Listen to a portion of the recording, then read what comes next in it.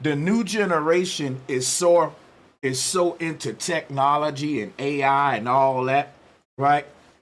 That they have more of a reliance on technology than the old generation. And because technology is so advanced in their time and they're so reliant on it, what we miss is that the young guys use that as proof to not question science.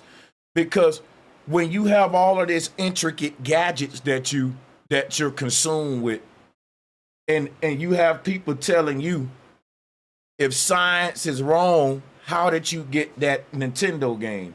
If science is wrong, how do you have this lamp right here, Sanchez, or that lava lamp? That's science, right? So what people got to realize when we say science is wrong, we're not saying the scientific method. We're not saying the scientific method is wrong. We're saying that science itself is wrong. Science is an institution. It's a body of peers. And sometimes this assembly can be wrong. The scientific method would never be wrong. Now, whenever science is wrong, people like me, people like Tariq Nasheed, sometimes, because everybody don't know everything, people like Dane Calloway, for example, people like that brother they mention all the time, the legendary Top Cats, people like, you got a lot of brothers on Sonetta TV as well who will challenge science and be unapologetic about it too. You know what I'm saying? There's a group of our people that think it's taboo to challenge science, but it's not. It's taboo to challenge the scientific methodology. That's when you're wrong, because that can only bring one to facts. And whenever science is not giving us the facts, then regular people are burdened now to hold science to the scientific methodology, in which I'm about to do today to show you why we didn't evolve from chimps and why the whole world didn't come up out of Africa. All right, so I know a lot of our leaders in the black community have taught the out of Africa theory. One y'all love a lot is Frances Cress Welsing. And one thing that y'all don't like to hear is that she's wrong. Dr. Ben is wrong. Professor Smalls is wrong. If we want to be right, we got to call a lot of people wrong. That's right. And you can't be apologetic. You know what I don't like about black people? We will say we're unapologetically black, but you don't like to be unapologetically right. That's right. When you write about something, fuck whoever wrong. I don't care how old they is, they gender. I don't care if they just died yesterday. You're wrong. Now listen. Let me calm down. We ain't gonna do that today. We're gonna teach. But what I want to put out there to you is that we're not unapologetically right. For example, what Professor Smalls doing is so wrong against his people. And I'm going to show you today, because we're going to not only be teaching and debunking the out of Africa theory, we're going to be correcting the elders' error, because a lot of folks like to be, you can't play with this. This is a form of warfare. You got to put your foot down as a man, and all that old, I disagree with Professor Smalls, but I still respect him. No, people got to, bro, if people can go against their own people and still have your respect, then you're a traitor, man. That's right. Respect can't just be given out like pancakes. Respect gotta be earned, and that don't matter who you are. And guess what? One thing y'all got to know about respect. Once you start disrespecting FBA, we lose respect for you, just like you lost respect for us. Ain't no such thing as disrespecting FBA, and guess what? But I still respect them, though. Well, take your ass over there with them. That's right. This ain't nothing to play with. Let me tell y'all something right here. This bigger than Tariq too. And I can't do nothing but support Tariq. But I'm gonna tell you something. There's a lot of Tariq Glazers out there. They're not really out there to defend FBA. They out there to defend Tariq. And Tariq don't speak for FBA. Tariq still believes in the Pan-African out of Africa theory. We appreciate Tariq, but he's not the leader. But we support that man and we protect him and we defend him. We defend him in every step of the way. So the reason I said we defend him is because they try to throw him under the bus, and by doing so, thinking they throwing us under the bus. And also, in a lineage-based movement, we all got each other back anyway. That's right. Whether I agree with you all the way on everything or not. So all the little nitpicking and all that, yes, there are FBAs that are Pan-Africans. So I don't get why the Pan-Africans is so mad, because y'all being divisive. You got Pan-Africans in FBA. You must don't understand what the group is about. Let me show you something, right? Each one of these little dots represent a group. These are the Hebrews. These are the Pan-Africans. These are the Moors. These are the Christians. These are the Kemetic people. And over here, we'll put, what other group we got? We got the Nuwapians. Let's put them right there. So these are a bunch of black groups. Can y'all see my board? Let me do a little demonstration here. Each one of those is a black group, and they're all divided. You can add more because there's more ideologies that have us divided as a people other than the ones I just put here. But outside of this, these main groups that got our people divided, right? You have scattered. Right here, these are most of our people that don't belong in neither one of these groups over here. Right?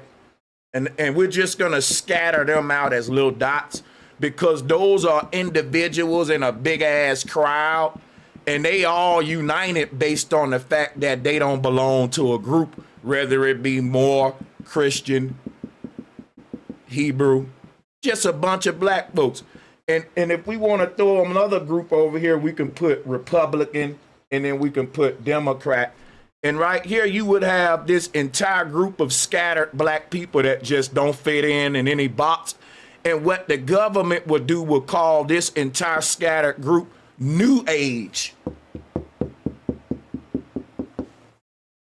So all of these black people that say, well, I'm not choosing a box, they'll put you in a box called NA, not applicable. But NA means New Age. But what it means is not applicable to any of the pre-programmed bots. They got to put you in something. They call it New Age, but here's the trick. All of these boxes are up here are brand new Abrahamic faiths that just started governing our people in the 60s and 70s, the neo-pagan movement. So even though they call this stuff down here New Age, which is people who saying, wait a minute, let's take our mind out of each of the enemy's boxes and let's see what we left with. And the only thing gonna be standing around you is your ancestors. That's right.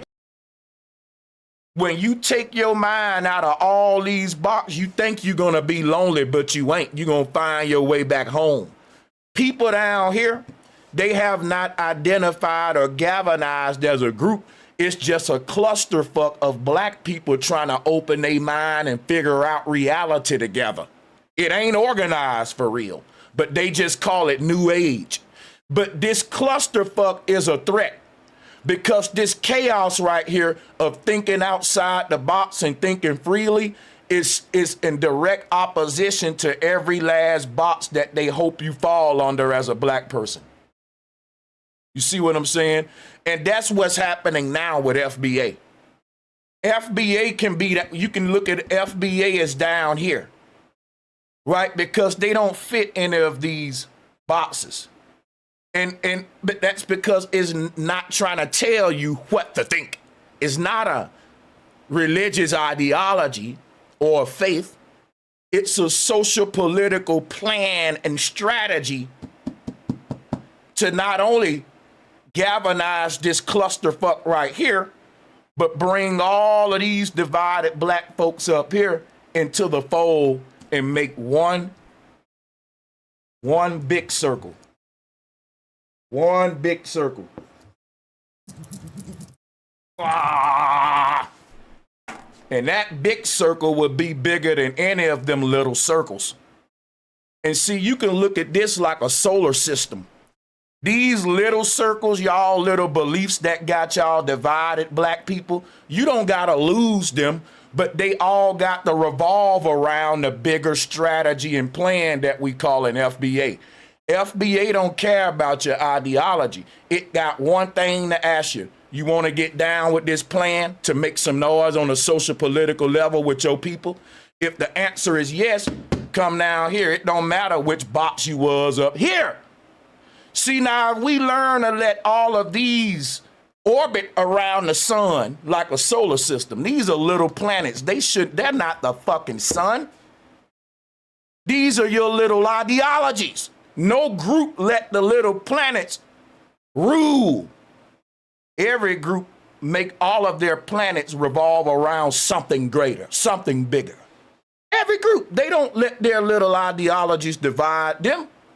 Even though their ideologies may be contrary to each other. They look for the best thing out of each one's doctrine that can support the strategy that they got on a social political level. Gotta educate y'all on FBA, because remember, Pan-Africanism is what? A religious ideology. It's a planet, not a sun. It's not a strategy or a plan. If it was, what's taking it so goddamn long to manifest? And when and what are they doing to galvanize everyone? Because making us glorify pyramids in Egypt ain't enough to manifest this. So now that we got that out the way, right? Now that we got that out the way, let's give a rundown on what you're going to get today. We about to basically go and show you how the out of Africa theory was weaponized, and it is the highest form of scientific racism, and it is promoted to our people by groups that are fraternity members, sorority members, Freemasons. You have an interconnected black cabal. Don't think it's random. Professor Smalls is part of it. We're talking about Kemetic priesthoods. We're talking about Hebrew organizations, all of these neo-pagan Abrahamic faiths. At the top, their leaders are united. But at the bottom, their members are fucking debating every day, damn near about to fight each other. Does that sound familiar? Oh yeah, the United Nations. That's right. The United Nations got the same strategy, right? Where the leaders are united, but the soldiers are blowing each other to smithereens around this mug. And some start to click, right? That it's not really China versus America, Hebrew versus Christian, Christian versus more. It's them versus us. It's the powers that be versus the people coming together with a strategy and plan against the powers that be. Every time we do that, there's some COINTELPRO agenda to say, stop first. We got to have a debate about our name ain't right. FBA ain't the right name for it. Why you got black in there, Sanchez? We got a debate about that for another 10 years before we can do something. Okay, so you got to look out for COINTELPRO practice, because what COINTELPRO does, it wants to halt any revolutionary activity right there in its tracks. Soon as people start galvanizing with an idea and a concept that bring a bunch of different minds together with something that we can do tangibly other than believe in sky daddies, that's going to be met with immediately immediate resistance, and the resistance ain't gonna be no small stuff. So FBA, understand what you going through is that you have waged war against the big beast, and you should pat yourself on the back because you've been waging war against your own people because we didn't know who the hell we are. But here's the thing, we don't gotta know who we are, we just gotta know who the fuck we wanna be. That's right. That's all. We just gotta know who we want to be, because them small hats claiming a false identity, I doubt they know who they are. I doubt there's a lot of groups that don't know their history, but they know their future. And in order to manifest a future, we got to do it together instead of debating about past, the history apart in little echo chambers, which is what the COINTELPRO CIA want us to do. Today, we're going to be doing a lot of video reviews because there's a lot of nonsense out there. I don't like to do long ass streams, but keep in mind, I do reviews of reviews. My commentary alone is going to be 2 hours. If I'm reviewing a video that's 2 hours, that makes it 4 hours. If I open up the call line for 2 hours, guess what? It can easily be a 6 hour, 7 hour show. All right, and that's becoming more of a thing on YouTube because a lot of people are going to start treating live streaming like a radio broadcast. If you can keep people consistently watching for that long, it only helps you, not hurt you. And for the people, I don't understand why you would complain about getting more of something you like. If you go to McDonald's and they put 3-4 extra packs of French fries in your bag, you ain't gonna be mad at them. You're gonna be happy. Do the same thing with content creators that give you long form content instead of say 6 hours. Hey man, more for you. Eat it up. You ain't gotta watch it all a day. But for years, Pan-Africanist tethers and anti-FBA voices have used the out of Africa theory as the foundation for erasing our lineage. Being an African don't tell me nothing about my lineage. When you say I'm an African, you're really saying I'm an Egyptian. But when I go to Africa, it ain't a lot of Africans saying that they're Egyptians. This is facts. You don't find that crazy? That some of the oldest tribes in Africa ain't got nothing to do with the Egyptians, won't even bring them up if you was talking to them. If you go interview the Bushmen, the Dogon, they won't even bring up the Egyptians. They won't even be, probably won't even mention Egypt. They got a rich history tied to the land that they at for centuries, just as long as Egypt. So a bunch of Egyptians then didn't go and mutate and become Bushmen and Dogon and all that. So we got to rethink our theories about human origins and how diversity was created on Earth. There's nothing wrong with that, but why? The out of Africa theory isn't called the out of Africa fact. It's just a theory. But they want to push it like the only theory that makes sense. So ain't no need to theorize anymore, anybody. But that's giving me a challenge, and it should give you one too, black man. You should say, well, you telling me the best theory about my origins is that I came from Australopithecus, and that Australopithecus evolved from a single-cell organism that landed onto the ocean on a comet. My 11-year-old can come up with a better theory than that. Don't let them fool y'all. That's just the most popular theory. It ain't the best. It's silly when you think about it. And what it does, this theory stops anyone else from making a theory. And because it's the only theory, we treat it like a fact. But if it's not a fact, there's nothing wrong with everyone in the chat room right now coming up with their own theory about what they think about how humans started and all that.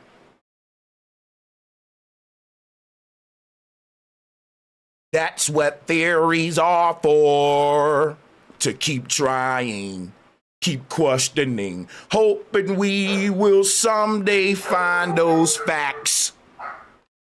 Yeah, that's what theories are for. So prepare to have these theories debunked today. Excuse the dogs. Shout out to Bossa Nova. Bossa Nova, welcome to the family. Welcome to the family, Bossa Nova. Let's get into the debunk, and then we'll, once we get the debunk done, we'll refer back to those facts as we whipping behind on the video reviews.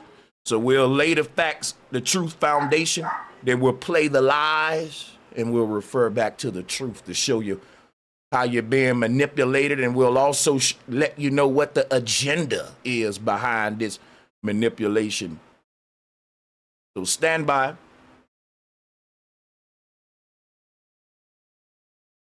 Stand by. Let's get the debunk going. One thing that I want to start off with my debunk conversation here.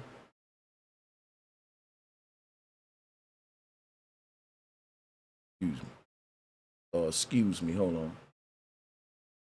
One thing I would like to start off with my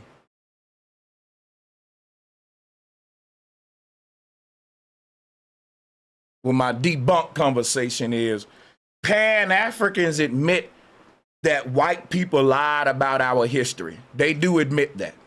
They say that the white man did edit a lot of history. Even the Hebrews will tell you the white man lied about history, and they'll tell you he made himself the real Jew, and he edited, manipulated a lot of texts. So a lot of groups will admit that we can't really fully trust the historical account that's telling us who we are.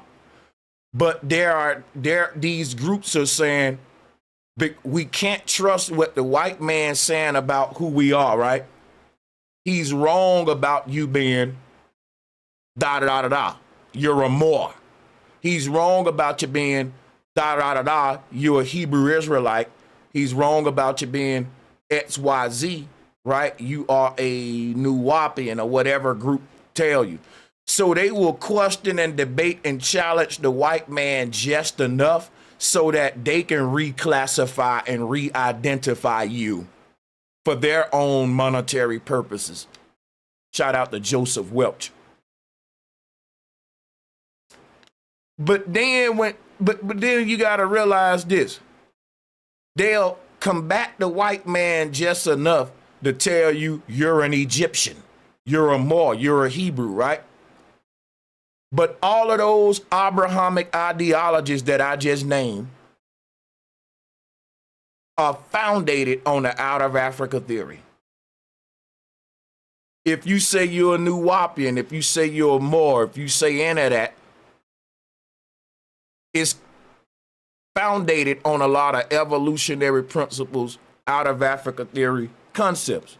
So this is why these groups that I just mentioned, out of all these groups, most of them will still subscribe to the out of Africa theory.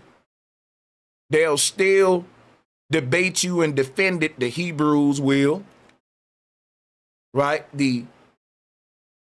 There are Moors that will, because you got a lot of groups that are telling you, yeah, we are the first ones to build Spain. We the first ones to build the Americas, but they're not denying that we all come from Africa. And when you talk about the Moors, you talk about all of these different groups, the Hebrews, at the foundation of all of this stuff is evolution and out of Africa. And you would notice that's true for most Abrahamic concepts and ideologies. Now, this is why these groups will tell you that the white man lied about history, but they'll say he didn't lie about the out of Africa part. The Hebrews teach that the Jews were hostage in Egypt. The Pan-Africans teach that we aren't Jews, we were the Egyptians. Both groups is placing us in the same geographic location, which is why the Hebrews are working with the Pan-Africans against FBA.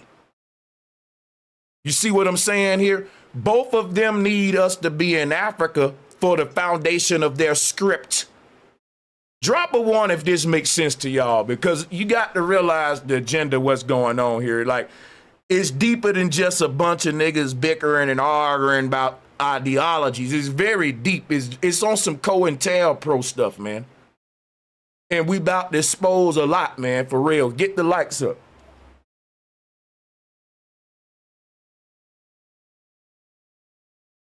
Because before I play these videos, we got to get the facts out. So check this out.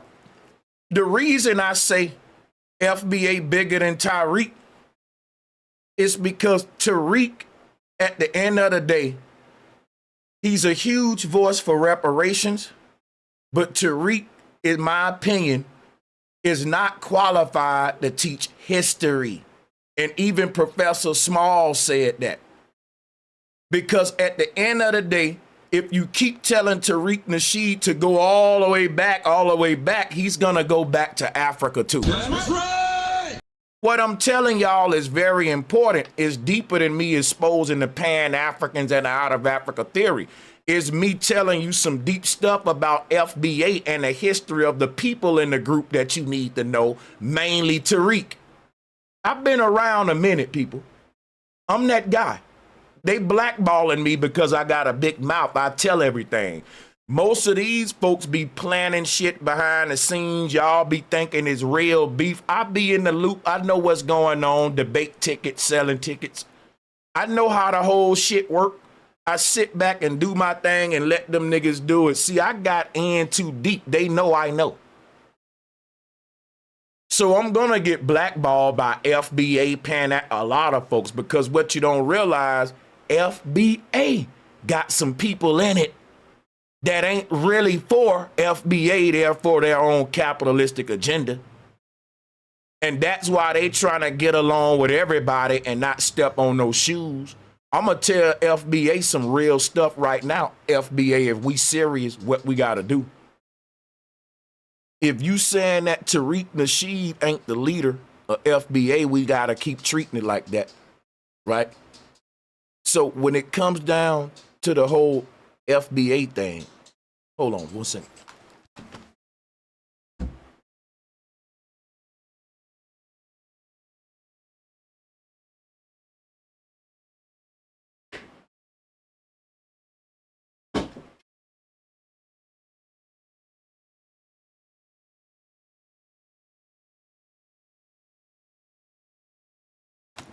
So check it out, right? If you say Tariq ain't the leader, then it should be no problem. Because think about it. Y'all going after Professor Smalls and the Pan-Africans so hard because y'all saying we are not Africans. But at the end of the day, Tariq saying we are Africans, but we stayed in America so long that we got de-Africanized. I'm going to use my own word. I don't like that. I'm saying we aren't immigrants. See, here go the kicker, y'all. It's deeper than I'm not an African, because if I was an African, I would be proud of my tribe or whatever tribe I come from in Africa. It's deeper than just I don't want to be an African. I don't want to be an immigrant if my people been here. That's what I'm saying. That's right. I don't want to be. We see how this country treat immigrants. Why would I gladly accept the identity of a person that came over here on a boat when it's proven that my lineage traced back to this land to the beginning? That'll be shooting myself in the foot. So if I did found out I was an immigrant, I would go back to my land. Why? I don't want to be a damn immigrant. I don't want to be nowhere I ain't welcomed at and where I'm going to get treated second class when I can go home and get treated like one of my own. Which is going to, and with that in mind, we got to talk about why Africans coming over here when the whole Pan-African concept was for us to go over there. See, the trick, the crazy thing is if you get a bunch of black folks leaving America to go back home to Africa, while our plane going this way, the African's gonna be coming this damn way. You see, and that's a smack in your face when you realize, damn, I'm going to Africa to unite with, I'm going to Africa to unite. But the Africans is coming over here to compete for jobs. And that's even at the admission of Professor Smalls. That's crazy. We don't go to Africa for opportunities. Black folks go to Africa to connect with their lost culture, to see if they can connect with the tribe. And it's crazy because when black folks go to Africa, it's so we can retouch the culture. So people say that we're African Americans. So we go there because we think it's the motherland and it's more like a spiritual Hajj. And you would think if we was taken from this continent, that the people there would be looking for us. We wouldn't just be looking for them. That's right. But even though that's the case, we still looking for them and they ain't looking for us. And we go to Africa looking for our family with a sense of pride on a spiritual journey. And they come here knowing exactly who you are. They ain't looking for you. And they coming to get a job and compete with you. So my whole thing be, right? The Africans don't come over here and say, let's unite with the lost tribes that was taken from us. They come over here and say, look at the lazy nigga. You see what I'm saying? So that's my whole point. It's not mutual. And people acting like it's us doing the division. You feel me? So that's got to be put down with the foundation here before we go into debunking the science aspect. And let's go ahead and hop into debunking the science aspect like I promised, though.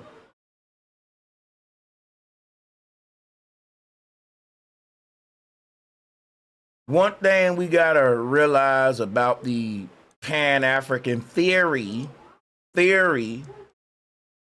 right, is that it's not a fact, first and foremost. And second of all, that the Pan-African theory is based upon, excuse me, hold on a second. Hold on 1 second.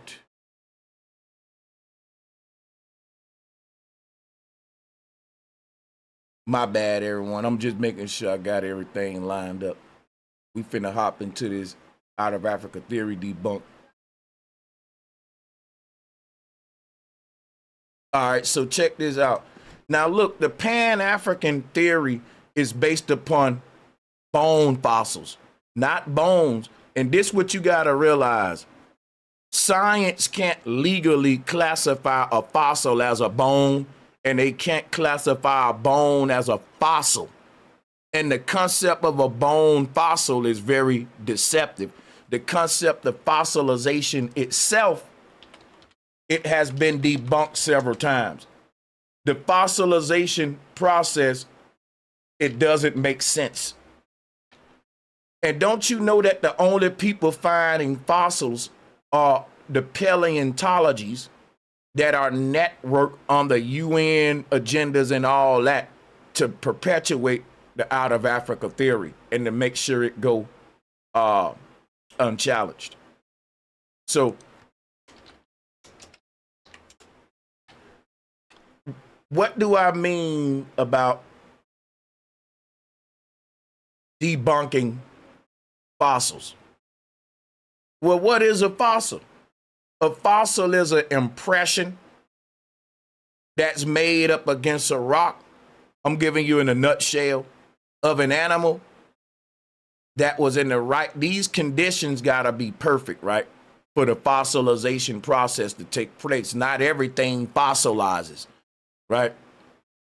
So finding a fossil is quite rare. And basically it's when something decomposes, but it leaves an impression in the rock that it decomposed up against over time.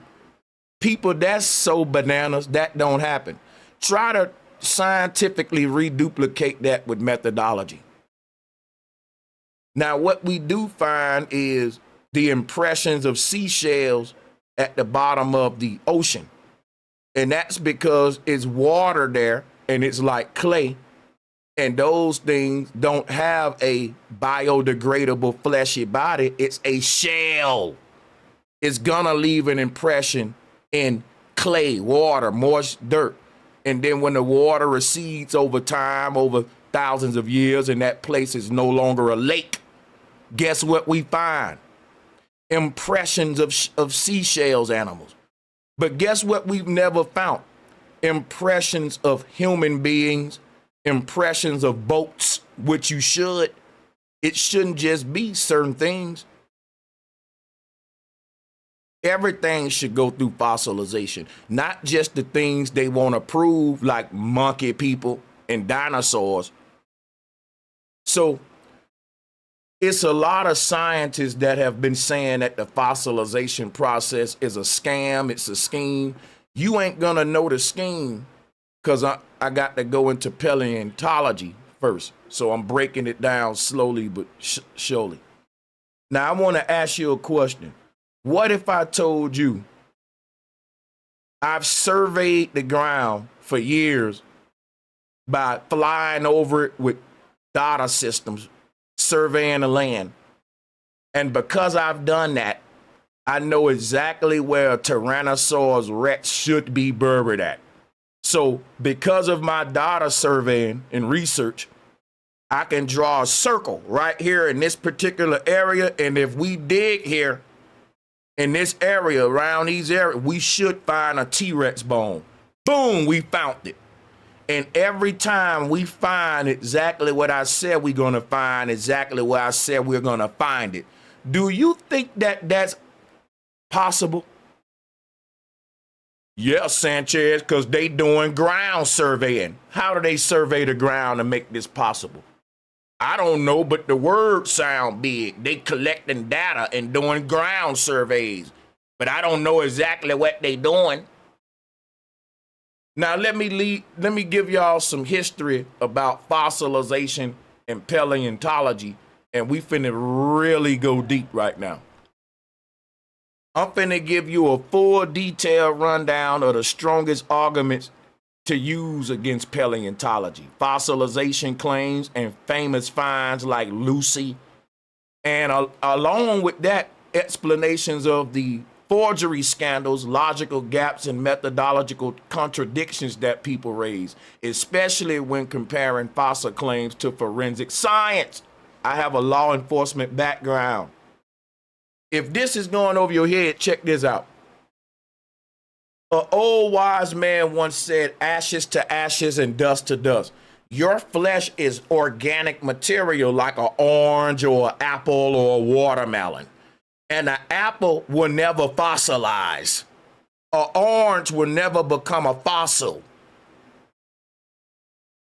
So why do monkey people become fossilized? Why do dinosaurs become fossilized? Now, fossils can not only be impressions on rocks, they can also be hardened objects that fossilized over time. For example, let's say when Brother Sanchez passed away, my body don't decompose under natural conditions. And that my bones somehow they survive longer than aluminum, which is a metal. You know that's stupid, right? But we're going to keep going. Because aluminum, if you leave it in the ground for, let's say, 100 years, it'll be dust. We're talking aluminum, the stuff that you put in the oven at 400 degrees. Gonna be gone in 100 years, but you telling me your bones still gonna be there, huh, tough guy? But see, in order for them to explain how my bones can outlive certain metals on a periodic table, they got to have an unnatural explanation, because everything in the natural world decomposes, ashes to ashes, dust to dust, Negro. So they gotta say Fossilization is an unnatural process. It's a rare, unnatural process that just so happened to be a process of, because the natural process of something would be it decomposing over time. When something fossilizes, they're saying that it's not in the natural conditions to make it decompose.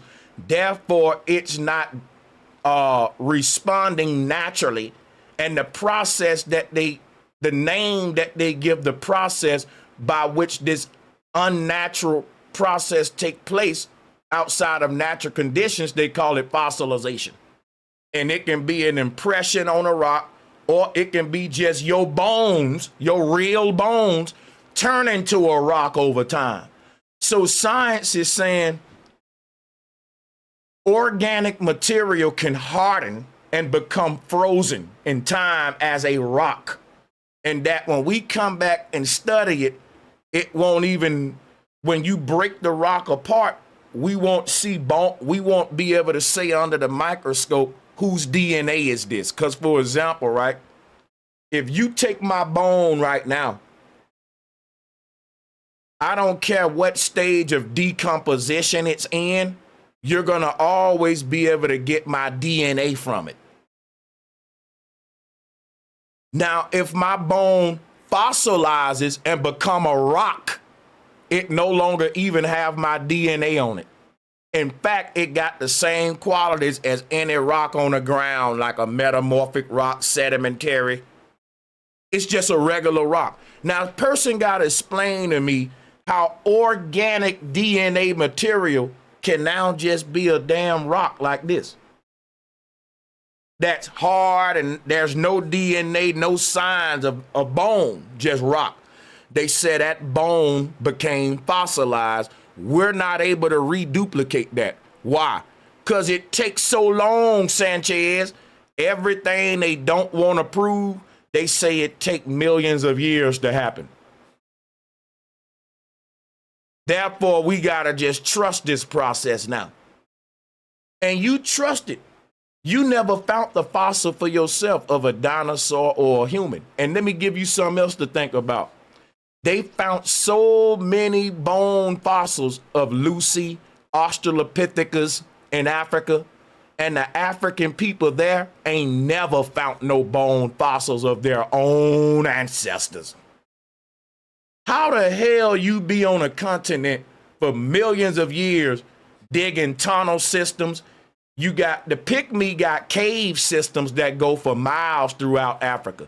They never found any bones of their ancestors that look like monkeys. You see what I'm saying? How did the white man go over there and know exactly where to dig to find the monkey people?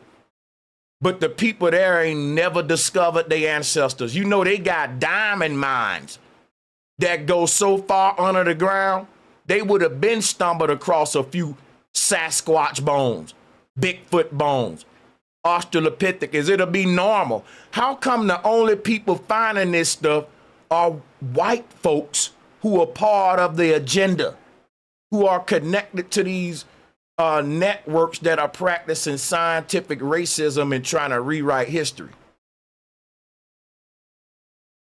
You see what I'm saying? So let's talk about how there have been forgeries in the field of paleontology throughout ever since the 1800s. The most the industry with the most forgeries in it got to be paleontology. You would think it would be painting. You would think people would be forging the Mona Lisa this much. And you would think that this would be very popular, but no one talk about it. They just keep showing us fossils and making us trust them. But let me read y'all something real quick.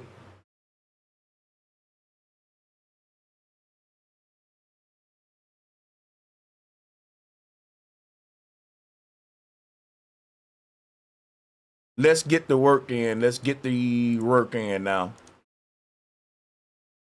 Screen share, please. let's debunk the out of Africa theory, then we can go into the FBA versus Pan-Africanism. Before we even get into Lucy, we're going to talk about Piltdown Man, which is the skull you looking at now. Well, you can't call it a skull. The proper term is bone fossil. And that right there should be a red flag, because right there, you know someone is covering their ass. If this ever get out to be big, guess what they can say? We never said they was bones. We said they were just fossils. You see what I'm saying? They will never call it an ancient bone remains or the ancient human remains. They won't use terms like corpse. They will say it's a fossil. That's a scam, folks. When you learn what a fossil is, you know that it just doesn't happen the way they say. Again, impressions at the bottom of the ocean with seashells ain't got nothing to do with a whole human in the dirt becoming a solid rock over time. Because you know we can't use these skulls to get no DNA, right? And if they do, they lying about it. You should be able to extract DNA from a skull. If it's teeth on it, you definitely can get DNA from teeth. Teeth, no matter how long teeth survive, they got DNA in them. Facts. But why not just pull one of the teeth from Piltdown Man, from Lucy, and let's do some DNA testing. Real DNA testing. Who's the daddy type testing. Because the Ancestry.com stuff is, they ain't doing that but making comparisons against databases. This is so differently than a who's the daddy type test. There's things DNA can do and there's things it can't do. And if people wanted to deceive you, they would inflate, you know, what it can and can't do for their own scientific racist purposes. So before we get into Lucy, let's start with Piltdown Man, because what this gonna reveal to us is that paleontology has a long history of hoaxes. And it already proved that the field is not airtight, and it opens the door for doubt. Piltdown Man was what they discovered in the 1900s, and it was popular from 1912 to 1953. I'm giving you approximate dates, and this is an image of Piltdown Man right here. This thing was making noise from 1912 to 1953, and they found out, y'all, that it was faked. And this was called a missing link. They used this to prove the out of Africa theory and evolution in the early 1900s. Piltdown Man was very popular. And the reason they didn't teach us about Piltdown Man in school is because in the 50s to 60s, it turned out to be fake, but it never became a big story. Why did it become a big story? They found out that it was a combination of a human skull with an orangutan jaw that somebody had made. There are artists that do this. They take bones from different animals and re-put them back together to make other stuff. I'm gonna show you.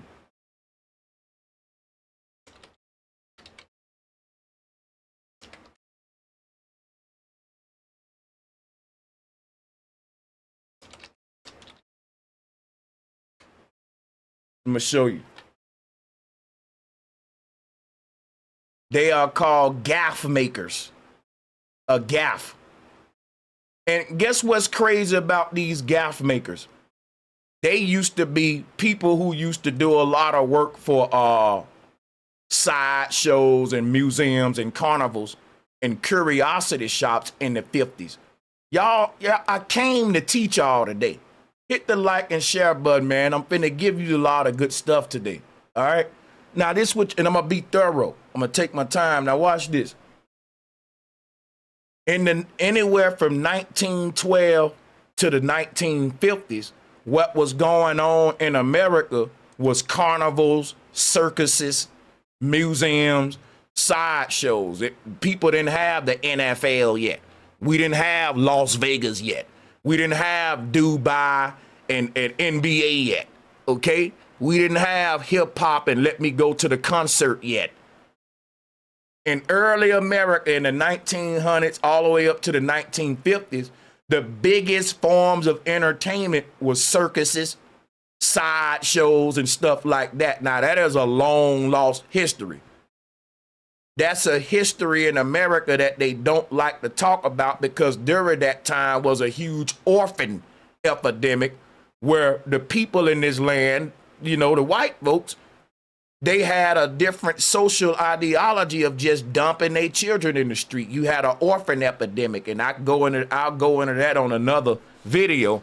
A lot of the orphans found jobs and gigs at the sideshows if they had deformities, because one of the things about orphanage during this time that I'm giving you, back in those days, if you had a defected baby, it was legal that you can just throw them out on the side of the road like a stray dog.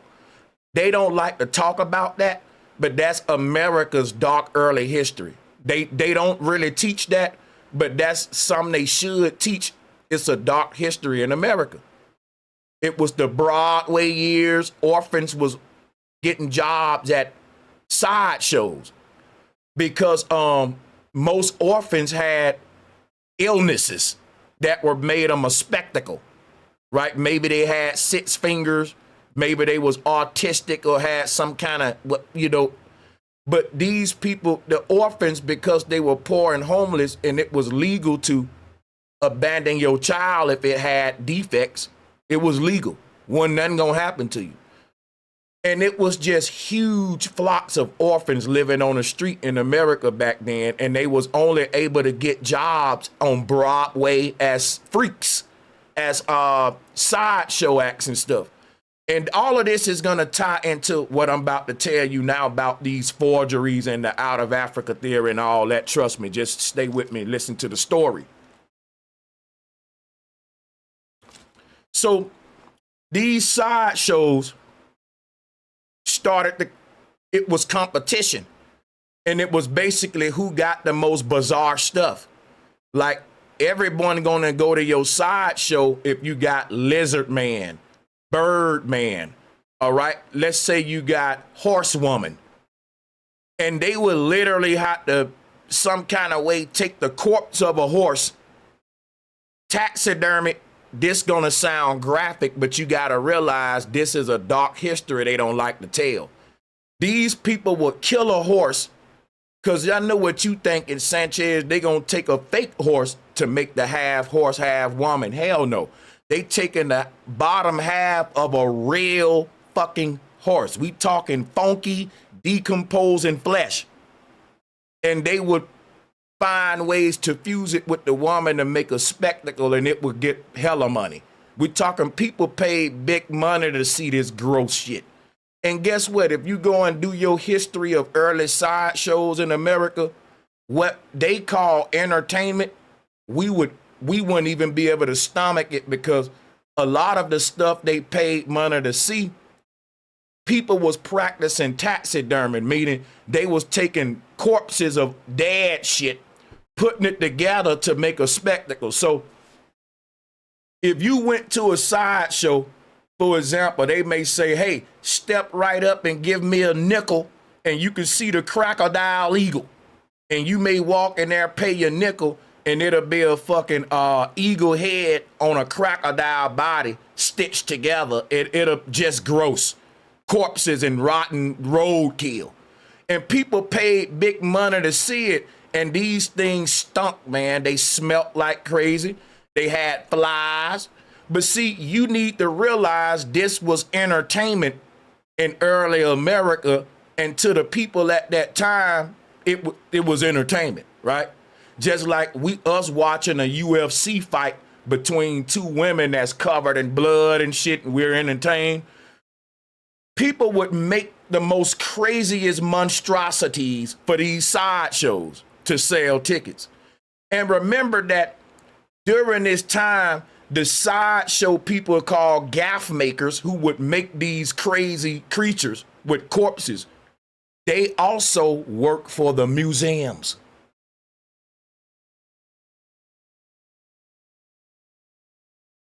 Uh-oh, listen to what I'm about to tell you now. In early America, right? Let me show y'all what happened. Let's say you had a particular act, the crocodile bird. And the crocodile bird was very freaking popular. And let's say from the year 1920 to the year 1940, people were spending big money to go see the crocodile bird. So when the crocodile bird is retired and is no longer part of the sideshow, it goes to a museum. So oftentimes, acts from the sideshow will find themselves on display in museums for scientific purposes and all that, so that museum curators can get people into their museums. You got to think, if I got a famous object called crocodile bird that everyone in America traveling all over the world to come see this shit, it's a little monstrosity in the box.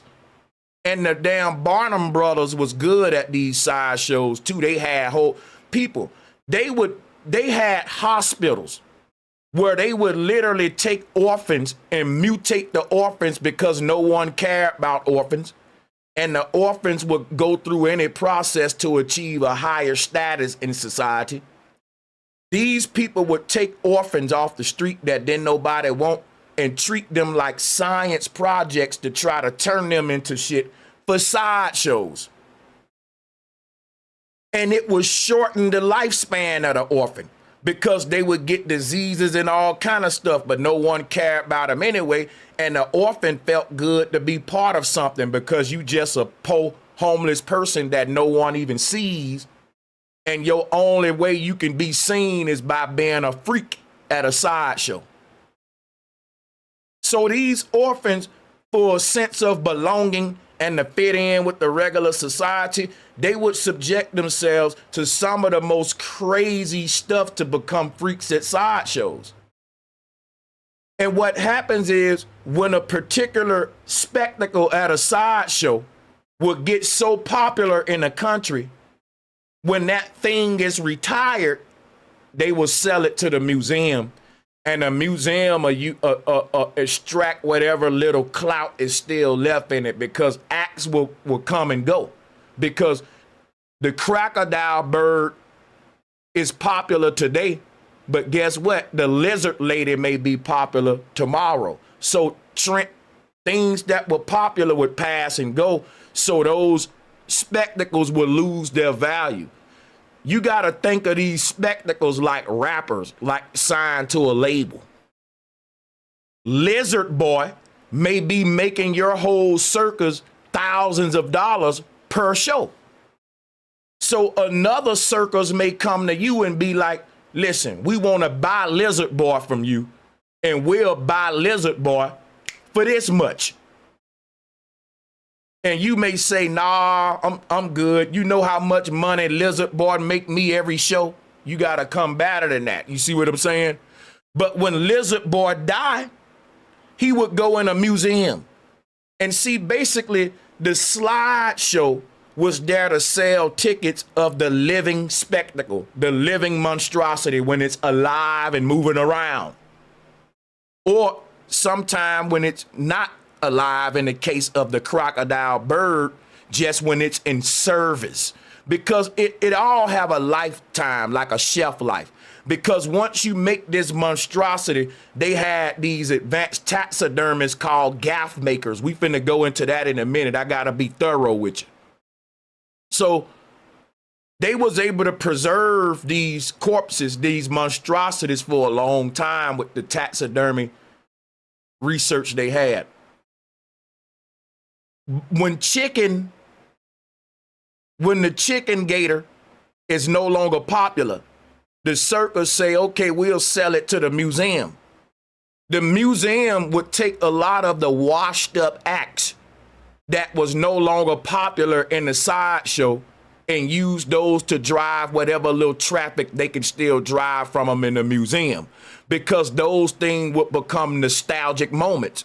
For example, when Lizard Boy is no longer popular, it's still gonna be some people years later that say, remember Lizard Boy? I remember when Lizard Boy was that nigga. And somebody can say, you know, they still got Lizard Boy in the museum. We can go see him. Now listen, believe it or not, a lot of stuff that we see in museums like woolly mammoths, dinosaurs, you see this type of stuff in museums too. You see Piltdown Man. These museums are not historical places. They are just places to display relics and spectacles. My bad. Now, we are taught that museums are a legitimate, credible source of historical data, but they're not. They're full of fake frauds and forgeries, and they are the result of gaff makers' products. Now, we're going to go deep into this stuff because Piltdown Man was in a museum on display, and it was there to teach people that we come from chimps during its time. But it found out after further research that this was the creation of a gaff maker. And a gaff maker, again, this is the same skill that would have been used to create freaks in a sideshow. All right. So one thing we got to realize is that what is a gaff? A gaff is a fake creature created for sideshows, museums, boom, boom, boom. The artist combines bone, skin, and parts of different animals to make like a mermaid or a dragon or chupacabra. And they'll plant that stuff out there and the news will cover it. And now it'll say, we found the mysterious object over here, but they ain't telling y'all they treating us like they used to treat sideshow visitors.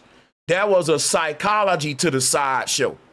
It was not only selling a people a ticket to see a freak, it was giving them a story and a history about that freak and selling them a whole experience. In other words, at the sideshow, they didn't want you to go away saying, I saw a monkey monstrosity that was made by a gaff maker. No, they wanted you to walk away believing in Monkey Man. They didn't just say, hey, look at this half fish, half human that the gaff maker made and put together. They didn't sell it like that. They sold it like this is a mysterious mermaid creature found at the bottom of the Pacific when Prince such and such was selling to Africa. And the people be like, ooh, they give these things a story and a false history in the sideshow. And that same story carries on to the museum. Let me see if my mic good and if we tracking. We don't want no mistakes today.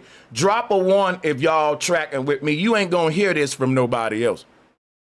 You ain't gonna hear this from Professor Small. I'm here today to give you some knowledge you didn't have before you came here.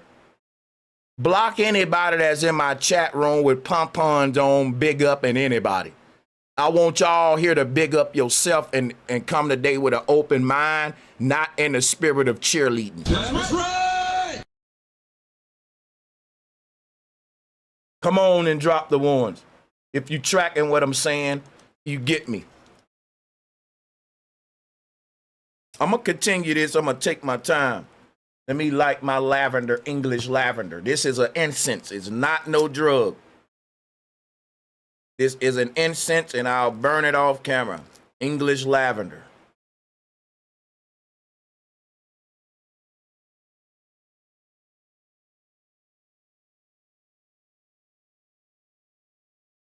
So hear me out. Y'all don't mind me taking my time to check this out. See, let me show y'all something real quick to give you an example. They got this creature right here that went. This thing was, look at this thing. Now look, this is at the Harney Man museum, the Horny Man Museum. You get your horny ass and keep your horny ass over there. We don't want to go to the Horny Man Museum, but this is at the Horny Man Museum, and this giving you an example of what I'm talking about. If you go to the museum, they're going to say, look at this mermaid fossil. And the word fossil is just a blanket umbrella term to cover any solid impression or any object that they want to sell to you as something that once walked the earth, but yet the form of it they given to you is only a rock or a gaff. Now, what is a gaff?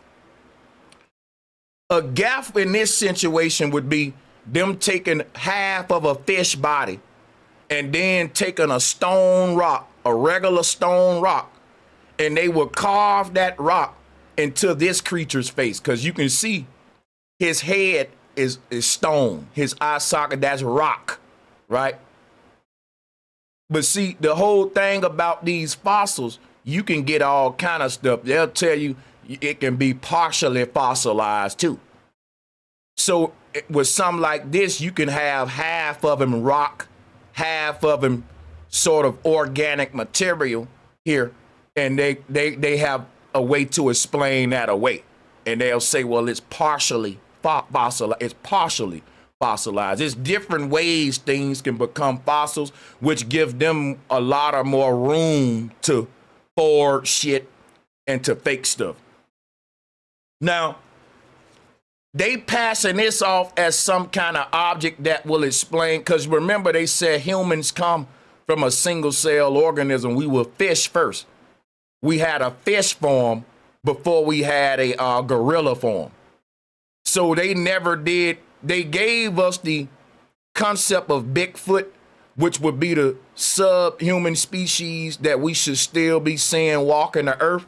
Like, we should be seeing Bigfoots walking around. We should be seeing mermaids in the ocean, because if we evolve, we used to be fishes, we used to be chimps, then that in-between species would still be walking around, and in fact, chimps will still be transforming right before our eyes, so will fish. We will be catching mermaids in the ocean.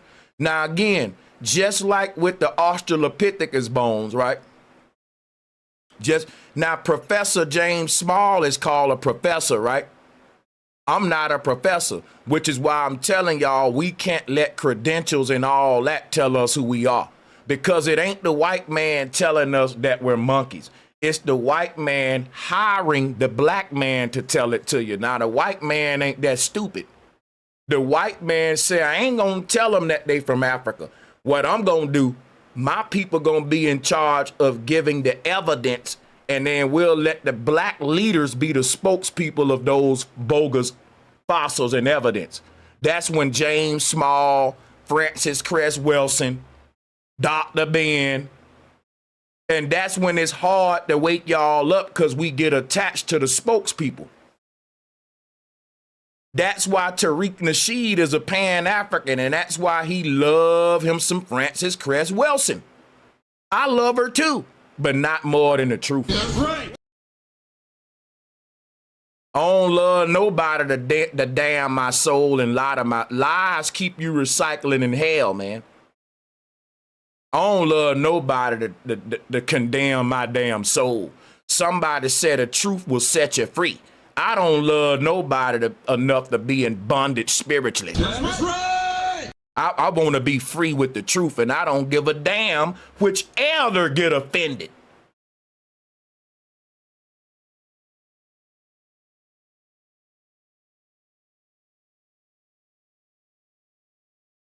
So like I was saying, because you ain't going to learn this from none of these black folks. They been controlled by the boule.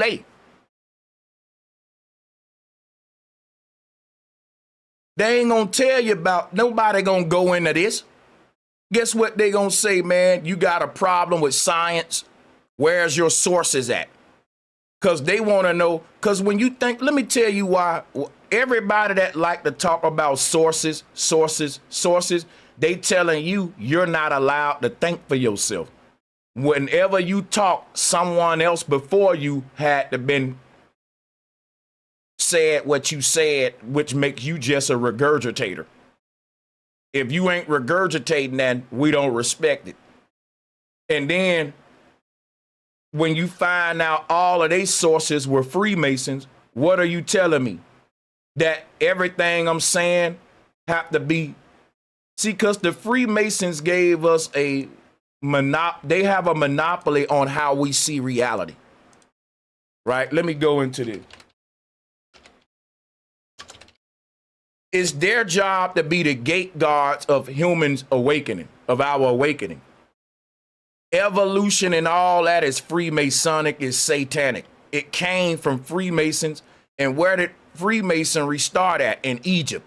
And all of the people telling you we come from monkeys, they are Egyptomaniacs. Go figure.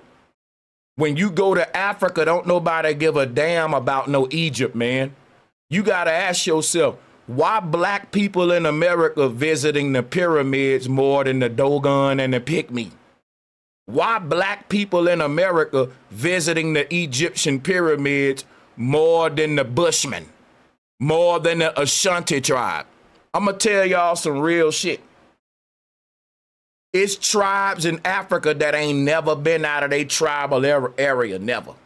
They never saw Egypt, and they right there on the continent. That's right. It's tribes in Africa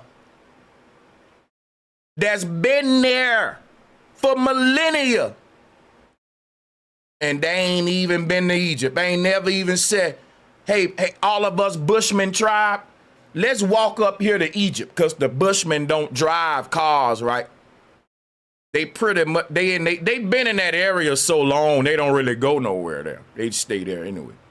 But if they just so happen to say, hey, Bushman tribe, let's go to Egypt and see Giza. You never thought, like, all of them tribes in Africa, every time you niggas go to Giza, you don't never see a bunch of African tribes going to see the greatness of their ancestors and the pyramids that their ancestors built.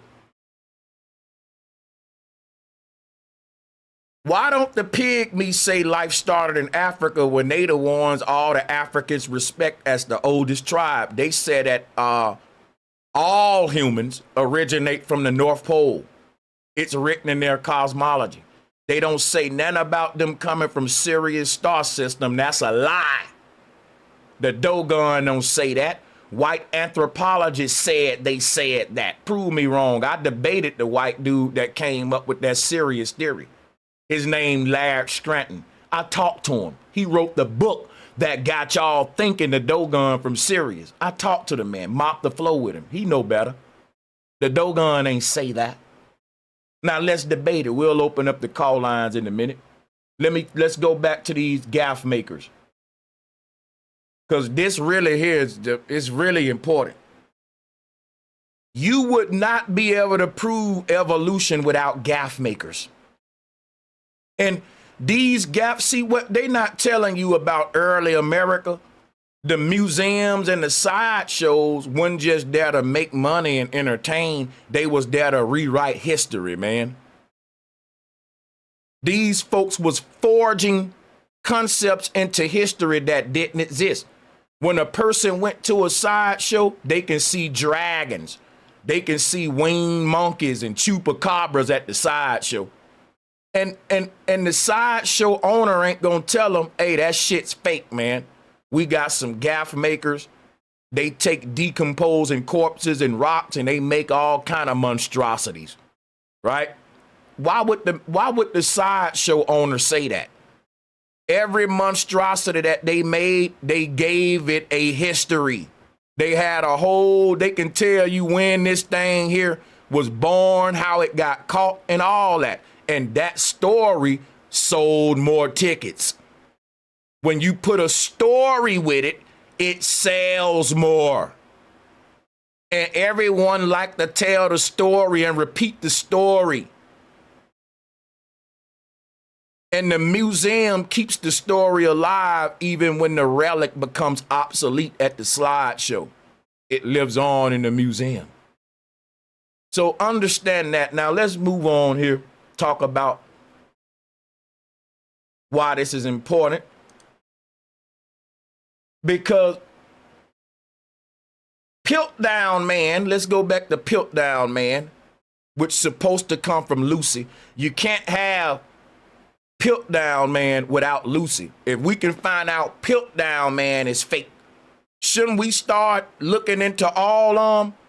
Because the same network of people that fake Piltdown Man, guess what? You mean to tell me they weren't fake Lucy?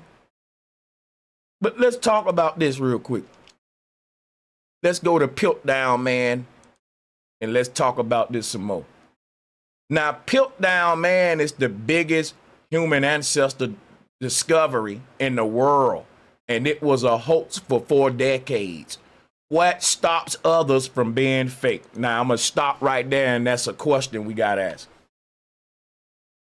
Ask yourself that right now. No matter how proud you is to be Pan-African or whatever, you shouldn't be so proud of nothing that you lie to yourself, man. Truth gonna set you free. Answer that. When they was pushing Piltdown Man, they was pushing this as one of the biggest human ancestor discoveries in the world. Why? Because it places Lucy outside of Africa. Now we starting to see Lucy kind move around the world, and this would be proof of the out of Africa theory, y'all. So no one pushing the out of Africa theory will tell you that they found out the truth that Piltdown Man was fake. People will pull up Piltdown Man, and I see them do it. They will pull up these skulls in debates. They will use this stuff like ain't nothing happened. And they will keep debating with these relics, even though we ain't questioned the relics, which makes it founded on a shaky ground. If you haven't questioned any of the evidence you using for your argument, we can't even begin to make arguments yet. Because the first thing we got to do is question the evidence we're going to be using in the argument. So once we start doing that, and we bring up Piltdown Man, we open up a can of worms and an investigation into paleontology that we got to do before we can even debate a out of Africa theory. Because after all, it's just a theory. Why are y'all using these skulls and treating it like a fact when we found out that one of the biggest skull discoveries for the out of Africa theory turned out to be a hoax? At that point, you got to say, you know what? We got to re-question this entire theory, because the evidence that this theory is founded on is questionable. But no, they don't do that. People who want to use this as an identity and for economic capitalistic reasons, they don't want to investigate the legitimacy of the evidence that they're using to support their out of Africa theory. They want to treat the theory like a fact and ignore any kind of investigation that we should be having now before we can even have a theory that life even come out of Africa, let alone the theory becoming a fact. But we can even have any of these discussions, we got to scrutinize the evidence that y'all are using to make a claim that life came out of Africa. That's right. And just by doing that, you find so many red flags that make you don't even want to go no further with the theory. It make you want to go further with the investigation into paleontology, if you're honest. That's right. What turns out as an investigation to see if humans come from Africa leads into a can of worms of deception and scientific racism.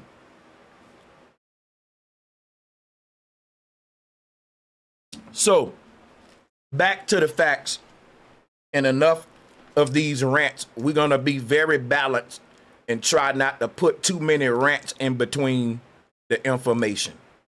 But every now and then we may crank up with a rant if I feel the Holy Ghost.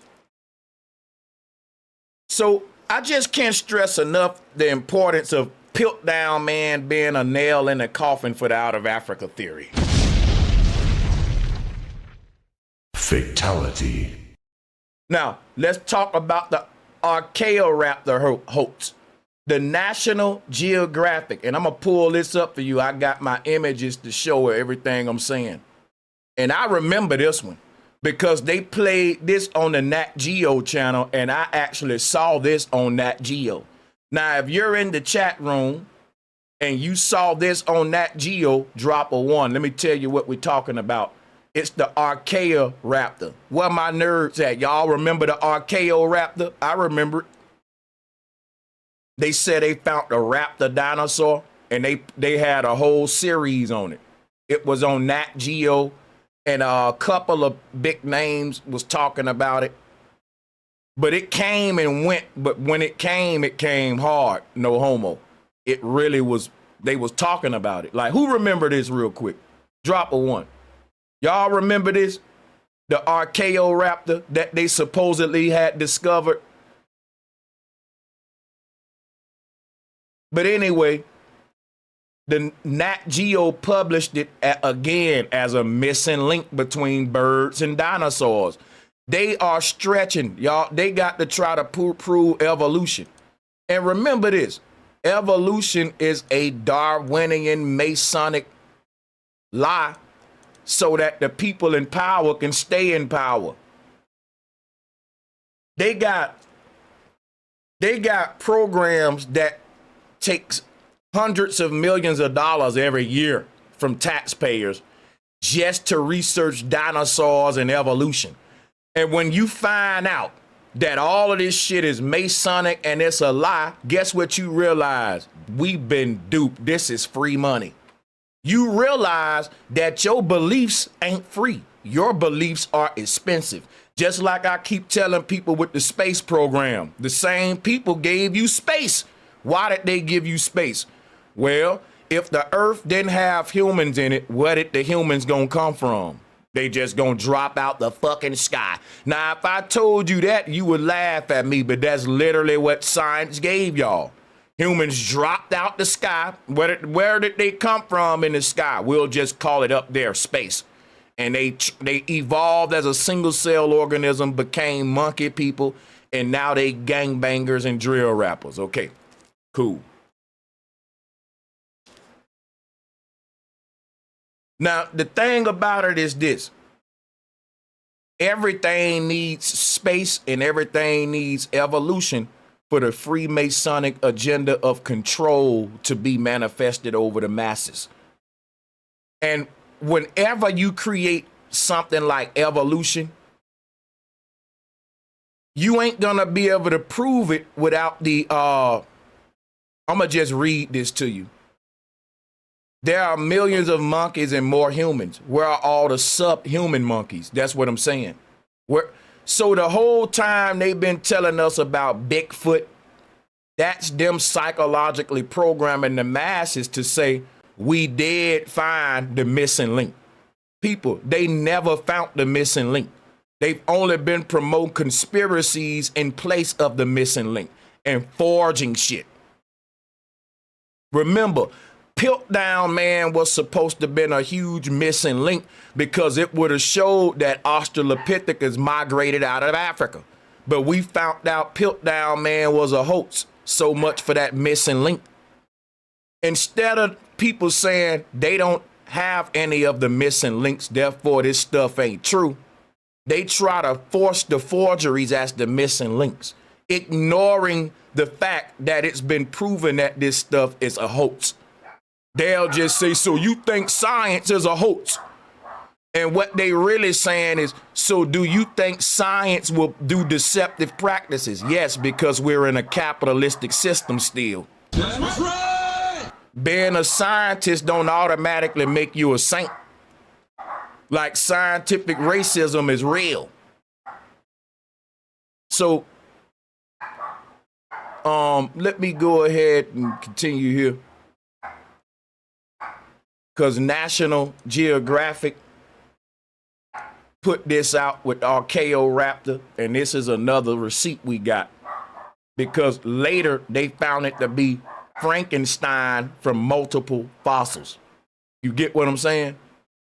So basically what they did to create this, they took a bunch of previous fossils that they already got. They get lazy too. Listen, NASA do this too.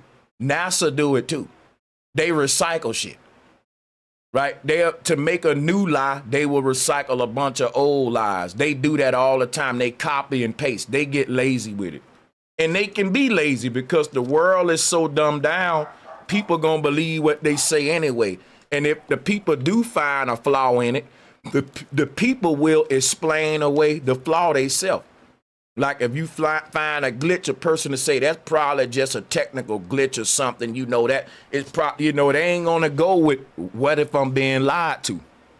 That can't be an option, because that's why they say, but why would they lie? It's amazing to me that they would say that. They have so many incentives to lie.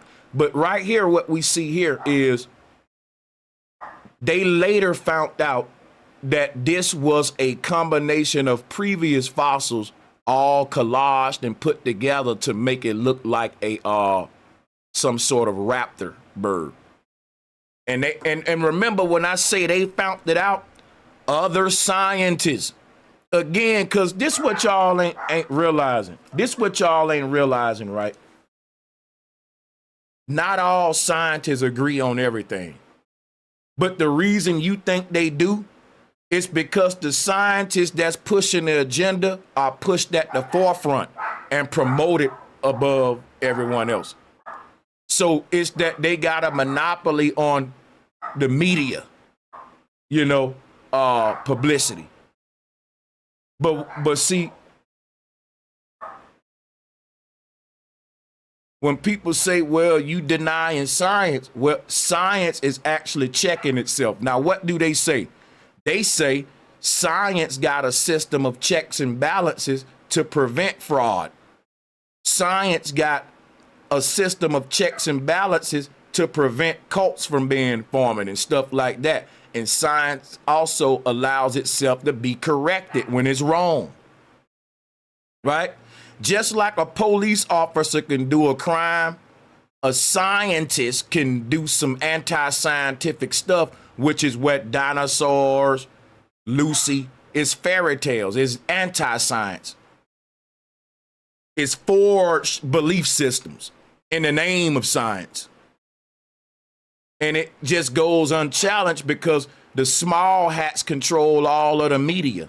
The books we read in school, the channels we watch on TV, the music we listen to. And they only gonna push the scientists that's pushing Zionism. And this is all part of the Zionism agenda of world control and terraforming the earth. So here's a second dagger that I'm giving y'all, Pan-Africans. We black people, we can't be relying on paleontology. We just can't.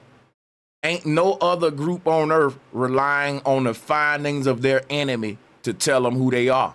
You can't go to no tribe in Africa that's doing that. They don't care what the hell a paleontology put out the ground. They know who they are because Big Mama told them. They've been orally passing down their rich history generation after generation. And we think something wrong with that. We don't think it's legit if the white man didn't say it. If Big Mama telling you who you are, she gotta be wrong because she ain't a scientist, even though if you wouldn't even be here if it wasn't for her. How the hell she don't know who you is when she been living in your family longer than you? But we'll bypass our rich genealogy and all that, and we'll just say we're Africans. And that's doing your family a disservice. Because if people will trace their blood back here in America, and they'll say, but that don't matter because humans started in Africa. But the whole out of Africa theory is just a theory. You tracing your blood back to America is a fucking fact. That's right. I'm not giving up facts for theories. I'm not identifying myself with a belief system given to me by the enemy versus a rich oral tradition passed down by my tribe and my people.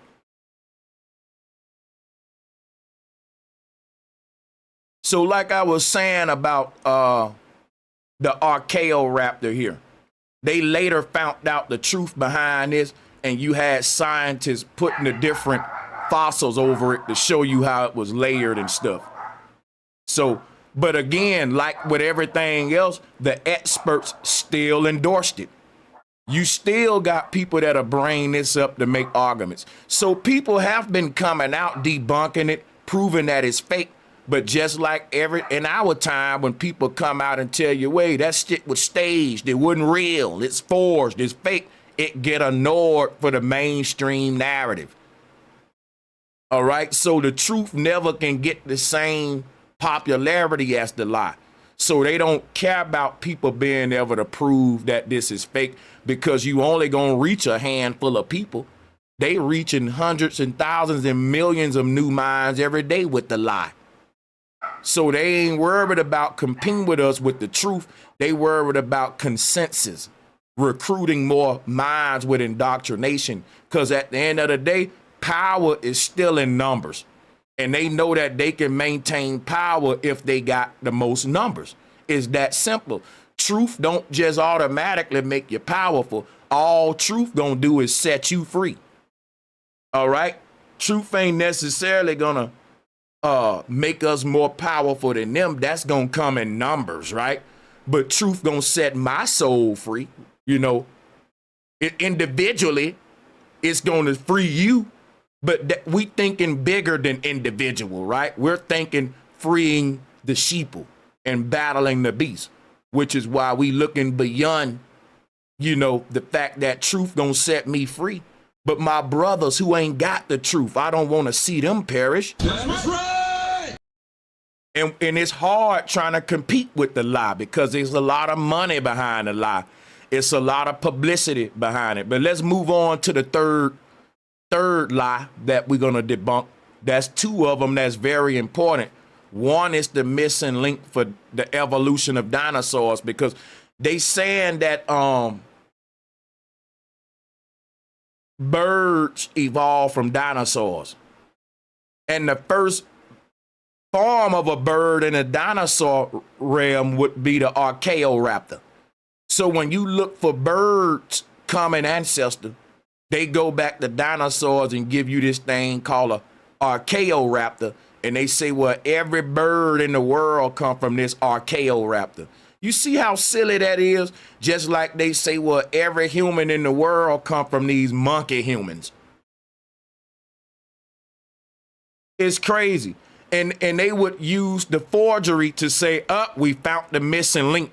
Because if you say all birds come from dinosaurs, evolved from dinosaurs, you got to find me the dinosaur bird. And here it is, the half dinosaur, half bird forgery. If you say all humans come from chimps, then you got to find me the human chimp. And here it is, the forged half human, half chimp. It's time for the world to wake up and quit believing these lies, man. Because we think that they lie about just this or that, about that. When I say they lied about everything, dude, they lied about 95% of shit. I ain't even exaggerating. You gonna find out damn near everything was a lie.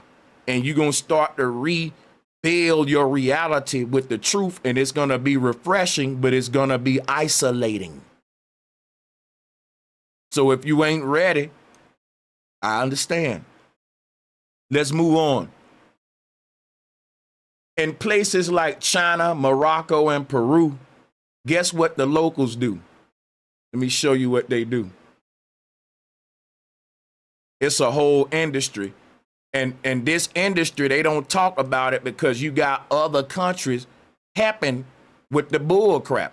You got other countries that's playing into helping to make the forgeries. It's a silent operation. Let me see. And like China and Peru, guess what they do? They take the bones and all of that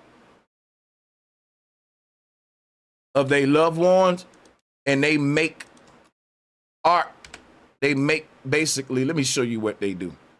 Here's what they do.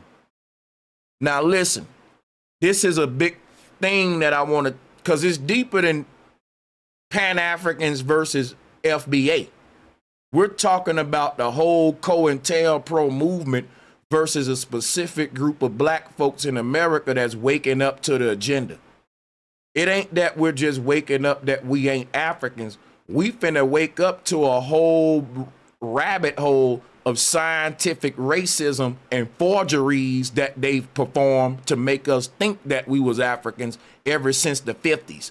We can't stop at just letting them know that we know better and we smart, FBA, and that we know that we ain't no Africans. We gotta let them know we know all of the deception that y'all been doing since the 50s to get us to this point, y'all. We gotta let them know what I'm telling you here. I've done my research. Now watch this, right? Remember the little bitty alien that they found? Where did they found that little alien at? Let me show you something.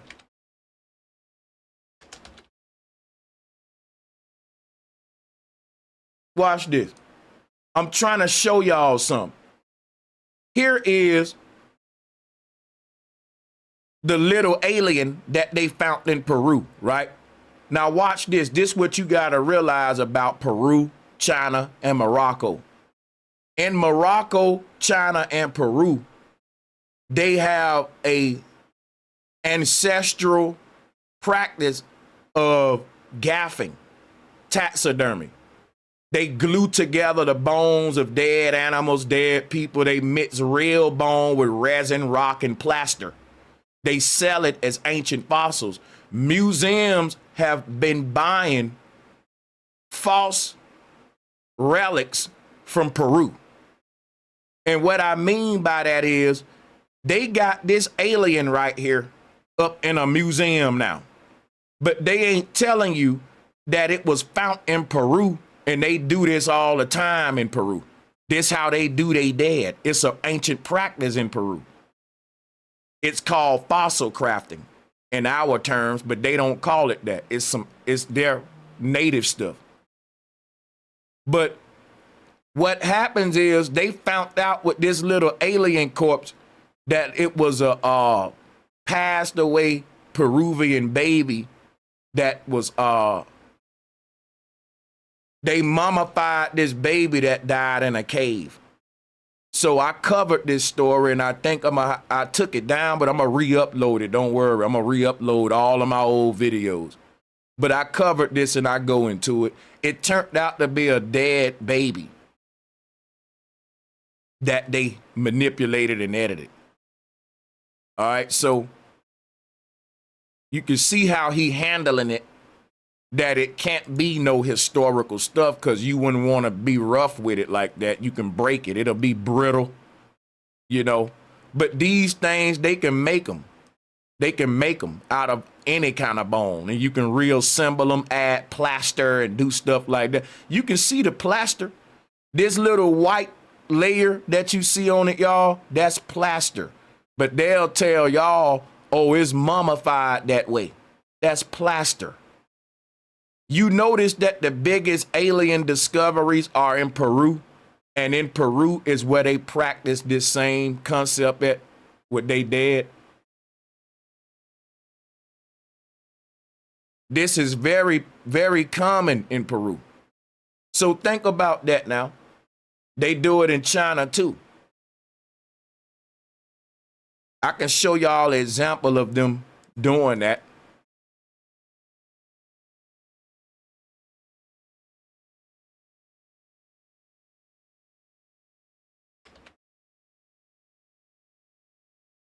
I don't know the name of it, what they call it, or even if they gotta, but they do this in Peru. They collect the bones of their dead and they turn it into stuff. They reassemble it. They'll try to put it like a mummified, like they would take the bones of their dead loved ones after it decompose in nature, and you know, cause nature gonna clean it once it dry up and everything decomposes. They will take that, reassemble the bones, put plaster on it, and stand up their grandma in their living room. Oh my God. Now I know some of y'all will be scared, but this is what they do, and it ain't just Peru. People this ain't nothing new. That just showed me how much we've changed. In the ancient tribes, we were bone collectors. The whole concept of skull and bones, that was ours. We kept all of the remains of our dead ancestors in like a shrine or altar. And if we could, we would reassemble it in a way to keep them to remain their human dignity. So it ain't just a pile of bones, right? So that we can go in there and pay respects to some that at least resemble grandma still in her rocking chair. And they would, if grandma had a favorite rocking chair, they'll put her bones back together and sit her in that rocking chair and keep going in there to talk to grandma. They do that in a lot of cultures. Drop a one if y'all familiar with what I'm talking about. Drop a one. They do that. You may think it's weird, but it's actually ancient and it's common, you know. So what happens is when the Peruvians mastered the art of reassembling bones and collecting bones, I would argue that the Peru people are more advanced than China and Morocco with this practice. Now, what I will say is this. This stuff finds its way into museums all over the world, and they will start create narratives and stories around it.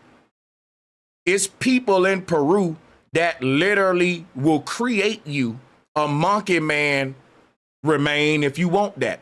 And they'll go get pieces of a monkey that died and mix it with pieces of a human that died, and it's like puzzle. It's like how people fix up cars. They may take a part from this car and mix it with a piece from that car and a piece from that car to make one new car. But this goes on all the time, and they will take fish bones, mix it with human bones, for example, and say, hey, we found mermaids over here. And it's been going on since the 50s, the 40s. And no one even knows that it's going on. People don't even think it's a thing. They just question the bones. They don't question the validity of the bones.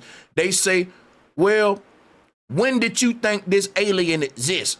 Or do you think aliens gonna come back? They never stop and say, hey, what if this skull is fake? What if it's a whole operation to make us believe in something like what they did to people who visited sideshows back in the 50s? Them people will literally leave the sideshow believing in Lizard Man. I don't know if y'all hear me, dog. They found out in the 50s, man, because the sideshows was a psychological operation that you can make grown-ass people believe in fairy tales with this kind of forgery, with rearranging these bones and stuff a certain way. People won't question it.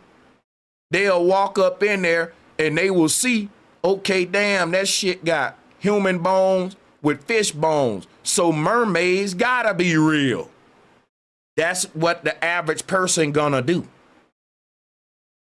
Cause we think we don't critical think.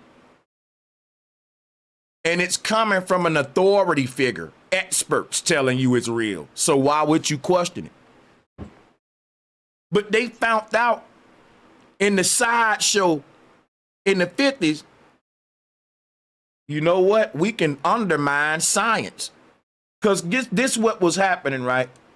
In the 50s, you had real scientists that would tell people, monkey boy's just a freak. That stuff ain't real. You had real scientists telling folks that's forgeries, that's fake. But the mysticism around it, the myth around it was so popular and so real. The public wanted it to be real. Like, you don't understand. The public wanted Lizard Boy to be real. They don't want me to tell them the truth that, hey, it's really fake and they took a lizard body and mixed it with a little boy. I know that's nasty, but people don't want the truth. It takes away the mystery about it. They feel like they didn't get their money's worth. So People wanted to believe that these freaks in the sideshow was real. And because of that, any kind of legitimate science was undermined with the myths we believe in today. Real science was buried in the 50s. You don't live in a world where you've been introduced to real critical thinking and a real understanding about your reality. You live in a world where everybody believes in the agreed upon system. Evolution, space, black folks was first as monkeys, may I add, and we all evolved from that. Anyone outside of that, it's pseudo, it's science, name calling and all kind of stuff like that. But they took the concept of the psychology behind marketing freaks to sideshow visitors, and they using that to sell us evolution on a worldwide scale. It's genius, because a lot of these early sideshows was owned by Freemasons, small hats, right? And they was using the narrative that they was selling at the sideshow to the public to undermine science. And this is how scientific racism can easily be practiced. Because when you're in a consensus-based world, no one verifying nothing, no one questioning nothing. We just believe the experts. So let's go back to some more. Let's talk about this some more. So again, let's go back here, because in Peru, we want to pay attention. I want to show y'all some more. They do this in Peru. Look at this. You think that the person died like that? No. They rearrange the skeletons however position that they want them to be in. Let me give you another one. This right here is someone dead granddaddy, dead grandma. They got them looking good. Look, they got them in a robe. They do this. Now, we may think it's disrespecting the dead, but to them, it's respecting the dead. It's making a dead symbolically live on. But the Peruvians, they very far at preserving remains. And so their services have been used for museums. That's what I'm telling you. And we ain't even got to the part of the stream where I'm going to teach you on how they're planting this stuff years in advance and going finding it just where they planted it at. So yeah, they can, and also in Peru, they know about the art of making like freaks, as we'll call it. Because what comes along with you with this skill is the ability to make whatever you want. You know, now dealing with bones, you start to look at them like puzzle pieces. And you say, wow, I can fit this lizard head right here on this human shoulder. You don't think people play with these bones like puzzles and over time they just make weird shit? It becomes a freak competition. And that basically led, how they monetized that was in sideshows. But if you think about the people that's handling remains and bones all the time, they supposed to be using these bones to give us the truth about human origins, but they don't. They rearrange the bones to make shit that was never in the past, like dinosaurs, aliens and stuff, to paint their own story of the past that will support their agenda that they got for the future. Based upon, if everything we doing today is based upon what we believe happened in the past, then we better be right about history. Because if we not, then everything we doing right now, we moving backwards. We moving under a lie, and we doing it under a false pretense, which would be a travesty, and that's what it is. But here again, it's competitions. Some people even call it an art form. The ability to be able to blend different kind of bones together and make different creatures. So for example, right here, A person may say, oh, look, they found proof of vampires. But then you won't know that it's a scale gaffer out there that took the teeth from a bat and inserted them in the skull of a human. So they've been doing this all the time to make different monstrosities.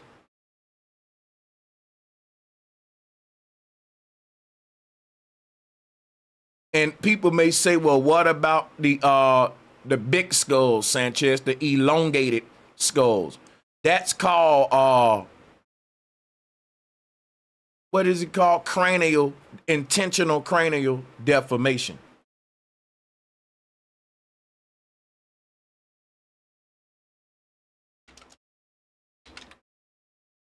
They do it in several cultures.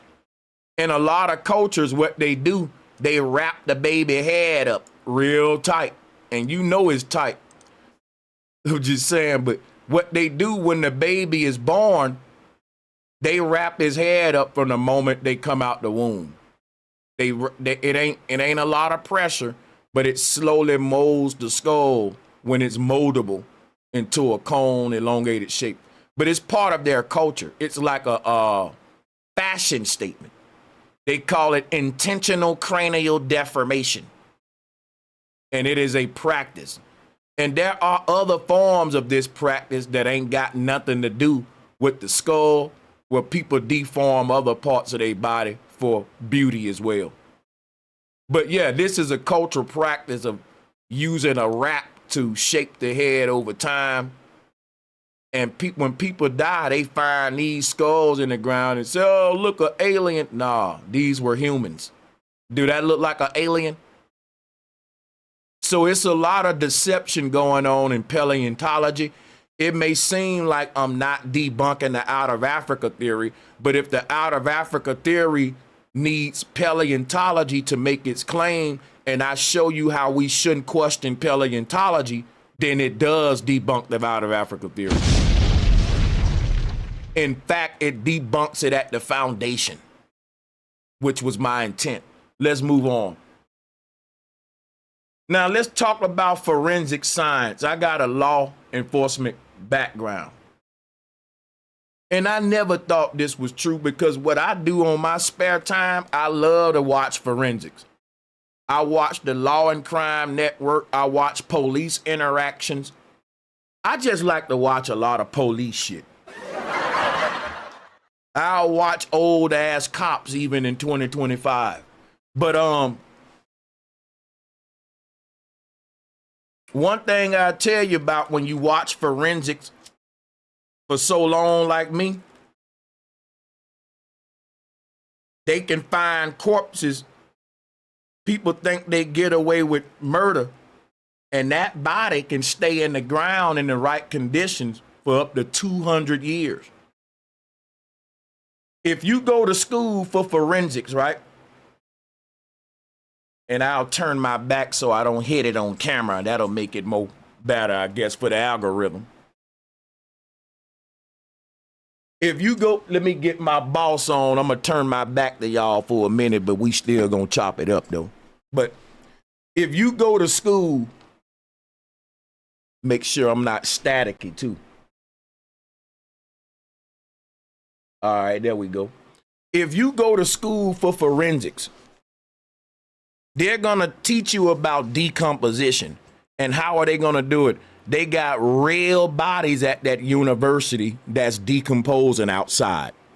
Sanchez, you mean to tell me if I go to school for law enforcement and I go to school for forensics, I'm going to have to use real human dead bodies? You damn right. Don't go into forensics if you ain't ready for it. But watch this, though. They got people that dedicate their body for forensic students. And they got corpses at these universities that's been decomposing for decades. New classes coming in and they still decompose them. Now, what are they doing at these universities? They got the corpses in different environments and different situations, and they trying to see how long does it take the corpse to decompose in different situations. So they may have a corpse that's just soaking in a little pond. and they let that corpse stay in that pond for however long it take to fully just completely go away. And the college can document that, and they'll know, which that's important information that we would need in forensics. Because if someone missing, let's say if a body missing and we know that she fell off a boat and she been missing now for over 70 years, and we know in salt water, under the conditions and the tight water she fell in, we might as well stop searching after 90 years, because at that point the body surely has been gone. Stuff like that is good to know. It's very, and they're very thorough with the research.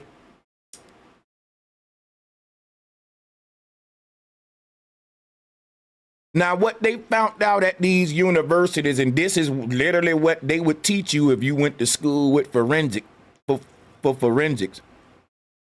under the best conditions. You can go research what I'm saying. I dare y'all to prove me wrong. Don't take my word for nothing I'm saying. What they teach in forensics is this: under the best, meaning the most ideal conditions, a body can't last no more than 200 years. Remember what I just said. In forensics, they teach that even with your best perseverance techniques, a human body, well, I shouldn't say best perseverance techniques, because now we doing something unnatural. That ain't a good way to use it. What I should say, in the best, most ideal natural environment that would preserve a corpse, that corpse will only be preserved for a maximum of 200 years. Ain't no way it'll be here. It'll be dust. Anything after that. At that 200-year mark, you probably still wouldn't get that. It pushed it. If you do, it'll crumble up when you touch it. It'll blend right in with the dirt, according to what forensics teach. And there's a saying that go along with that: ashes to ashes, dust to dust. Our bodies is not gonna hold a form forever. Everything got to break down and biodegrade, right? Even the stuff that take thousands of years to break down, like plastic, it's still one day got to break down. You know what I'm saying? So my thing is, you got mummies and stuff that's in museums, and they telling you this corpse is like 50,000 years old. This corpse is 100,000 years old. But see, what's happening is that contradicts what's being taught to the forensic students. That's right. You see what I'm saying? So they got a problem, because you got one university. In this classroom, you teaching people that these bones are 10,000 plus years old. But in this classroom, you teaching people ain't no way that bones can survive more than 200 years. Now, which one need to know the truth? The one that's trying to rewrite history with the monkey bones, or the one that literally trying to solve a murder and lock a black man up? You know they gonna come with the truth with that, right? So if the forensic people telling you that the body can't remain after 200 years, why you believe the paleontologists who telling you, well, it can if it go through a process called fossilization? So that's a way, when they know that they shooting themselves in the foot, they say, but, and then they create a whole nother field called paleontology. You see what I just did? You don't see what I just did? Well, let me break it down even more. Paleontology is a scam. The people who got the best technology, the best budget, and the best equipment to investigate human remains is forensic departments. That's right.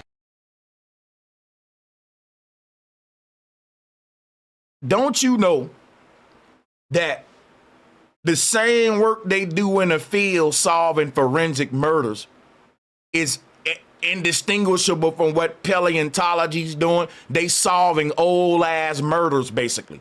We looking for old bodies and where we can find. It's the same thing. But you got to ask yourself, why is it that these two fields don't really? It's an investigation. Now, it ain't a criminal investigation. But what I'm saying is, you ought to look at the tools that they use in forensics versus what they use in paleontology.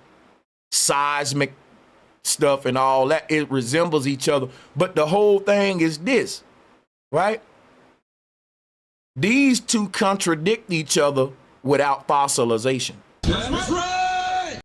Fossilization was but you know when you catch a nigga in a lie when he double talking, and he be like, I ain't contradict myself. I know I said X, Y, and Z, but you got to keep in mind this can happen too. So they will say, well, in forensics, they will say, yeah, ashes to ashes, dust to dust. The longest a body can survive is 200 years. In paleontology, they'll say, but if it fossilizes, it can survive indefinitely. That we dodged the fucking missile in. That's right. So fossilization now becomes the bogus process that allow them to get around what you would learn as facts in forensics. Like, ain't nobody bone and flesh stronger than metal. Let me show you something, man. How long does it take wood to decompose? You think your arm's stronger than wood? Let me beat you with a baseball bat.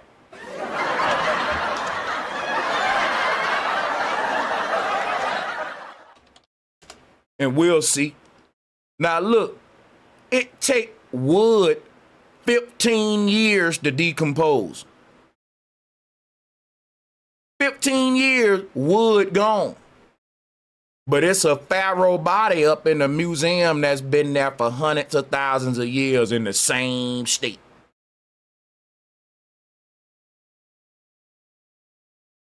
And they telling you it ain't even bone no more. At this point, it has fossilized to pure rock. Don't you know that them mountains out there has been out there for thousands of years? Because it's rock. You know how long it take rock to decompose? Rock don't decompose. It just break down to finer sediments. So rock can stay rock indefinitely. Seriously, it ain't gonna break down. The pyramid's gonna be here for years to come. The mountain's gonna be here. But your body gonna decompose. It's organic material. So they got to make a person's body, they got to have a process to say his body is no longer organic material. It's now hardened rock. And that's called fossilization. Stupid. All of the ancestors that's been collecting they dead and preserving they dead ain't never found the fossil remain. And that's what I was telling you about the word fossil. If forensics is teaching these students human remains decompose after 200 years, anything you say you found after that, you can't classify it with the words human remains. You can't say, look at this bone we found. Because in my forensic class, I was taught bone decomposes after 200 years in the best conditions. So if I'm a paleontology industry, and I know I gotta come be the damage control because forensics telling the truth and we need a way to bypass that and double talk. Fossilization becomes the answer.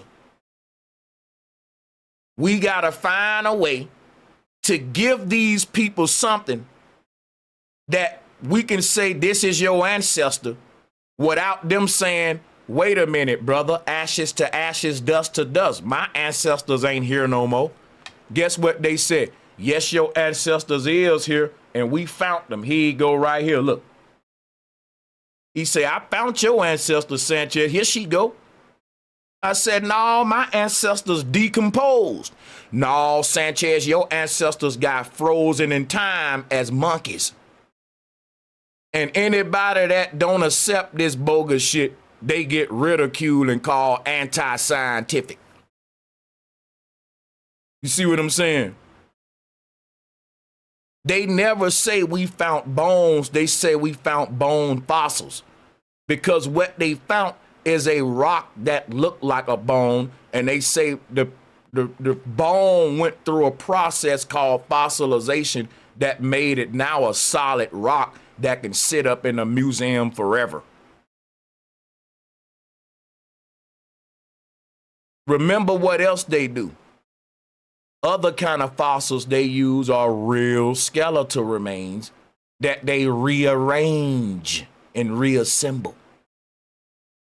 So I'm giving you the several types of mechanisms they use to deceive. The impression style fossils, the solid rock fossils, and just the whole fake medley of shit fossils, because they take bones from everything and put them together and turn that into something that they try to treat as some sort of scientific discovery. And here, Piltdown Man is an example of that. So you got several forms of deception,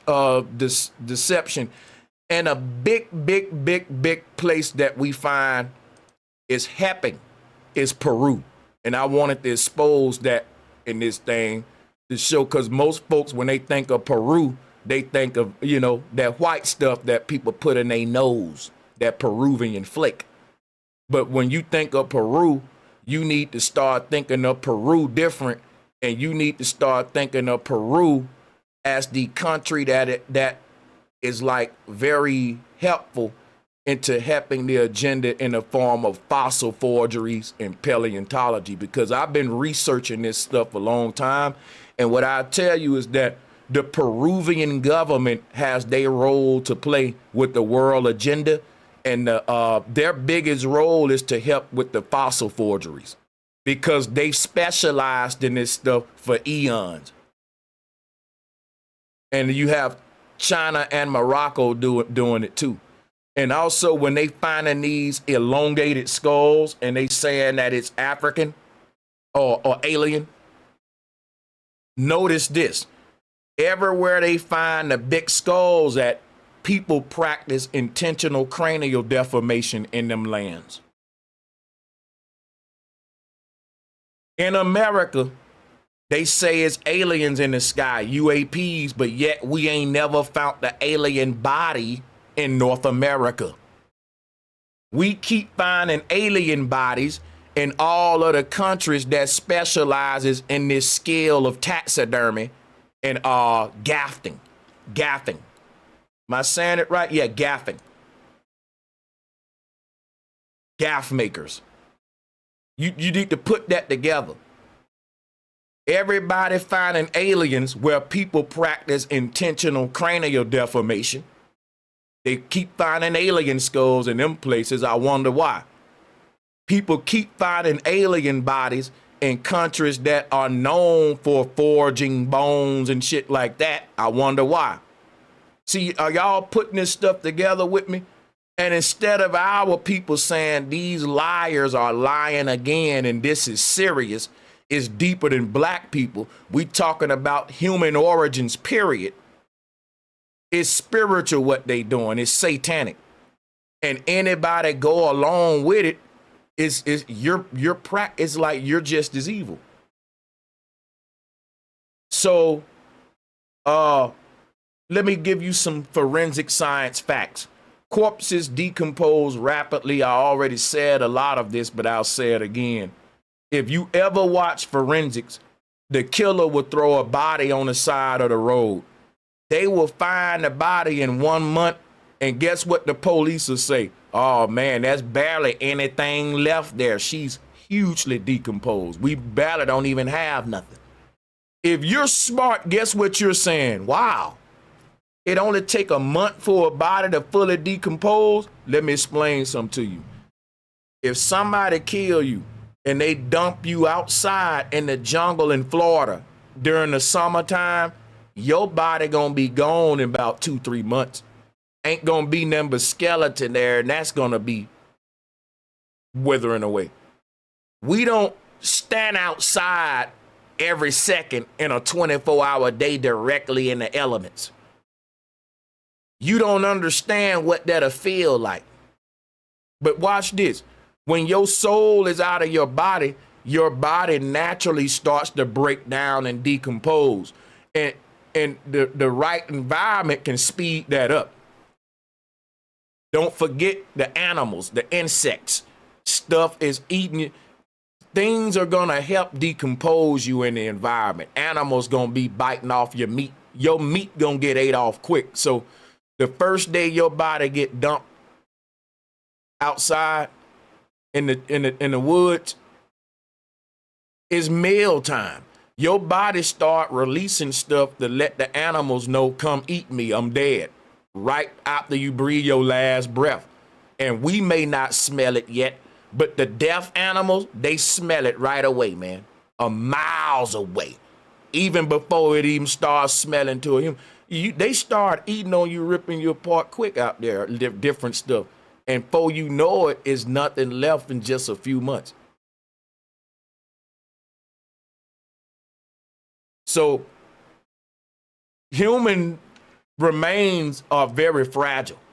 They ain't gonna be there for long. Again, your body ain't gonna take longer to decompose than aluminum and wood. Well, my body's stronger than aluminum and wood. Let me beat you with a wood bat or an aluminum bat. Strong, man. So bones, soft tissue, it decomposes in weeks. Skeleton breaks down. It may take your skeleton a few decades in the right conditions. I give it that. But my whole thing be, the longest that skeletons can remain is 200 years.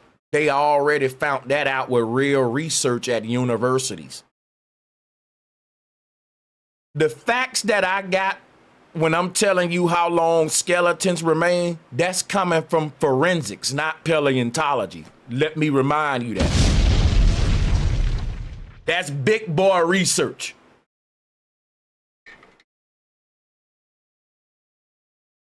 Some of y'all wouldn't even think to go to forensics for that. But why wouldn't you? These the people that's, you know, if there's anybody that can tell you how long he been dead, all of this stuff, like, that's forensics, man. They students literally deal with dead bodies every day in states of decomposition. When you find a mummy, it's in a suspended state of decomposition. Forensics know all about that because sometime the killer may bury the body, let's say in Alaska, they bury you in some ice. Shit, you might not, it might take you forever to decompose.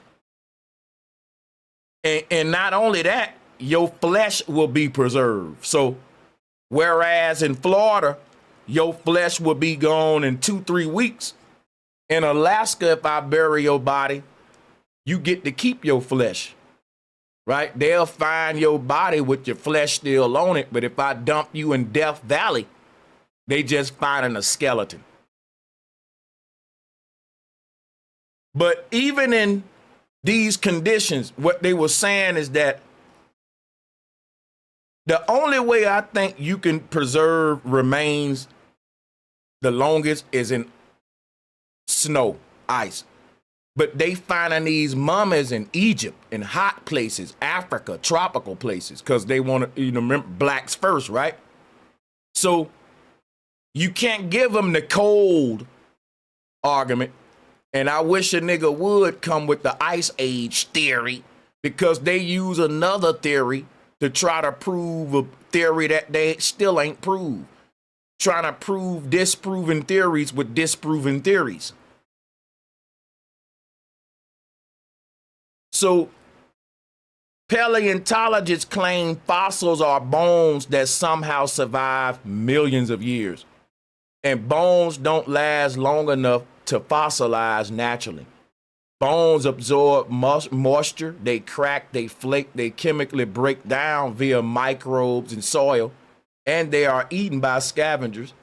In forensic science, most bones don't survive beyond 200 years unless preserved artificially. So they have to give you the artificial way that the bones are preserved in Egypt. And how do they do that? Mummification. Now, when they say, well, we can prove life started in Egypt and we got smart in Africa and all that because we have the pharaohs' tombs with they stuff count as a form of historical evidence too of out of Africa theory. The tombs of the pharaohs, right? So they will say, they will use that for arguing points. The Pan-Africans, the Kemetic folks. But see, my whole thing about this is that they have to believe that the Egyptians had a mummification process that was so damn fire that those bodies survived the same ice age that they were used to try to debunk your arguments. Cause guess what? I'm telling you right now, I heard Sarah Sudin say this shit the other day. If black folks was in North America, how the fuck did they survive the ice age? If they was anywhere, how did they survive it? But see, what they would tell you is that the only place humans could really survive during the ice age was Africa. They say that, right? But they never say, we never say, what if the ice age is bullshit? That's right. What if it just didn't happen? It's another lie that they need to back up other lies. When you tell one lie, you got to keep telling a lot of them. So they'll tell you, they will use the ice age a lot to try to debate you. And I'll be like, bro, you know, Piltdown man survived the ice age, because they love to say like, okay, they'll show you bones and stuff that's millions of years old, but ask you how people survived the ice age. But they'll never ask themselves, how did Lucy Bones survive the ice age? How did these Australopithecus bones survive the heat of the desert that they was found in, based on what we learn in forensics?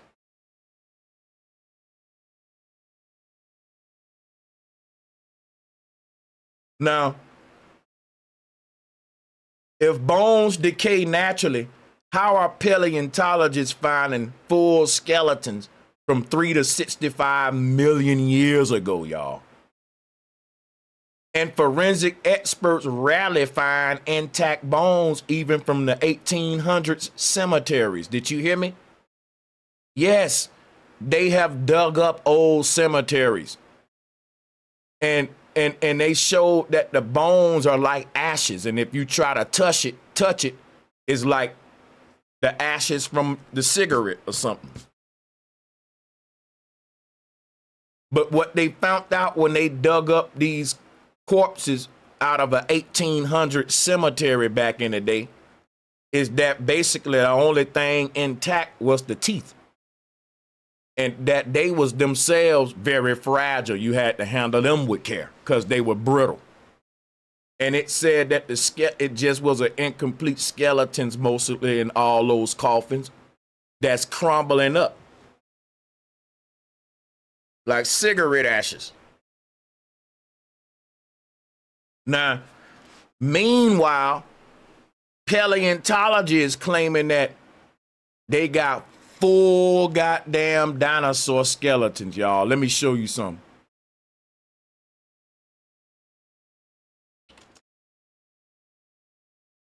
They said that they got full dinosaur skeletons, and the condition of these skeletons is just immaculate, man. Now you got to think, if you try to dig up your uncle that died just 50 years ago, it's going to be dust.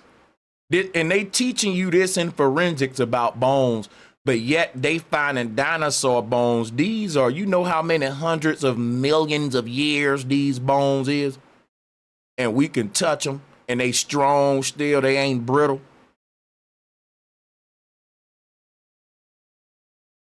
Now, and they same with the Lucy bones. Australopithecus is millions of years old. You shouldn't just be able to pick that skull up, man. It should be crumbling. In fact, you shouldn't even be touching it like that. They should cordon off the site and just build a museum around it, and we come study it from there because it's so sensitive and fragile, and we found our common human ancestor. You wouldn't just be throwing that shit around. You wouldn't just be, hey, throw me grandma's skull. Hey, there you go. Yeah, my grandma right here, you know this bitch is hundreds of millions of years old. Oh, I dropped it. Oh, let me get that back again. Yeah, it's pretty strong, man, you know, but it's hundreds of millions of years old. You throw me grandma again. Hey, here you go. There you go.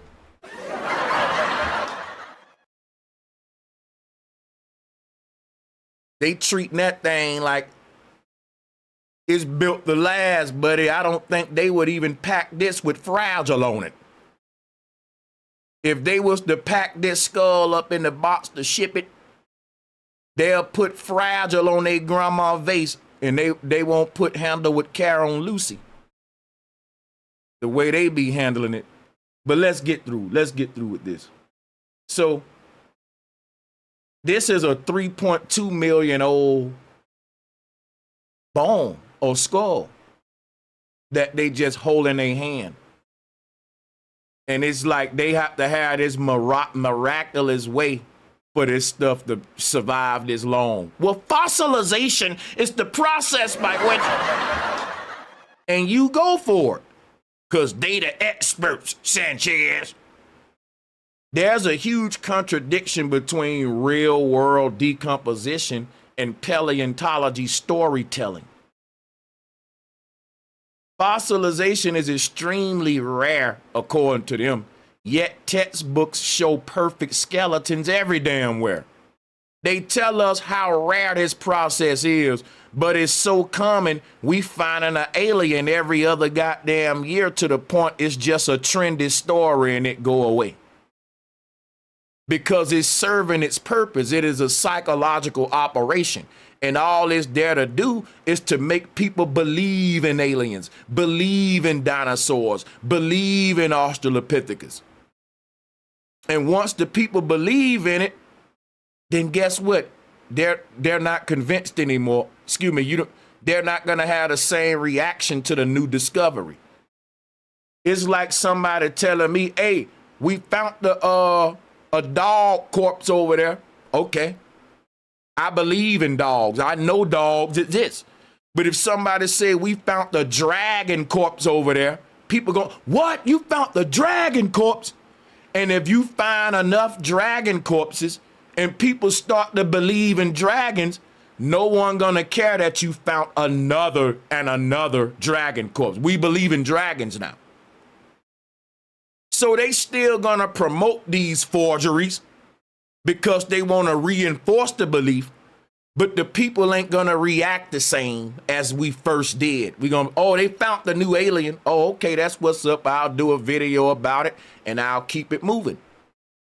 It's trendy now, but that's what you expect of a belief system, right? To just reinforce the belief. It can't go no further than that. So, 99% of organisms never fossilize, according to scientists. This, I'm giving you scientific facts. You can go research it from any institution. This is what they teach. 99% of organisms never fossilize. Fossilization requires special, unusual conditions. Even then, the organism must be buried instantly, right? But the odds of full skeletal remains being found are astronomically low, yet museums are full of them. Everywhere we go, we got a complete skeleton body of Lucy. They got the whole body, every fucking joint, every you know, bone in her foot, everything there. You think if you digging this stuff out the ground, you gonna get every little small piece, man? You know, it's some bones that's very small. So they giving y'all these bones, and people will say, well, that right there, Sanchez, is just an example. That ain't the real thing. And then they set themselves up for another problem, because then I gotta ask them, well, where's the real thing at? Well, they lock that away because they want to keep it protected. Well, how the fuck we even know it's there? If you never saw the real thing, you believing in the fake thing that you just admitted to, and none of us never saw the real thing, then it's a belief system and you believing in porcelain. I'm from St. Louis, the show me state. Well, do they got to show you everything, man? You just, some stuff gotta be believed. Nothing ain't gotta be believed. Prove all things. So the odds of you finding perfect skeletons, they got woolly mammoths, y'all, up in the museum chilling like this. Whole body, my nigga, whole body. They so far with it, they got entire scenes recreated with bones. With the primitive man bones hunting the mammoth bone and shit. They got all the pieces together. They ain't missing not one bone. But yet they teach us all of that. How rare it is to have a fossil, and they big up these fossils like, this is extremely rare, and because they don't want that right there is psychological, because when folks say, well, I don't believe it, then they can counter that with, man, you know how rare this is? This don't happen a lot. And why do they do that? Because psychologically it's called reverse psychology. They're taking your argument away from you. Because the argument against this is rare. If you wanted to argue against fossilization, your biggest argument would be, why don't everyone find fossils everywhere? Why is it only you paleontologists? You pale. Remember, you pale. You paleontologists. That's so rare that is billions of people on the world digging in the ground, and ain't no one stumbled across these fossils but the people who coined the process of fossilization. No one else figured out fossilization because ain't no other people stumbled across a fossil, which is human bone remains that's millions of years old. It's called a fossil. The only people calling the fossils are the people who was expert about fossils before any fossil was found. Think about that. Before any fossil was ever found, they proposed that there would be human remains we should find in Africa. They had these propositions and hypotheses, and then they went to go dig, and voila, look at what we found right there, a monkey bitch. I was right.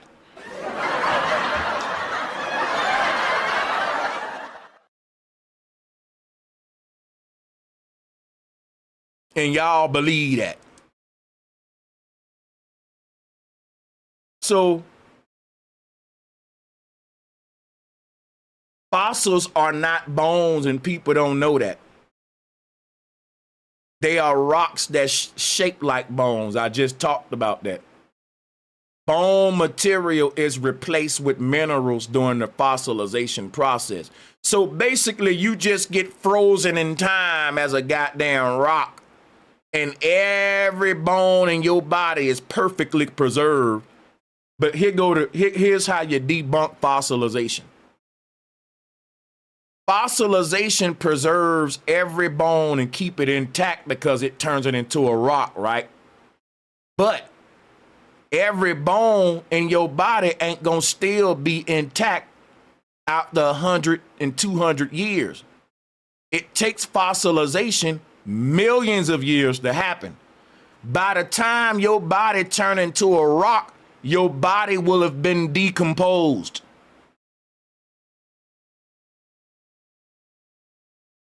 It's an oxymoron. And the people who keep finding the fossils, they the only ones finding them. That's very rare. You know, that's so rare that it automatically raises a red flag and say, something ain't right about this. But how they get around that, they say, look at what we found. Do you know how rare it is to find this? It's so rare to find this. And they take your argument away from you. Your mind don't know what to do when they fuck you like that. Because the thing that your mind should say, they already took it from you. And you start repeating what they saying, which is, this is very rare to do.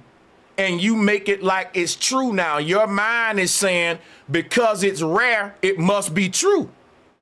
This don't happen a lot, man. Look at this, Sanchez. They found our ancestor. You know how rare this is? Look at this. Ain't nobody else finding this, Sanchez. This is super rare. Look at it. Man, this is good stuff. We can prove evolution now because look how rare it is to find this stuff, and we actually found one. Ain't God good? Yay! We did the impossible. You know how rare it is to find dinosaur bones, yet the museums are full of them.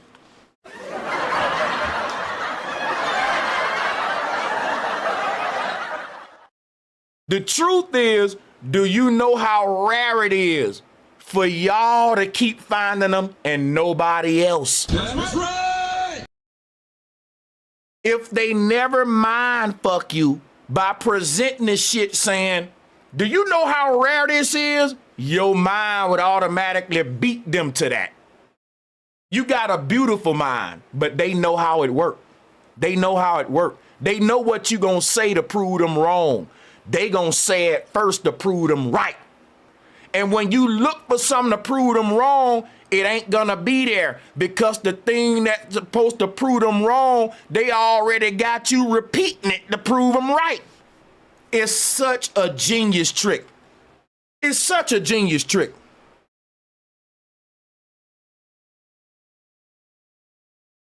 That's like a dude that's cheating and he doing something that he know his woman gonna think is out of character, right? You took too many hours at the gym or something. And when he get back home, he say, baby, you know how long I was at the gym? I was at the gym for 3-4 hours longer, boo. I don't never do that. Man, I was feeling myself tonight. It's almost like I'm gonna go ahead and throw it out there so she can't, it ain't gonna have no power if I do it that way. And you may even call her and be like, man, I've been at the gym all day. Like that may be a bad example, but it's a good one to, you get the point, right? You want to get ahead of the obvious thing that will point out the fact you're lying. And it's so obvious, you better off saying it first because they gonna say it when they find it. And if you let them find it and say it, it's gonna wake them up to what you're doing. But if you automatically come with that, it'll cloak what you're doing. It's very powerful. It's an occult practice. They do it all the time. And they'll find that shit in the ground as, well, you know how rare this is, and you won't even think about, you know what? It is rare for you to be finding that, which makes it kind of suspect. But instead of them letting you have the time to do that, they make you equate the rare aspect as, whoa, isn't that awesome? Yo, we found Australopithecus. You know how rare that is? And they'll say the same thing with the moon landing. You know how rare it is to get a man on the moon? It's our greatest accomplishment of humanity. We haven't even been back since because it's so rare, which ought to make you say, wait a minute, that makes it kind of questionable.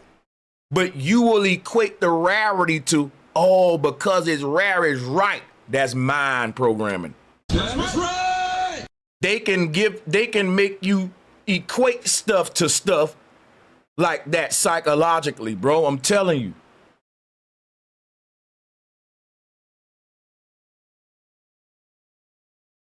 So what happened is they'll tell you it take millions of years for a corpse to get fossilized. But don't you know after millions of years, the corpse would have been biodegraded? That's right. And guess what they'll say? But the fossilization process keep the corpse intact. That's why it didn't biodegrade. That's so stupid. If it take the process millions of years, but the corpse will biodegrade under the best conditions after 200 years, you're just wrong. You're just wrong. And then they'll say, well, this entire corpse is intact due to fossilization. Every single little bone in her hand and foot. And I'm like, wait, ain't nothing, ain't a scratch up. It's just pristine. And it's like, damn. Because of fossilization? Okay, that makes sense. Yeah, okay, that's why it's all there. That's right, fossilization. Till you go and look at what they teaching in forensics. That after 200 years, you're dust. And that's what I'm saying. It takes them too much time. They got to account for millions and billions of years sometime. And that right there is impossible. There's no process you can give me to make a corpse or an apple or an orange still be around after millions of years. So they will have to say, well, look, this is an apple fossil, and it's a solid rock form of an apple. This form of an apple can survive that long as a rock, Sanchez. It's shaped like an apple, but it's a rock, though. That's what they doing with humans, because they saying that the material is replaced with minerals over millions of years. But the material will decompose in just a few weeks. What are you talking about? Stupid. So they contradict themselves with that. And then they'll claim that they found soft tissue inside. They do that a lot too. I saw that too. I was watching one show. The dude showed a solid fossil, which is, we know it's supposed to be rock, not bone, because you said that the bone turns into rock during the fossilization process. But they know the world's so dumbed down.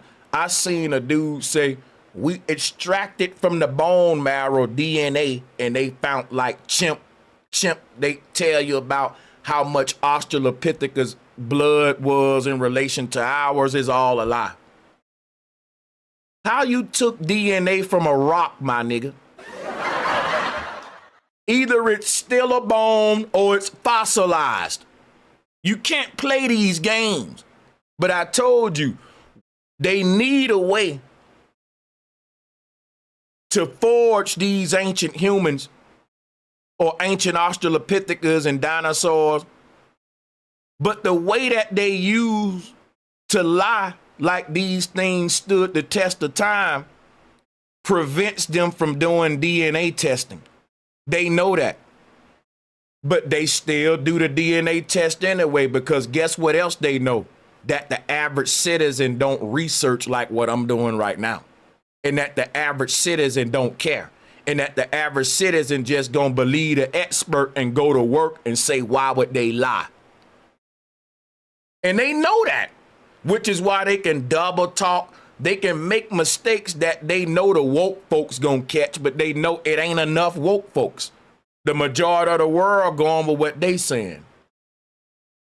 So these little mistakes that they make, they know they make them, but they know, okay, we can get away with that due to us due to the people being dumbed down. They're dumbing you down for a reason. The dumber you are, the more I can get away with deceiving you. All right? Simple as that. The more you won't question my deception, because I know there's obvious holes in my shit. So that's why I gotta dumb you down, so that you don't see the holes in my shit. That's all they doing to the masses. So let's go back to something we gotta learn about museums. Let's talk about museums, right?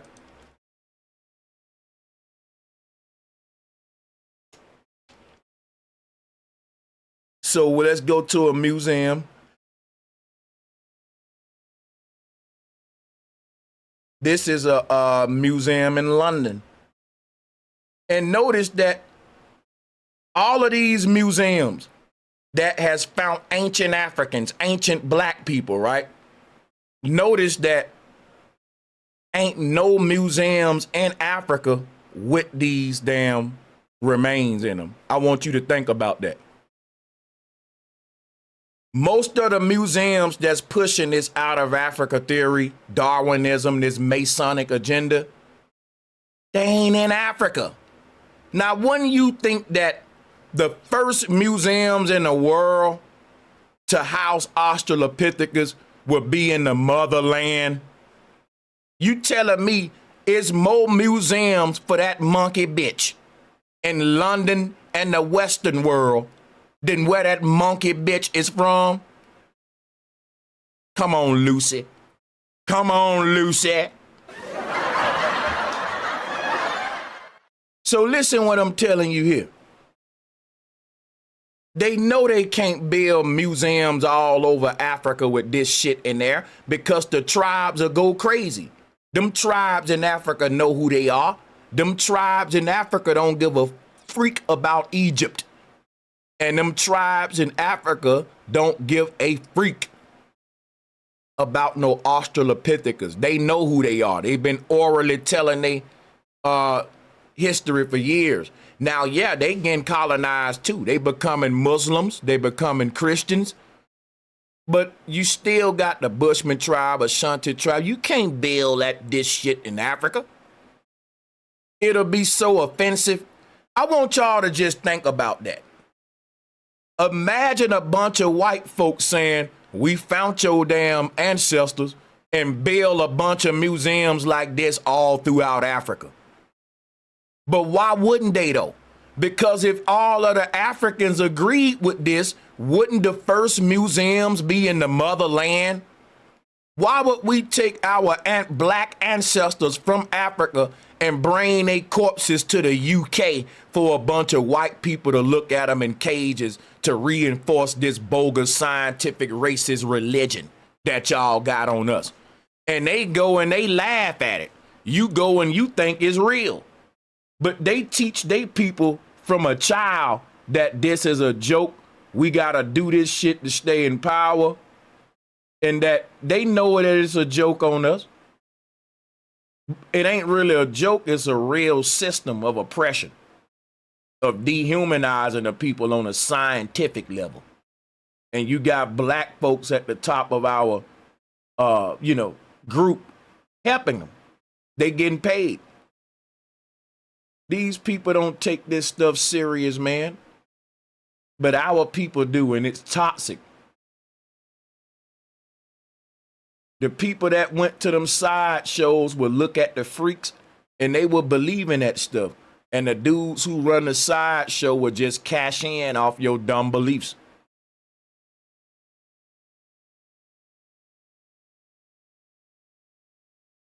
One thing you gotta realize about museums, it has been proven, and I'm dead ass. This is facts. It's been proven, bro, that most of the museum displays are 60% to 90% plaster. And then you may have a few bones and they plaster the rest to make it what they want. They use the plaster to estimate what the animal would look like. So they'll find a few fucking bones in the ground and they'll draw out in a computer what the rest of the body would look like and say this would be a T-Rex rat, he would be this kind, his head would look this way. They will basically generate a damn creature in a computer and plaster that creature up in a museum and say, we found this creature's body in the ground. They do that a lot too. They deceiving us on a lot of ways. Now remember that one of the most famous fraternities in America is called what?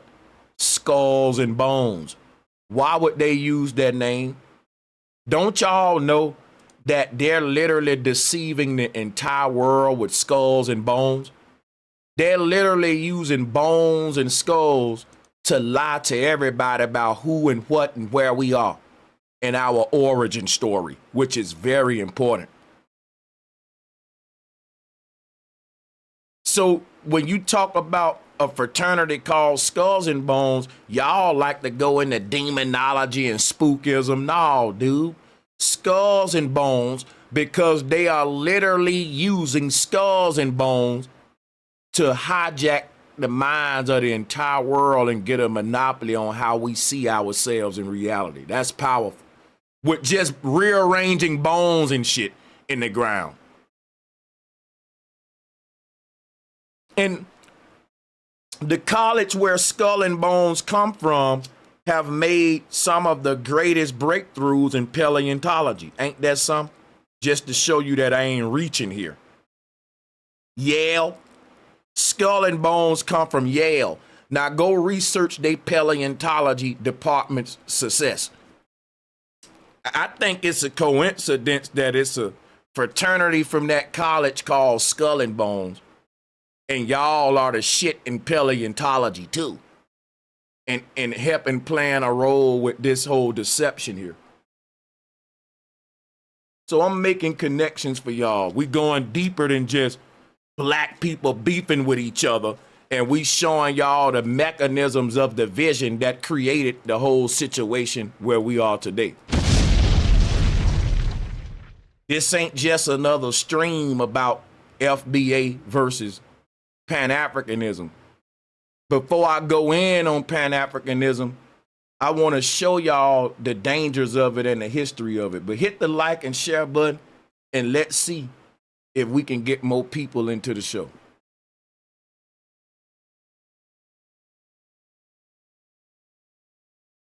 So let me see something real quick, y'all. Did you know that they said that when they found Lucy, right? When they found Lucy, this was all they found right here.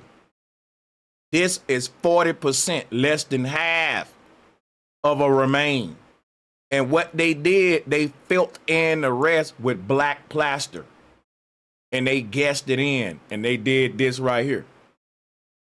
Everywhere you see with the black, that's plaster. You can see it. They fused in with the plaster with the bone.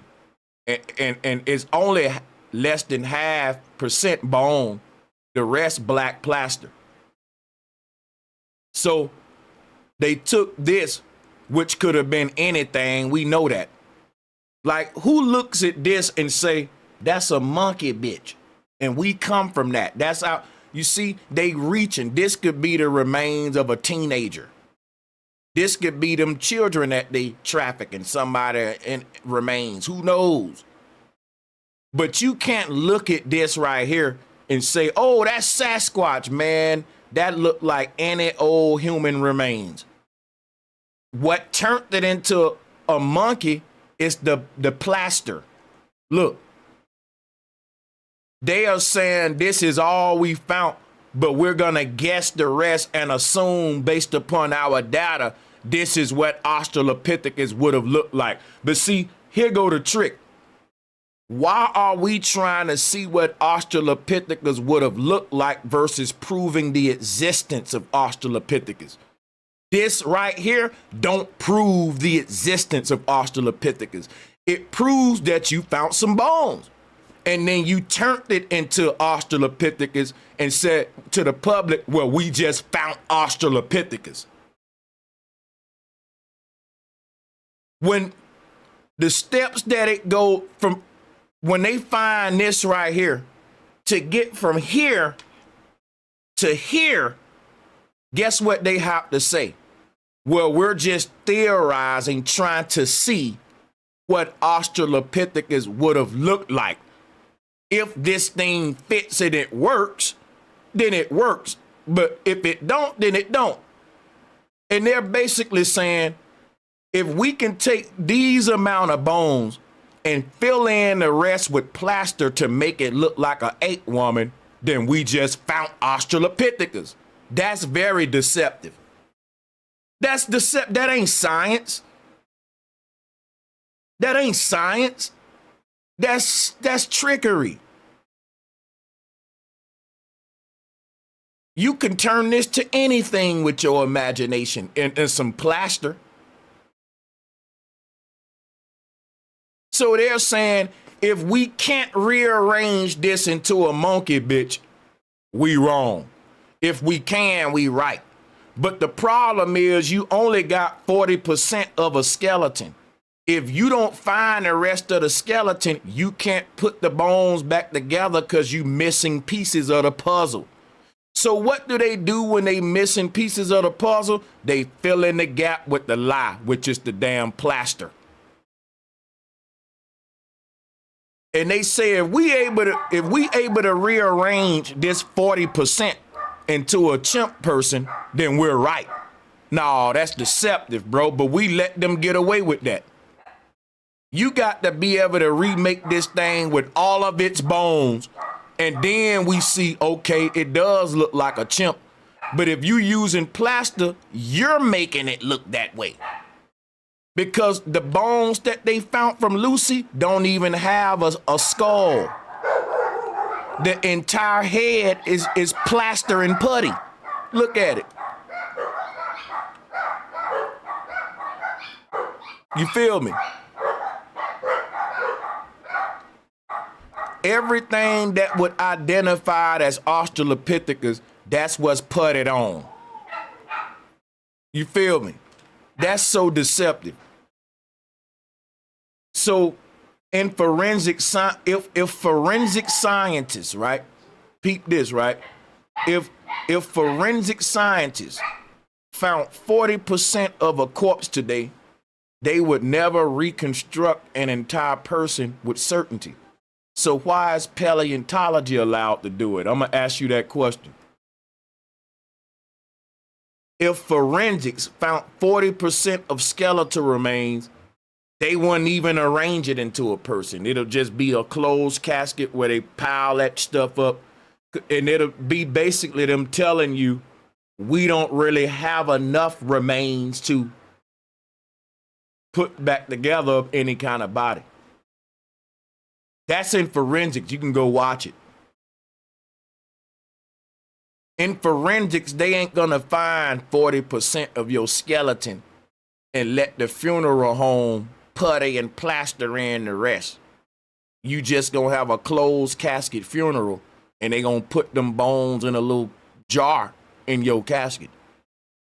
But that's just something to note, like, who tries to put together a puzzle with 10 pieces, but the puzzle got 200 pieces. And you say, well, I'm going to just custom make my own other pieces to this puzzle. Well, you will never see the real picture. Stupid. You will never see the real picture.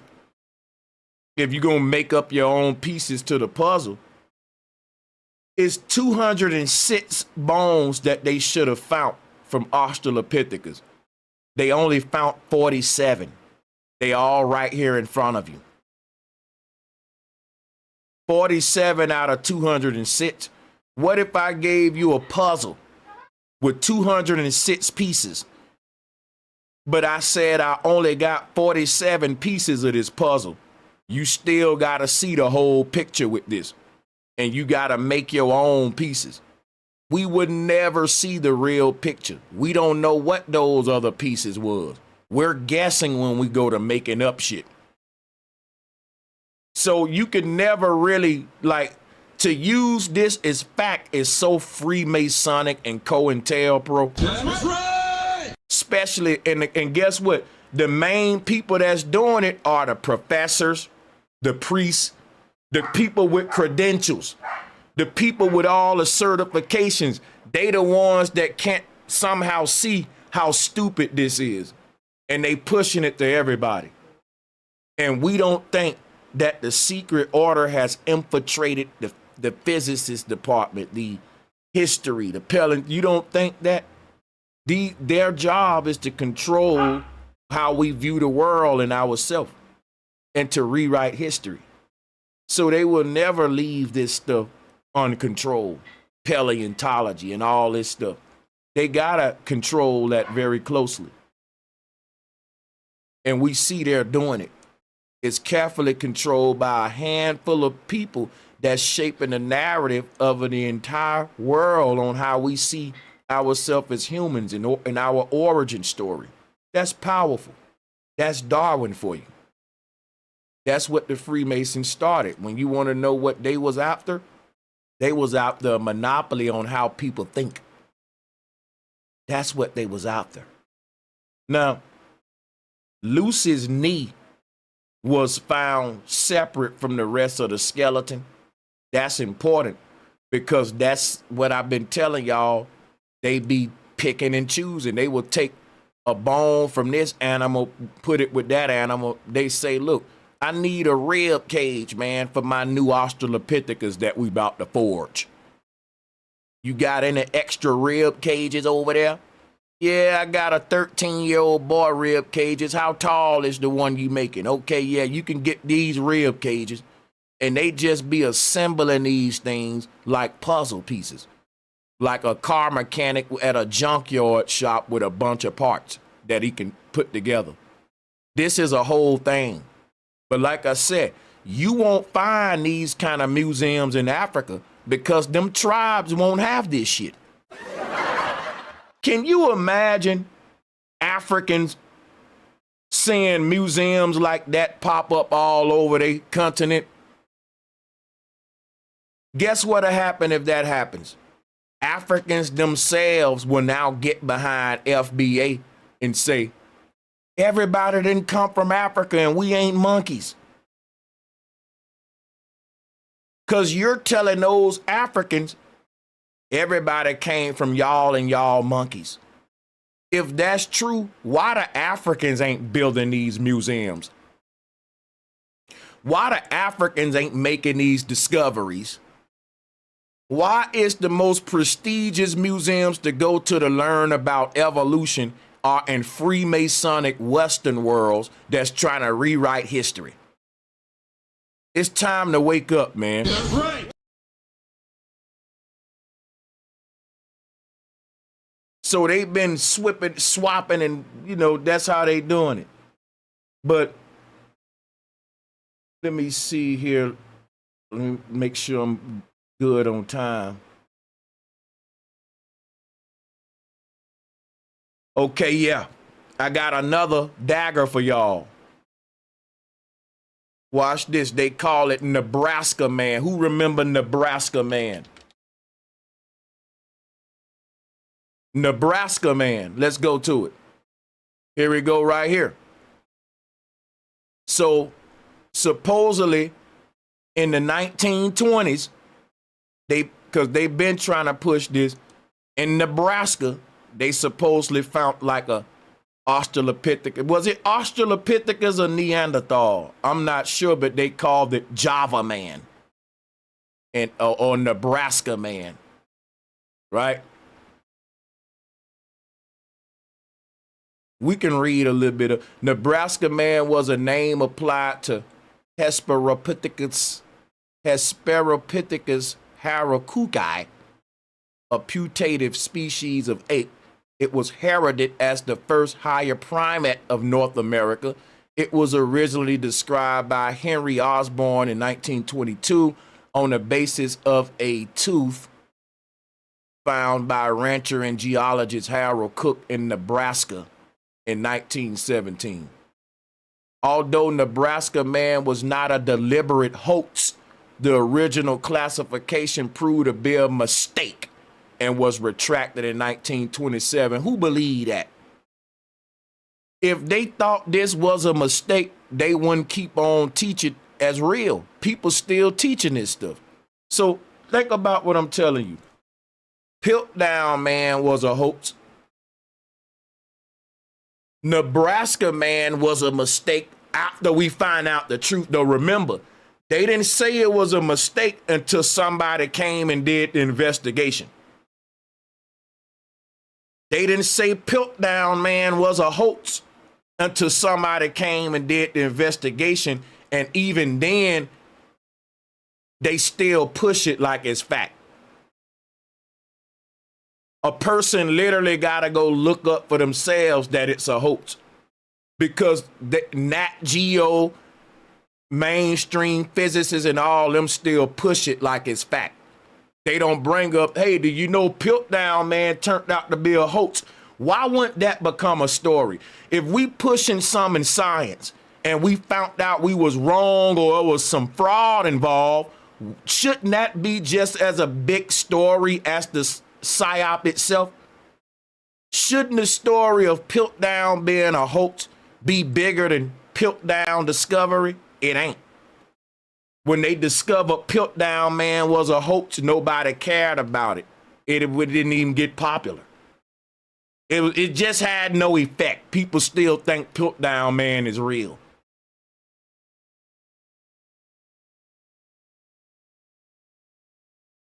Just like you tell them the earth is flat, nobody care. They still think the globe is real.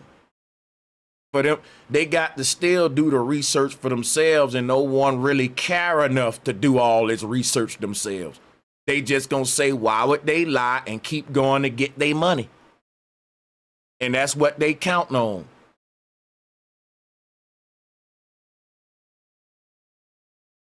So what happened with Nebraska Man? What happened with all this? Why did it turn out to be a quote-unquote mistake? It wasn't a deliberate hoax. We just made a mistake. Well, it turned out that the tooth was from a wild pig. They found the tooth from a wild pig, and they pushed this shit and made it a whole big thing. So much so that it's still pushed in science today, and no one bring up the fact that it was a wild pig's tooth. It's like they do selective research. Now look, it was a doctor who found the tooth. And if y'all don't think that a doctor know the difference between a human tooth and a pig tooth, you wrong. People been using their titles and their credentials to promote agendas that are anti-science, anti-truth for money.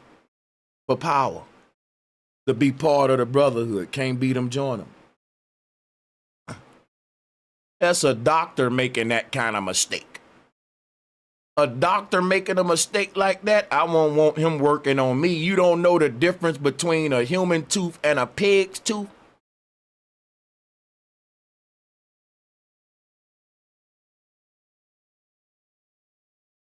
There was also another one they found. It was called Horseman. And I don't know who make the names up, but we're going to pull him up now.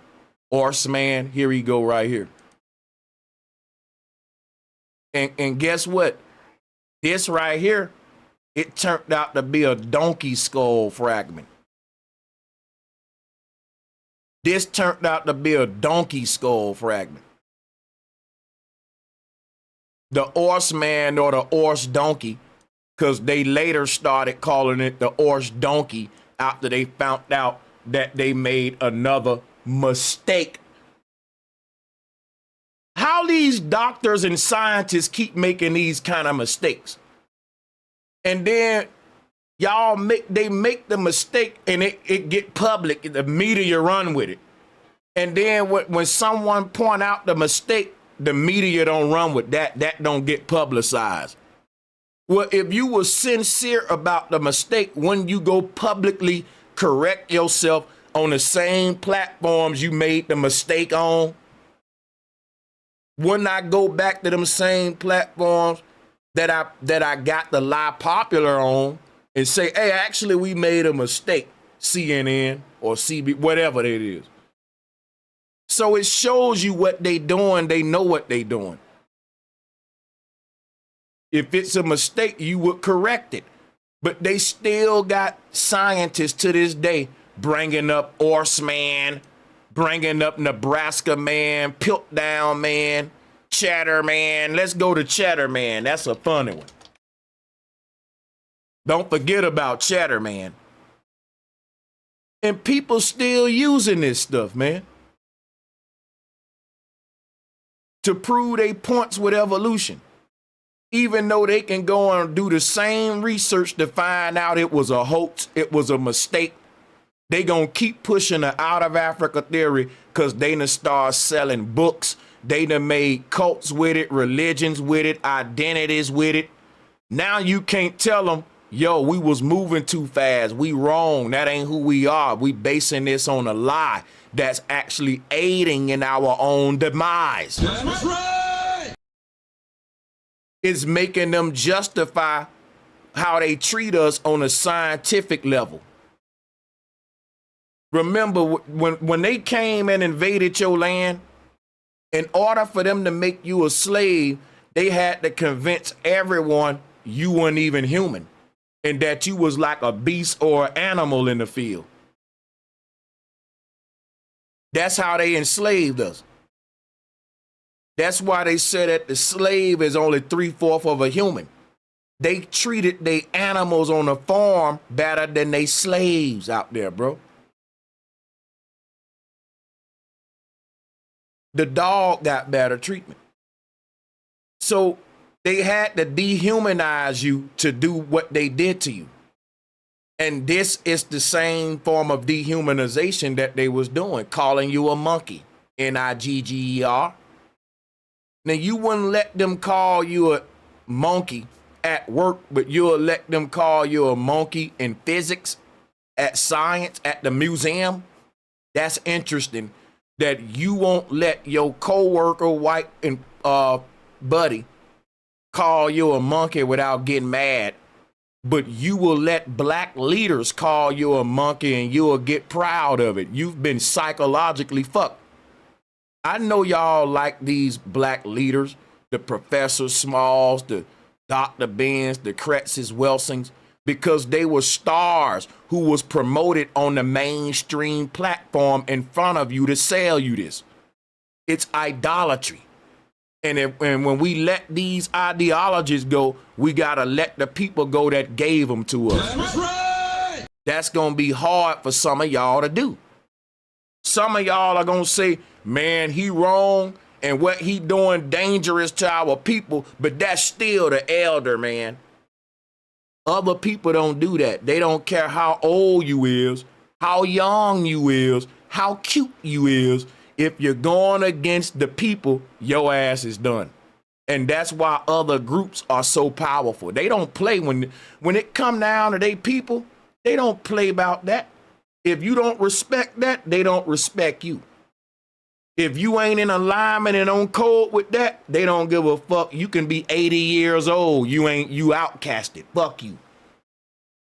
You can be 12 talking like a traitor and they won't see you as one of them.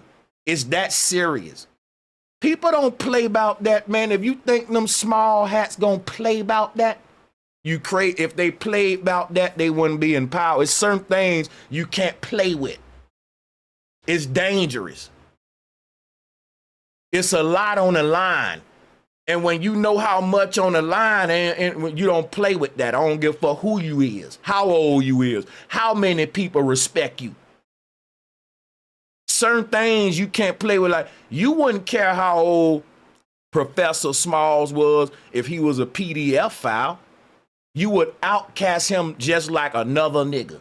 It's certain things we don't play about.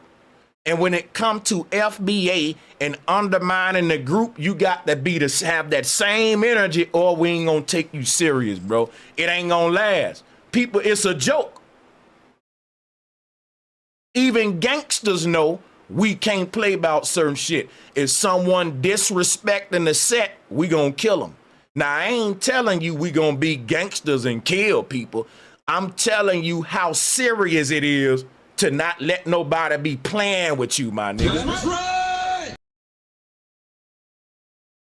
Shit, everything can't be a joke.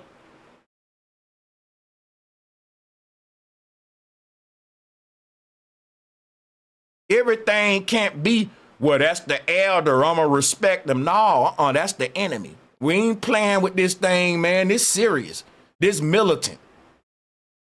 And it don't matter who you is. Get on code. That's right. Ain't no man bigger than the team. Ain't no one man above the game. That go for the OGs and the foot soldiers. The OG can't break the rules and the foot soldier can't either. And if the OG break the rules, he get DP'd too. That's right. Ain't no one man bigger than this shit. It's established there for a reason. It's to protect this shit. And if you ain't gonna play it like that, FBA, I ain't gonna lie, I don't wanna be part of it. If you ain't gonna really go and make this shit and be serious about it, like all the other groups, then man, I ain't trying to be part of it, man. For real, this is how everybody else get down. And if you ain't gonna be serious, quit galvanizing black folks to go play, bro. I'm serious about this shit.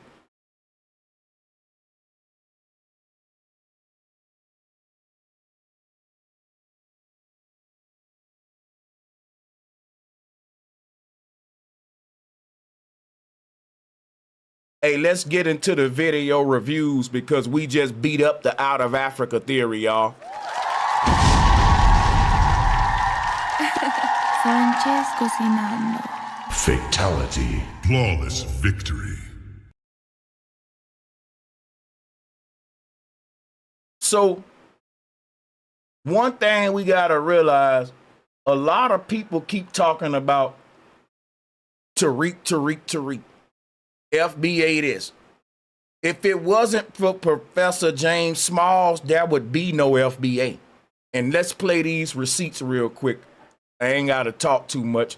Let's go to the street media TV. This is the OG George Macon. Let's play this video. It's packed with receipts. Grandfather used to take me to visit the different burial ground and mounds because our people buried themselves in mounds in the woods of Oak Hill down in South Carolina. I thought that was absolutely normal. It wasn't until I left the woods and the farms where I grew up that I found people rejected ownership of being here before the slave ship. They thought that was a cop-out on being African, especially as the 60s went on. And so I would say little about it. So the whole internet has been, black internet, the black spaces have been going crazy with the situation with the Foundation of Black Americans versus Pan-African. And should we rock with Pan-Africanism? We know what Elder James Smalls came out and said, about Tariq Nasheed. It's caused a kind of controversy. He was on there with some Africans and he was saying, he was basically talking down on Tariq and basically saying Tariq is the cause of the division and all but so many words. And he said some things well understood. He said that we need to talk more. We need to do more things together and find out where this is coming from. But he said some things that was key, right? He said that at one point, Tariq was pushing Pan-Africanism, but then he turned around, right, and went the other way. But I've been showing some receipts, and I got more receipts. Now, at one point, the elder was pushing Native American too. He was saying where his family come from.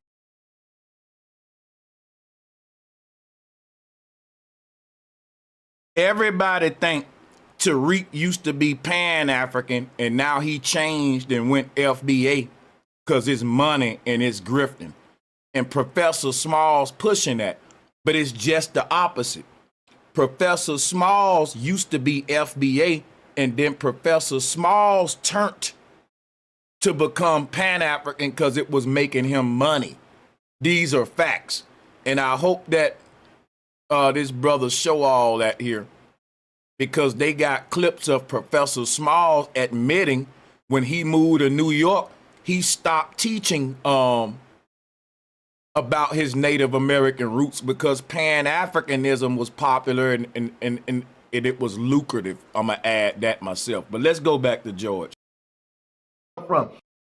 And he even said that when he came up to New York from the Carolinas, he never talked about it because everybody was pushing Pan-Africanism. So that's just what he ran with.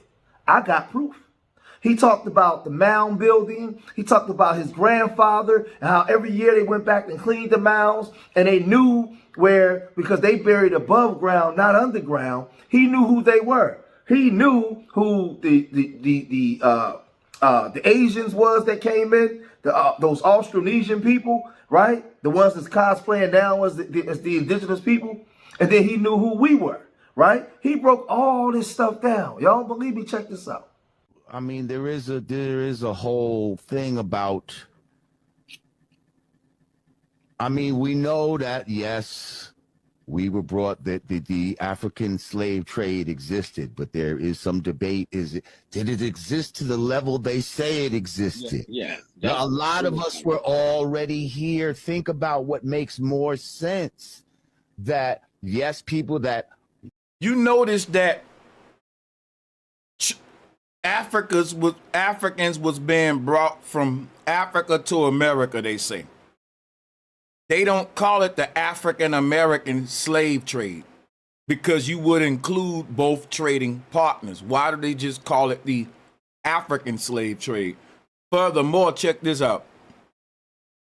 I can't see Europeans going into Africa, beating them up, taking their people, bringing them back over here over hundreds of years, and there will not be any traces of Africa in America, because it's not.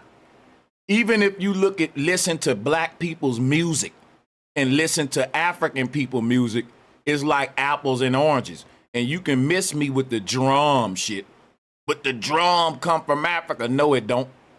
No, it don't. Any instrument you beat on to be a bass for your music is a drum. So even if you can show me an instrument in Africa that you call a drum, don't mean the Africans invented that. People been beating on shit for years for bass.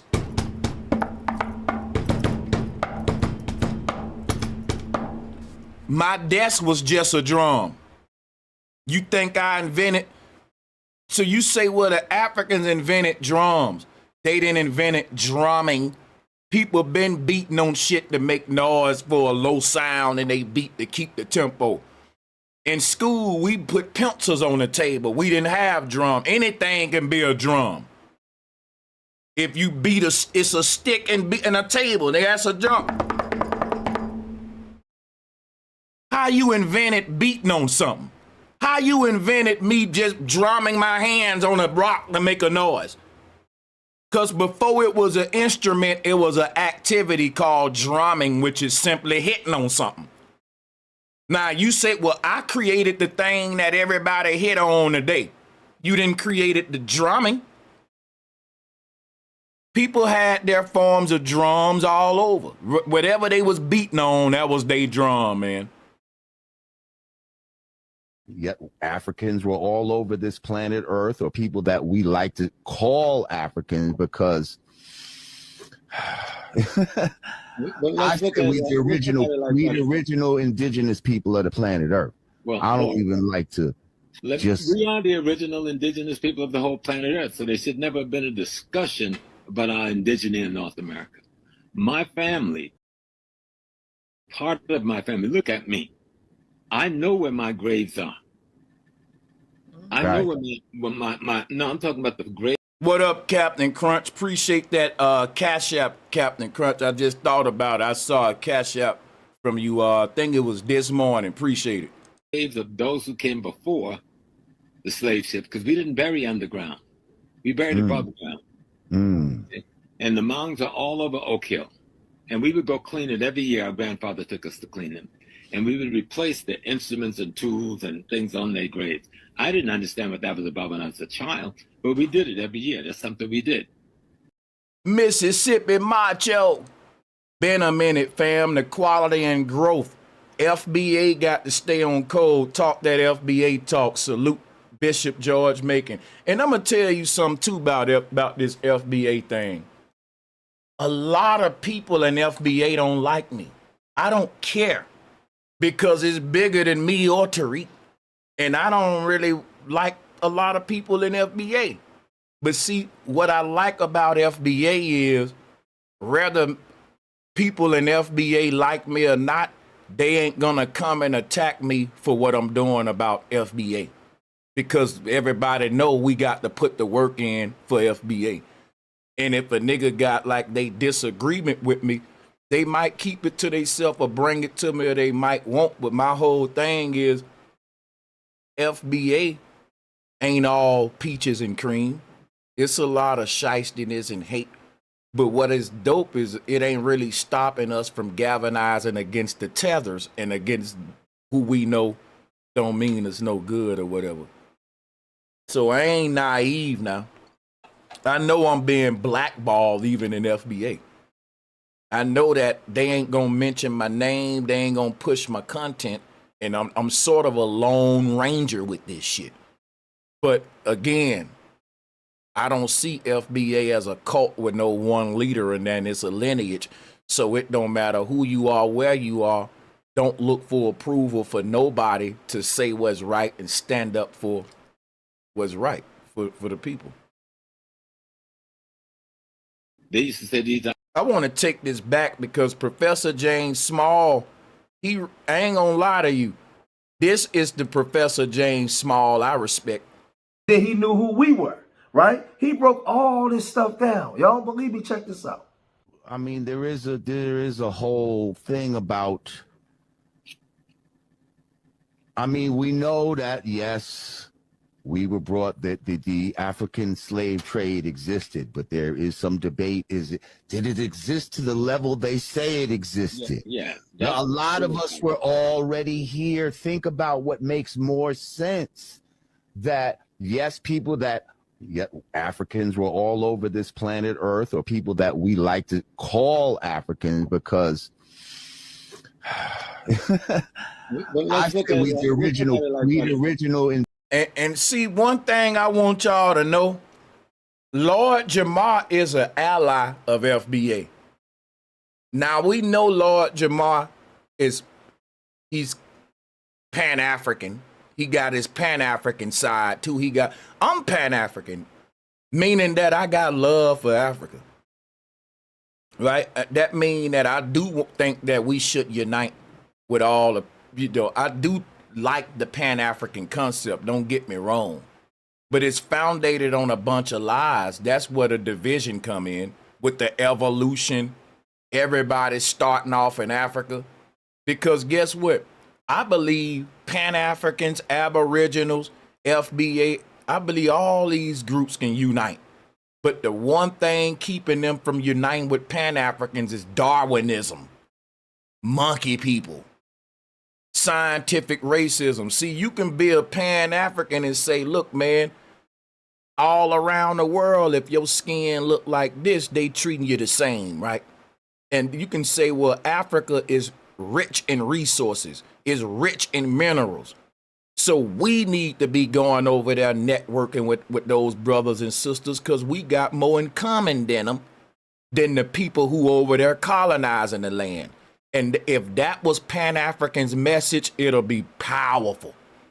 Because now you ain't making it like a religion to where now I got to identify myself as African and get down with this entire ideological cult before we can accomplish the act of uniting across the diaspora. See, Pan-Africanism is in its own way. Indigenous people of the planet Earth. Well, I don't even like to we are the original indigenous people of the whole planet Earth, so there should never have been a discussion about our indigeneity in North America. My family, part of my family, look at me. I know where my graves are.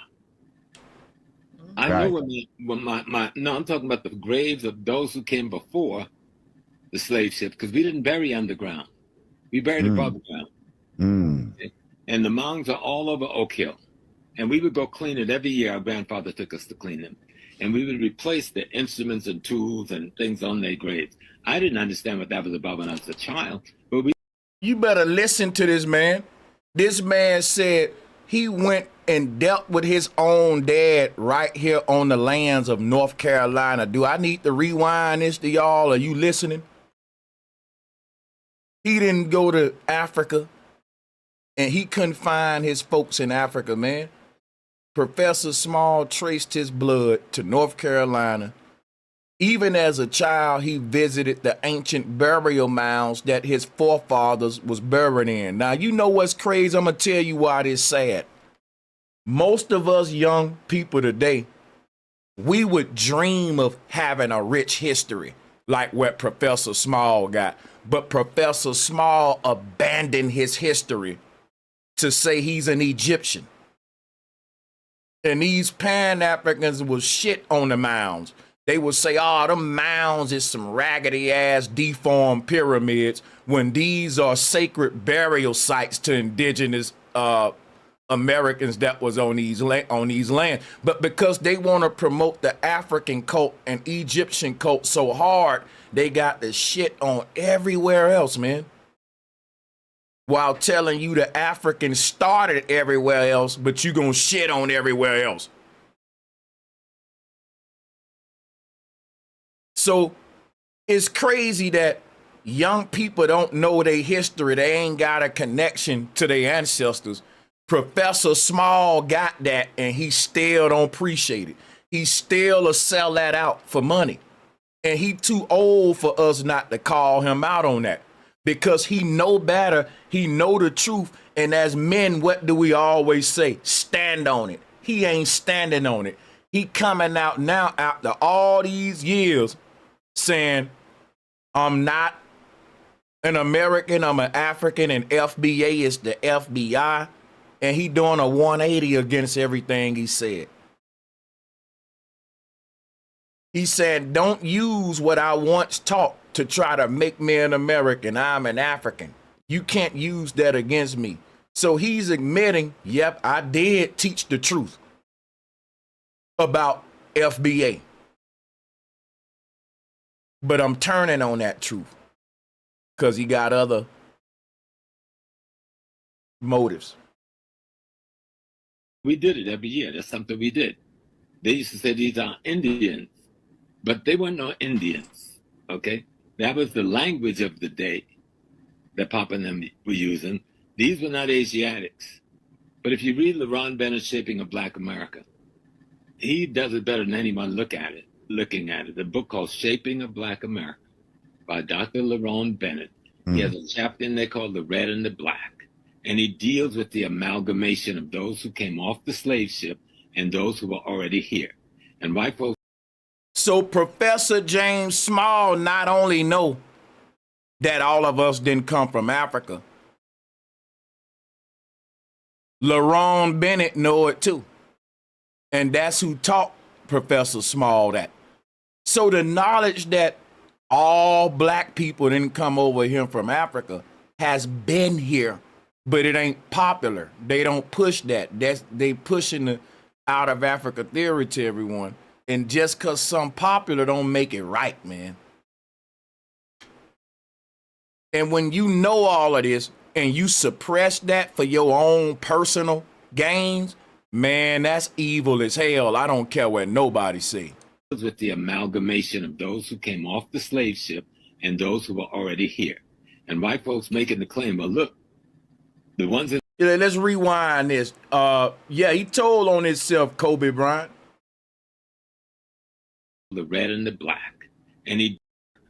by Dr. LaRon Bennett. He has a chapter in there called The Red and the Black by Dr. LaRon Bennett.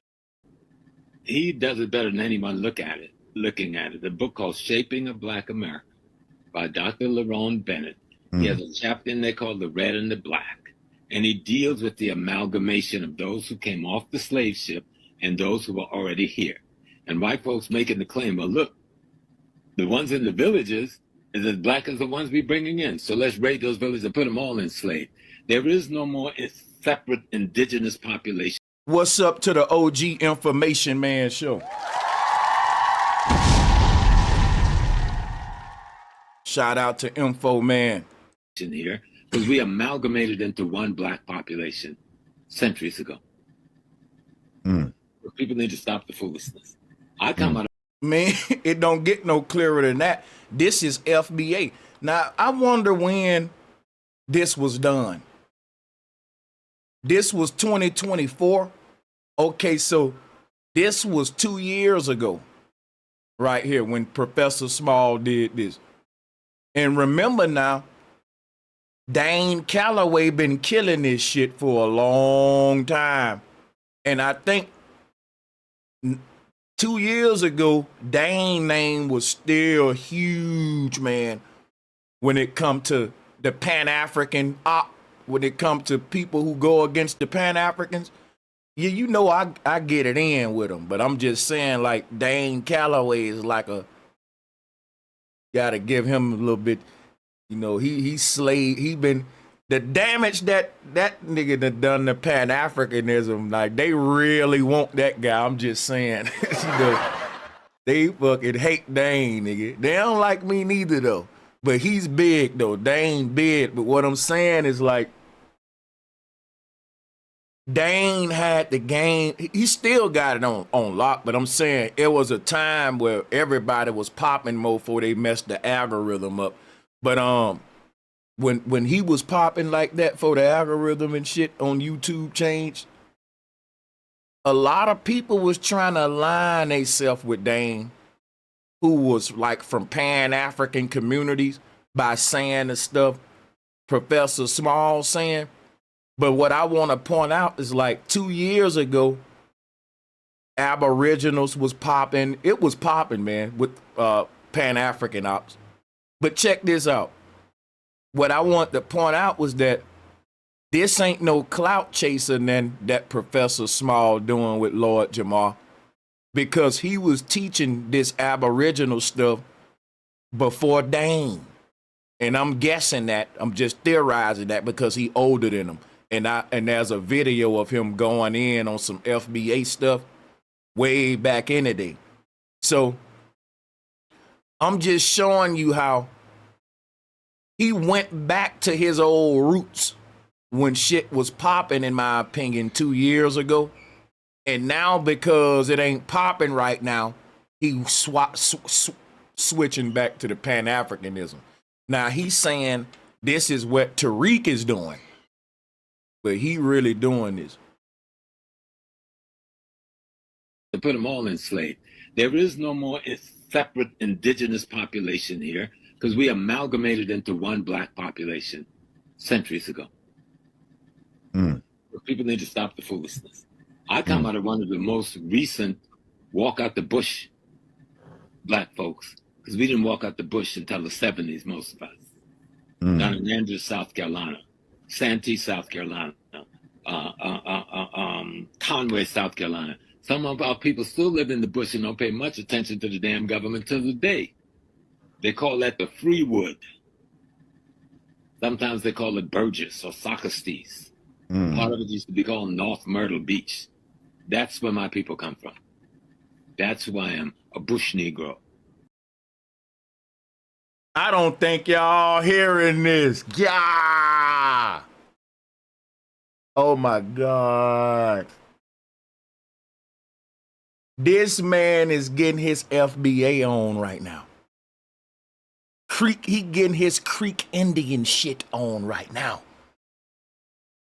But in 2025, I just saw a video of Professor Small that came out yesterday, 2 days ago.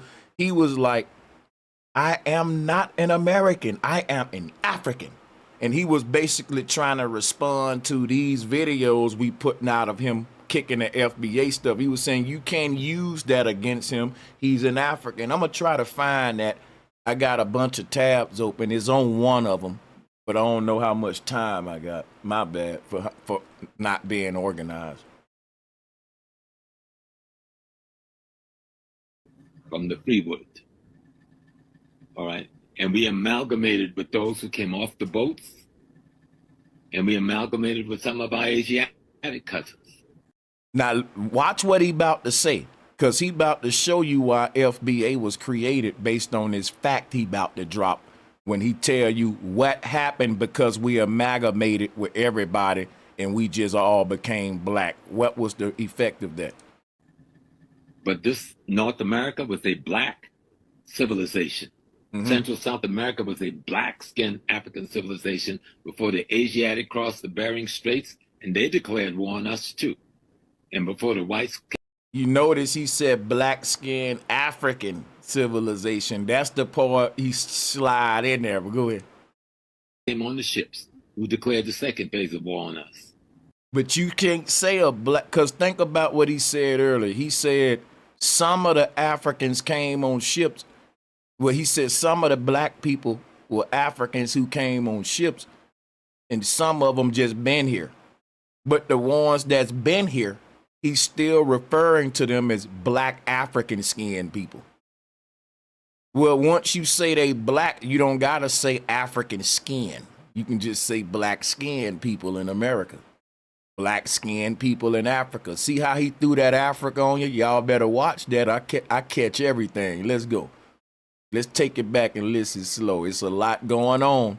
America was a black-skinned African civilization before the Asiatic crossed the Bering Straits, and they declared war on us too. And before the whites came on the ships, who declared the second phase of war on us. Okay? So that was him on Lord Jabbar's channel. And they were, they was going back and forth. They was getting it in, right? But let's go and let's listen to what Tariq Nasheed said after the disrespect that James Small said when he was on that African guy's channel, because he was insinuating that he might be a Fed. The Feds might have came and got to him, and that might have been the reason why he changed, right? And I just wish that he didn't do that. Now he also said that he didn't feel as though Tariq Nasheed was showing him the respect that he deserved. Because remember, he's been with Tariq Nasheed every step of the way since the Hidden Color series. And all of the stuff that Tariq Nasheed teaches, the elder was teaching first. What I'm surmising now is Elder Smalls is upset because Tariq took the teachings and blew up with it. Tariq, because remember, way before. And I told y'all, our biggest enemy is old, jealous ass gate guards that don't want to see the young man carry the torch further than they did. That's right. Listen, y'all. If our OGs are our foundation, they gotta be humble enough to let us build on top of their work. Let's say Bob Ross paint a pretty green field, but his son come along and paint some animals on that field. Would his spirit get mad at his son for painting on top of his work? Would he look at it as, my son painting that shit on my work? Or would he look at it as my son continuing my work and completing my work? See, our old heads, they like to compete with us. And you know why? We in a capitalistic system. It's built like that for us to be divided. Because the people in power, all ages got to work together to keep this system going. The old and the young got to work together.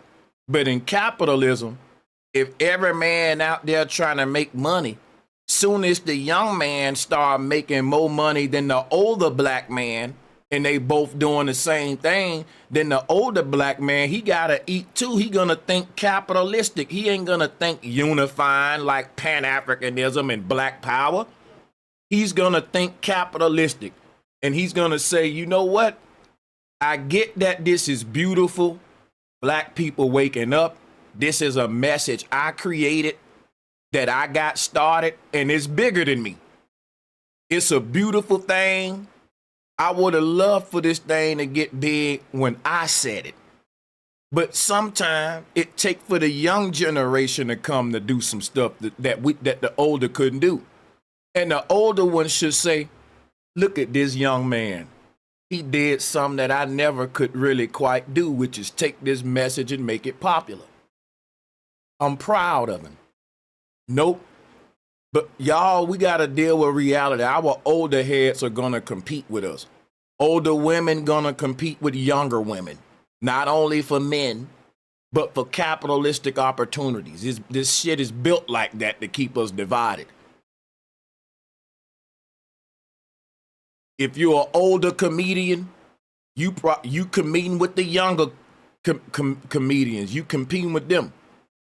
You will have the older comedians saying, these young comedians too ghetto, or they too vulgar. It'll be little beefs like that.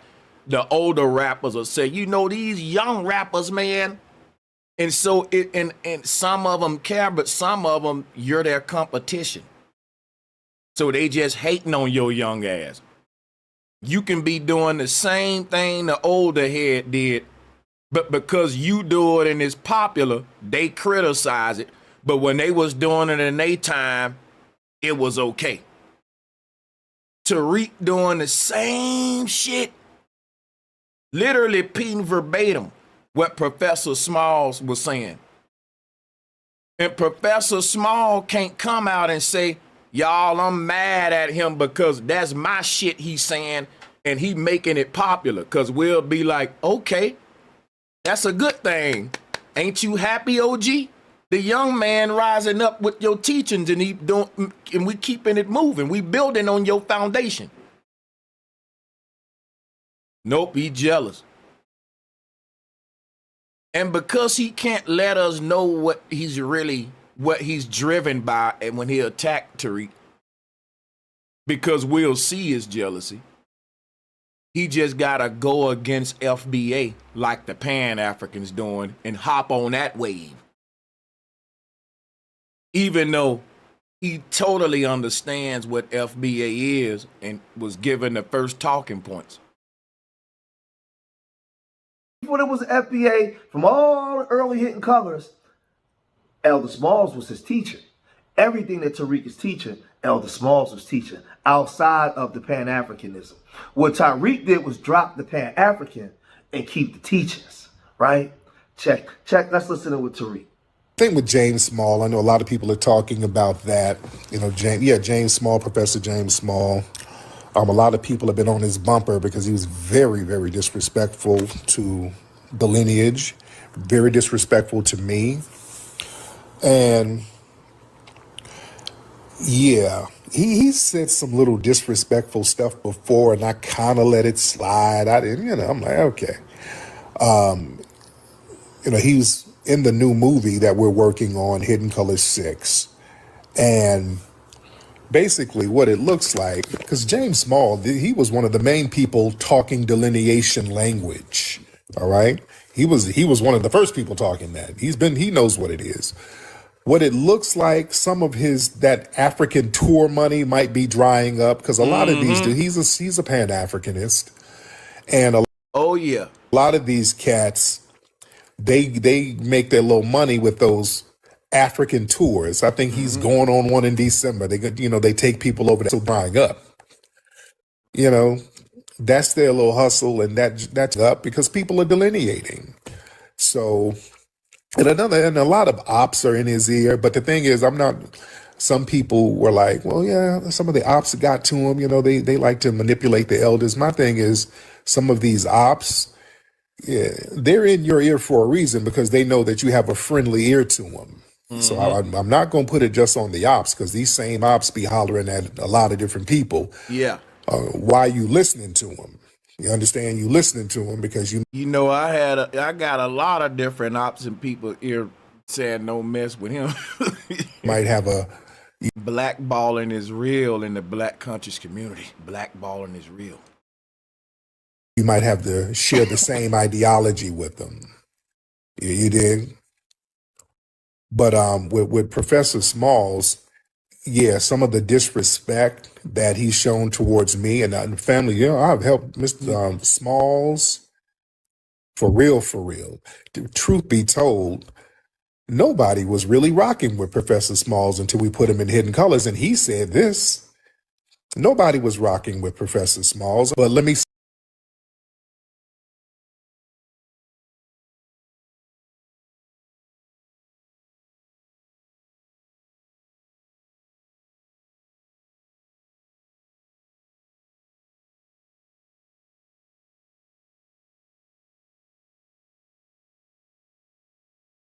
say this for the record.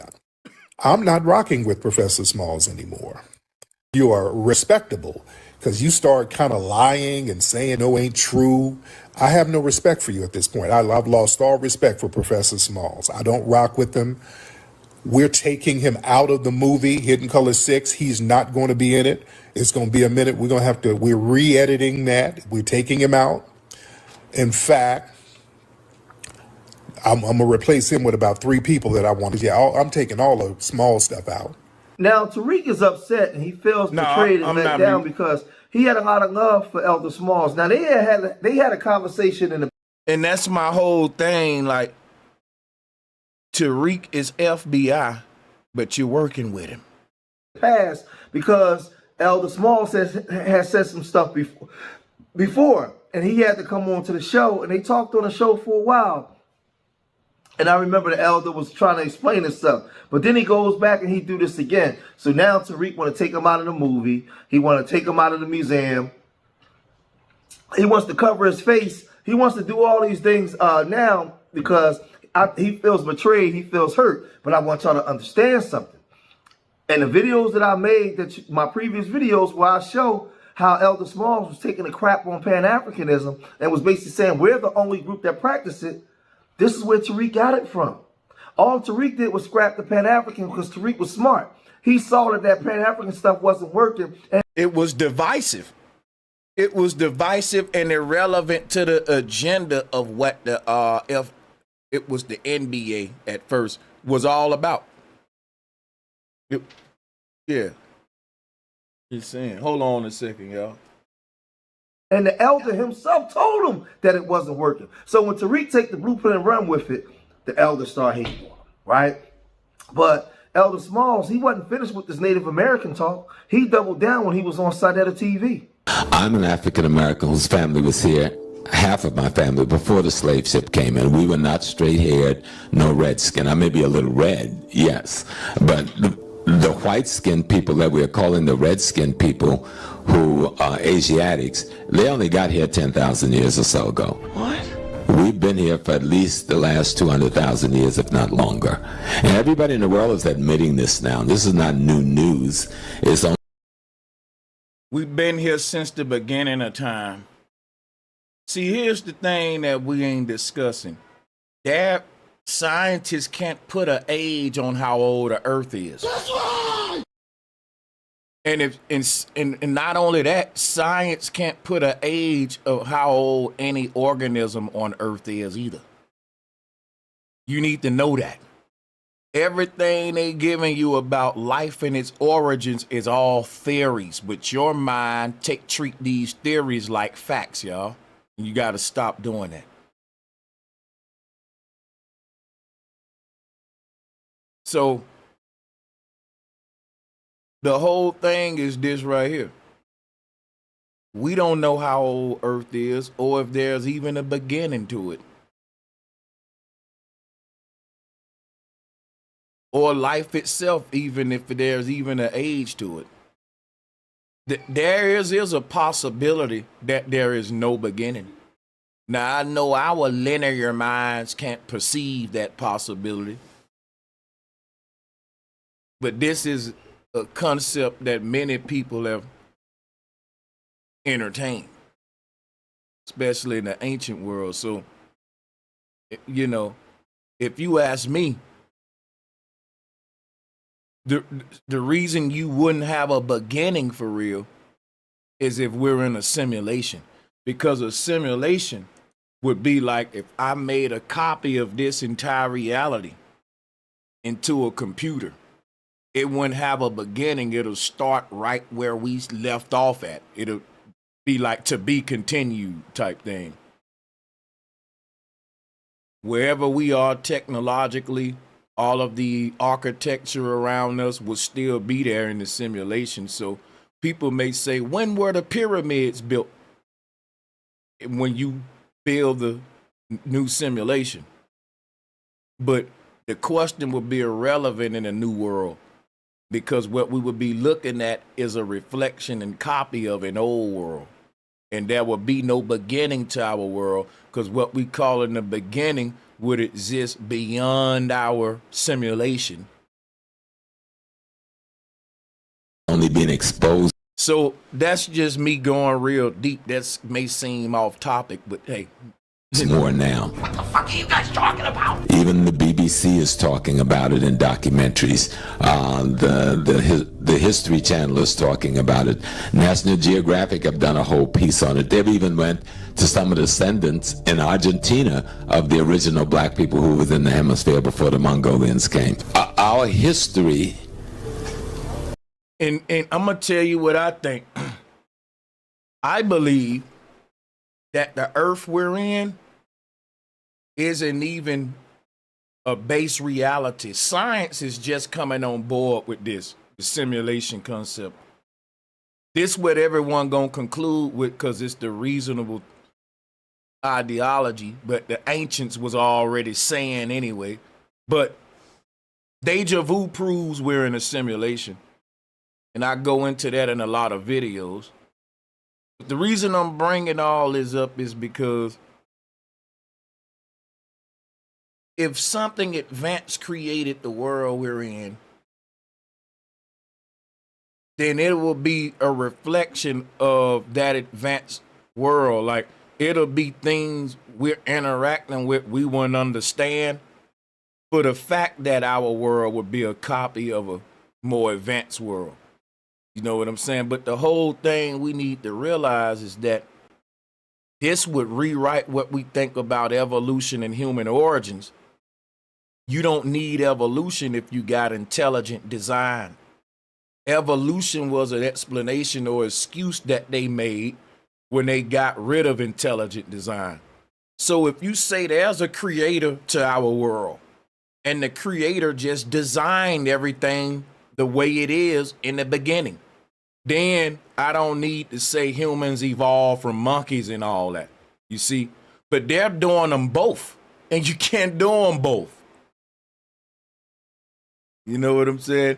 But the whole thing with James Small got to go into evolution and great migration theories, bunch of theories, when it's simple. Diversity was created in the beginning.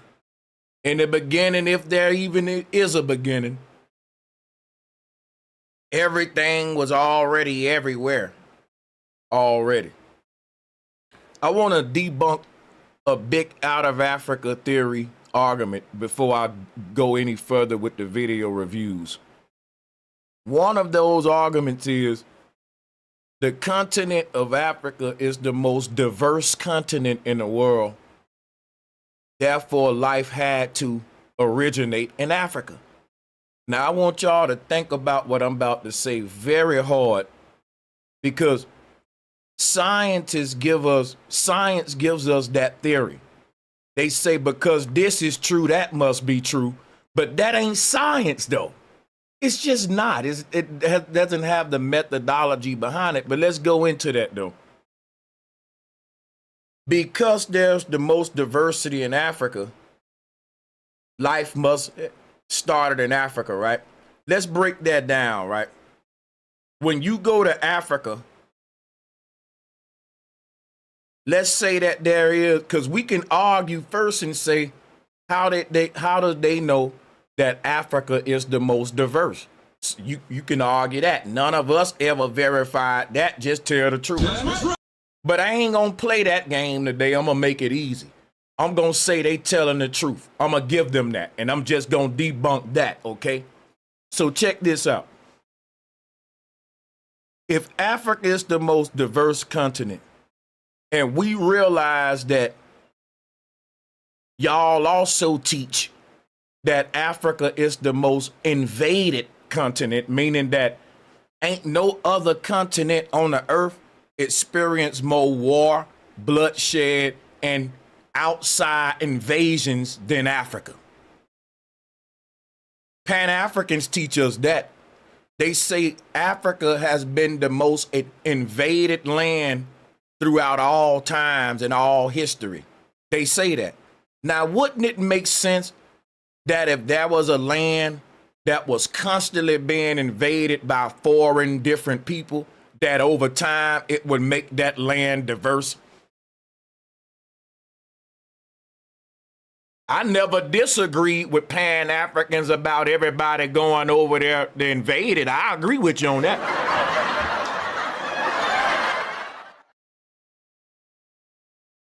Now, which one make most sense? Because if you don't go with the one I'm saying, you got all of these theories about monkey people, mermaids and fish people and Sasquatch, evolution created by Freemasons like Darwin. Now, don't that make sense though? The most, if your shit been invaded the most for that long, you gonna be the most diverse, duh. Now guess, and I'm gonna show you another way that you know that this makes sense, and I'm gonna back it up, right?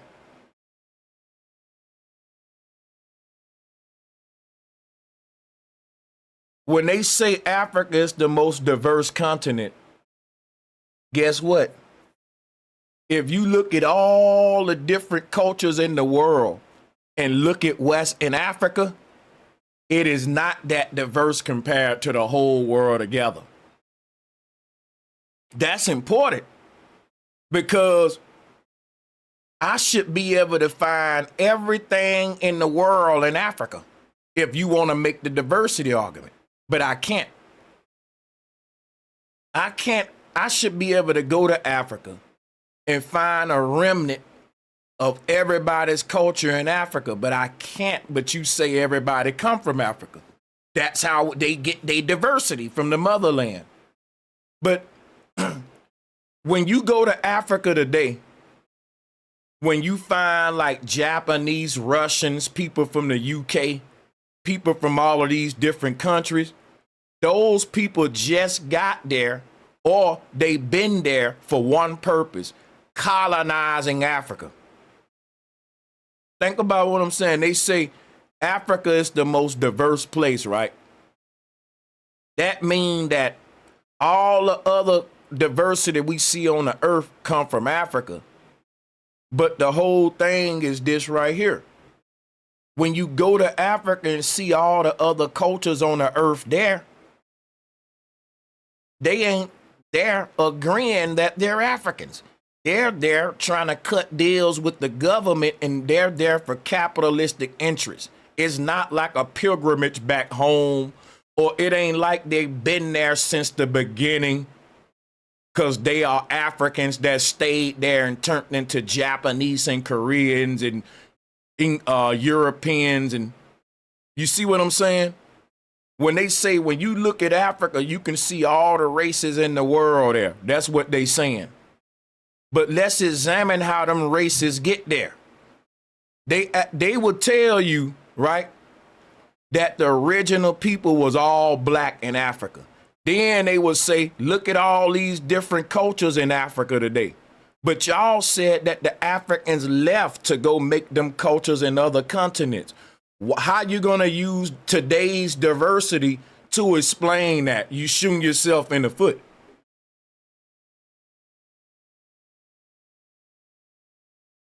That meant that when Africans left and went around the world, they left the continent fully black. How did it get diverse? Because they left to go put the diversity out there, not in Africa. Because think about what they teach. They said Africans left Africa. They went and mutated and became Chinese in China, Russians in Russia, Japanese in Japan. But yet we can find Japanese, Russians, and Asians and all them in Africa to this day. And they saying they've been there since the beginning, which is a testament to why Africa is first, because you can see everybody culture there. So when did everybody culture get there? Because you wouldn't be able to make that argument if you answer that.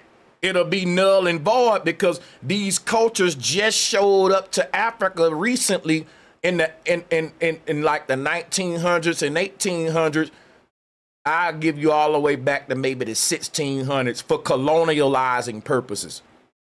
It ain't like they just a bunch of Africans that was sitting there the whole time transforming while the other Africans went to make Russians in Russia, Chinamen and Chinese, because that's mutation, right? So you telling me While Africans was mutating abroad, Africans was mutating on their continent too to create diversity on that land. That's what you're saying is stupid, because you're saying ain't no diversity out there that don't exist separated. The Chinese is in China. The Japan is in Japanese is in Japan. You know, every diverse mutation is in their own geographic location. But when you go to Africa, it's just a melting pot. It should just be full of Africans, because the Africans didn't mutate till they went abroad. So now you can't say that the diversity in that land is a result of the mutation process that created life abroad, that diversity abroad. Y'all do get this, right? Drop a one if y'all do. If not, I'll expound more. Is important when we tell it, you know? And so when we think of this place called the United States of America, this is a new political phenomena that's less than 300 years old. Whites coming here, that's a new phenomena. The Africans here. Christopher Columbus wrote about the Ethiopians he met here. Ethiopian was the operative European word for black then, or the word Moors, if you were referring to the Muslims. Verrazano wrote about the Ethiopians he met when he landed right here in New York and Staten Island. Christopher Columbus' brother wrote about it when he landed in South America. This is all documented. Hey, let me give a shout out. Let me give a shout out to my brother Hydrogen. And a shout out to Mississippi Macho. And a shout out to Karaokeer. Thank you, Karaoke. Give a shout. I missed some more. Shout out to Joseph Welch, Bossa Nova, and Josh. Appreciate y'all. History. And you don't see much American anthropology and archaeological work, because everything they dig up is black. So it's kept very hidden here in America. I was a child. My grandfather used to take me to visit the different burial ground and mounds, because our people buried themselves in mounds in the woods of Oak Hill down in South Carolina. I thought that was absolutely normal. It wasn't until I left the woods and the farms where I grew up that I found people who rejected ownership of being here before the slave ship. They thought that was a cop-out, being African, especially as the 60s went on. And so I would say little about it. Why? Tell the truth even when it ain't popular. And don't get mad at Tariq because he did it and it got him popular, for real. This man just admitted that he knew the truth, but he stopped telling it because people weren't talking about it. Because he moved to New York. They was all rocking dashikis on their Garveyism, Pan-Africanism, and he basically blended in and stopped teaching this stuff. So when Tariq picked the torch back up, because he had some balls and bravery, he was rewarded. Now stay where you at, bro, because this man did not have the bravery to speak the truth to his people. Instead of him lifting his people up around him, he stooped down to their level, and now he's trying to reinforce their wrongness and their indoctrination just because he jealous that Tariq did something he didn't have the bravery to do as an OG. That's all I'm saying. But anybody looking at my face can see who I am. The people call Indians is an Asiatic population, a Mongolian population, a Mongoloid population that came over here 10,000 years ago. The people who lived in those islands in the Caribbean and the people who lived on the mainland. Shout out to George Macon. I'm about to open the Zoom and drop the link now. And North America, South America were African people. What about the Aborigines I'm talking about? Aborigines simply make y'all, we got to show some love to George Macon, man, to the OG George for these receipts too. Like, these receipts is crazy. I'm opening it up though. Is a reference to being original to that space. Right. Those were African people. They came here from Africa like everybody else in the world. Okay. And so That part right there, y'all, is what you gotta realize is the deception. All Tariq did was take what he was saying and took the African part off. Why did Tariq take the African part off? Based upon what Professor Smalls taught, that not all of us came over here on the ships. Even Professor Smalls said that. So if not all of us came over on the ships, then he can't be mad at Tariq for identifying the group that didn't come over on the ships, man. After admitting that. That's all. we were just Africans that got here earlier than those who came on the boat. Matter of fact, there's a young... But he just said he read a book that talked about black people that was here before the African slave trade. But at the end of this lecture, he's saying that those people are still Africans. Now, I pointed that out earlier in the video because he did it too. You'll miss it if you don't catch it. He said, yeah, there were black people that were already here who weren't African, who didn't come over here during the slave trades, right? He say that, and then he say those are still Africans. You can't call both of them Africans. And he admitted that both of them got grouped and classified together under black, but he still make the mistake of classifying them together under just black, which don't allow us to delineate if he do that, you know? So that's crazy because what he'll say is, well, Africans didn't have to come over here on slave ships because they came over here long time ago when they migrated from the continent. But here's the thing, that goes against a lot of stuff because they got to give the Africans boats and all that when the white man didn't do that. See, the white man said that the Africans ain't get to America until the slave trade. And the white man said that the Native Americans ain't even black people. But see, most Pan-Africans, guess what they say? You niggas is pretendians. Why? Because they go on with the white man narrative that the Indians that was here is not black. But see, if Professor Smalls say that the Indians were black, then the Indians didn't come over here on slave ships. The African Americans did. I wonder, do he remember history? Because yeah, for sure.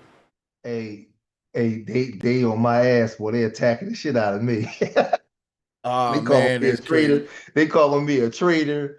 I'm not a man. You know, they said all that shit not to my face because, you know, I've been broke one of their face bones, but they saying all kinds of wild shit.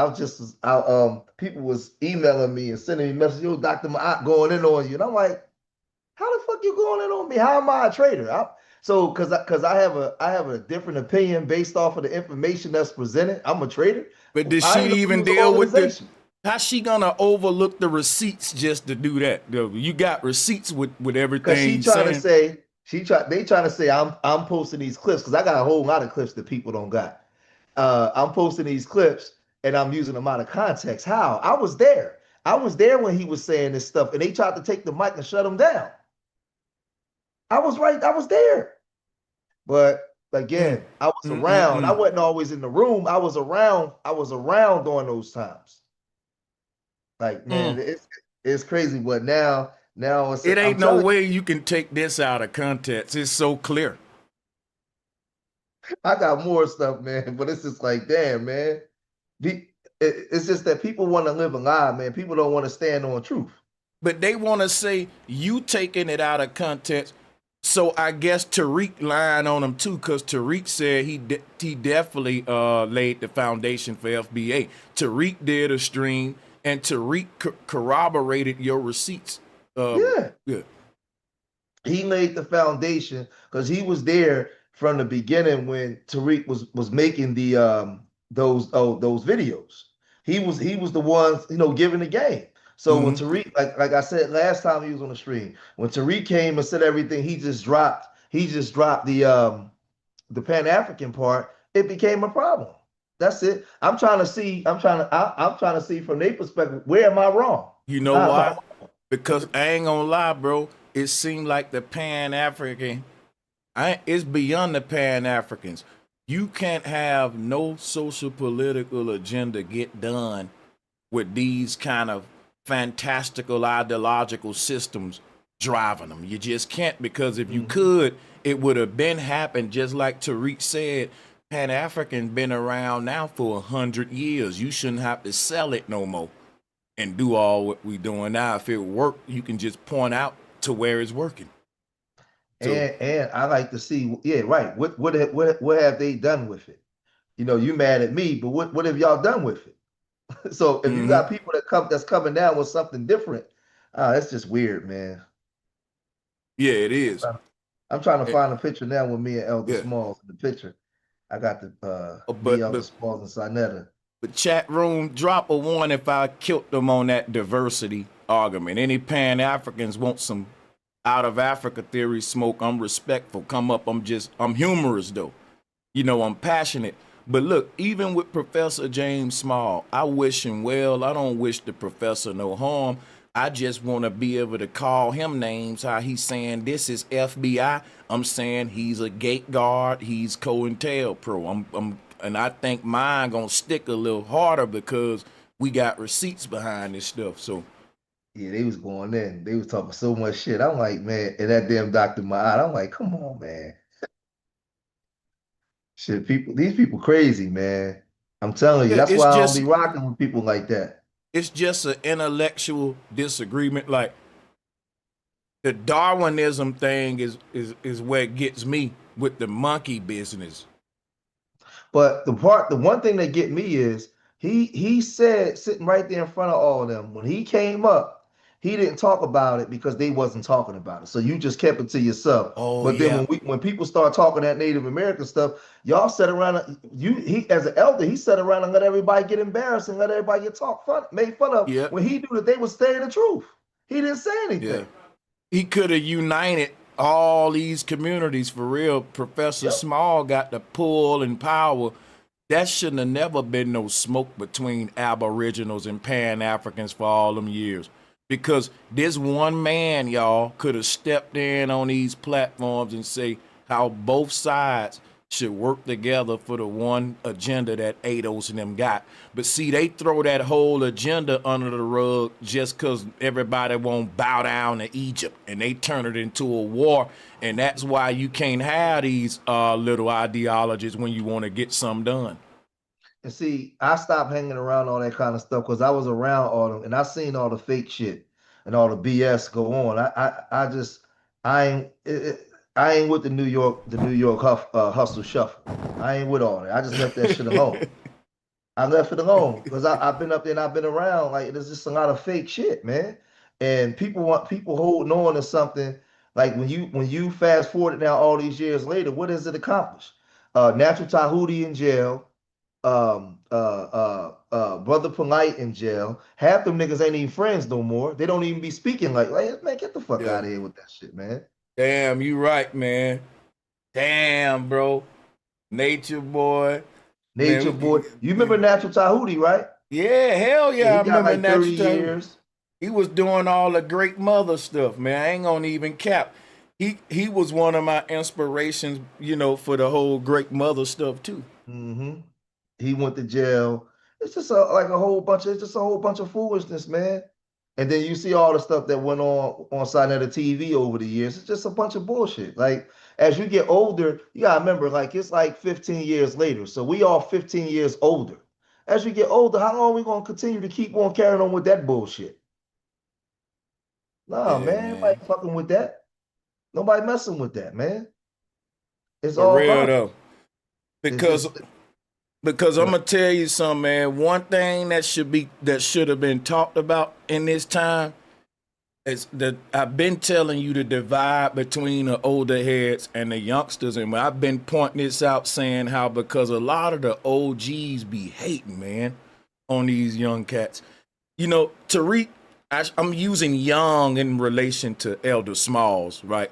But my whole thing is everybody gonna sit here and act like it ain't a little jealousy there because he got popular with it. Because the whole sad thing is like, you knew the truth, Professor Small, but you didn't do it because it wasn't popular. And you just tucked your tail, went with what everybody else was doing.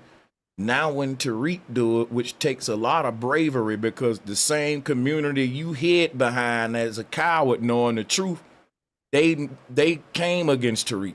You didn't help him, and then he became popular. Tariq reminds Professor Smalls that, damn, I backed out. I knew the truth and I didn't tell it because I was scared of not fitting in and all that. So you got to think, yeah. Mm-hmm. And now you got a whole generation of young people, because young people are the ones that move the needle going forward. It's been that in every generation. You got a whole generation of young people that's now on that, and he can't stand on that because he didn't teach it. So they're not going to listen to him the way that they would listen to a Tariq. What he should have did was embrace Tariq and got up there and championed Tariq's name everywhere he went. That's what he should have done. But I'm gonna tell you, like I said before, the biggest problem amongst the Pan-African is 10 Pan-Africans for every, it's 20 Pan-Africans around the world for every one FBA. How come these Pan-Africans how come there's not one Pan-African that can come online and do what Tariq did, that can raise almost $2 million if it's all these Pan-Africans? How come they can't do it? Their jealousy. Tariq don't have to be as intellectually intelligent as they are. Tariq has the mindset of the people that follow him, and they're willing to invest in what he's talking about. Right. That's where the jealousy comes in at. You don't have to like Tariq. Their jealousy. The difference is, I don't like a lot of stuff that Tariq do, but I'm not jealous because, listen, whatever he does, it works for him and the audience that follows him. So that's it. It works for him. Yeah. That's facts. And they're jealous of that because what it does is it makes them look bad, and it makes people say, well, damn, why are we following this Pan-African? Just think, you got I'm 50 years old. For the last 30 years, I came through that Pan-African stuff. What has it got us? We've been gentrified out of all the communities. We don't have shit. What has Pan-Africanism done for us? Mislead us. Because what it was, I'm going to tell you why I look at it. If we have a debate right now, George, since you on, I'm going to change the poll. I'm finna crank something else up. I'm going to put up, have Pan-African hurt us more or helped us more? I'm going to say hurt us more. Because some people will say, well, it served its purpose during that time. But I don't even agree with that. What you think? Mm-hmm. No, it didn't serve its purpose because it was holding us back from doing things that we could have done. Because if it served its purpose, where's the fruit? Where's the fruit that it harvests? What happened? Like, what do we have to show for it? Yeah, we don't have nothing. We don't have nothing. What do we have to show for it? It's just all. It's just all.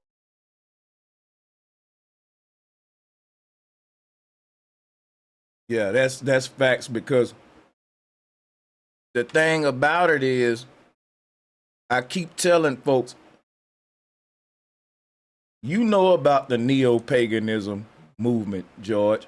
Even Hassan made a video the other day saying, all of us guys up north come from the south. But then in the back of my mind, that something hit me. I was like, damn. When I went to Brooklyn, I was talking to a lot of I'll cam up with you too. Yeah, but when I went to Brooklyn, I was talking to a lot of folks, man, who was admitting to me that, yeah, my folks come from the South, all of us come from the South. But I never thought then about it, because then when you go online and all that, and then on TV and all that, and you realize, yo, this Pan-African thing is only promoted. It ain't in real life. Look at it. Okay. Phil, who is that? That look like Phillips, you and Philip Scott. and look like Garfield there.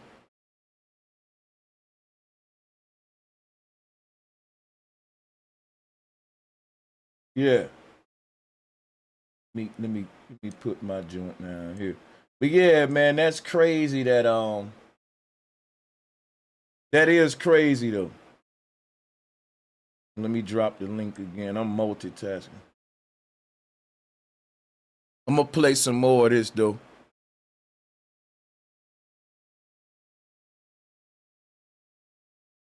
Young brother who wrote a book about Mexico, and he met some people. He's a Muslim brother. I was going to remember my brother's name, but he did this small piece on the history of Mexico, on the blacks in Mexico. And there's two communities there: the ones who say we came before the boats, and the ones who came on the boats. So he basically. But hold on, I want to speak to that. They says two communities, and they've been giving us these two options. It was we here before the boats came, or was we here after the boats? I think that that's a trick question, because the real question is, who the hell is the we? Some of us was here always, and some of us wasn't. It need to be simplified like that, because the whole before the boat, after the boat is a trick, if you see what I'm saying. It don't really is confusing. Because when you say, well, some of us came over here after the boats, where you make it, the us now is Africans. You're saying some y'all see that they story got a hole in it, because they say Africans already went and populated every continent. Then they say there was a whole new group brought over on a ship. That's contradictory, because if Africans went around the world and created civilization on every land, then when they brought new Africans to America, they should have been like, what up, my homie? Yeah, they just brought me from our other civilization over there. Yeah. But this was a whole new group of people who became blacks, who used to be Africans. Now these Africans landed in America and became blacks. But I'm trying to see why the Africans that was already here didn't mutate and become niggas. And guess what they'll say? Well, slavery, Sanchez. But they also say we created slavery before the white man, which meant that the Africans would have populated America and already had institutions of slavery that could have made a nigga like Willie Lynch, but they didn't. But they did. It's so much double talk. It's real obvious, bro, because they'll be like running in circles because they shooting their own self in the foot, like what he doing now. Aborigines simply is a reference to being original to that space. Right. Those were African people. They came here from Africa like every. So listen, if the people that was already in America came from Africa, who were the people that showed up on trips that became this Negro race? So they're using the slave trade to show how blacks get here. But then they said we've been here though. Okay, that's good. All right, let's go to the next one. Now, another argument we hear in the Pan-African community is that albinos are white people, and that the albino race is the original white race. I got a problem with that, because albinos have been in Africa for millions and millions of years. They are ancient. I don't know if you know that. And the stories that the Africans have been telling about the albinos date back to fucking before any white folks even showed up. I'm gonna come back up in like 10 minutes. I'm gonna jump down for a second. Okay. So check this out. What up, my nigga Sterling? How you doing, man? I don't know if your mic ready, but salutes to you. Salute, Sanchez. Salute. How you doing, man? I'm doing good. Check this out, y'all. The albinos in Africa have always been living in their own communities. Now watch this. The albino communities in Africa are just as old as everything else in Africa. And the Africans have always quarantined their albinos. What we're saying is that If white people are albinos, then Africans will be creating George Bush, Bill Clinton, Martha Stewart, but they don't. They create these African albinos that live in their own albino cities, and they've been doing this for millions of years. Here you go. This whole documentary, you can go watch it. I already started on it. I'm like probably halfway through it. It's dope. It's from Scanty Explorers, right? The albino village in Ghana. And then, so they got old folklores and stories about albinos. This is a sad video because we teach that albinos is somehow cursed or the original defected, deformed European race or whatever.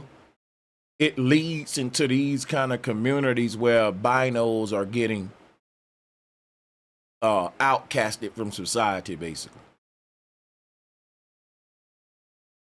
It's all kind of weird stories that make people not want to touch them or look at them and go. They treat it like monsters. But it's all our ignorance, man. Because you have albino animals, albino flowers, and these things be worth more on the market sometime.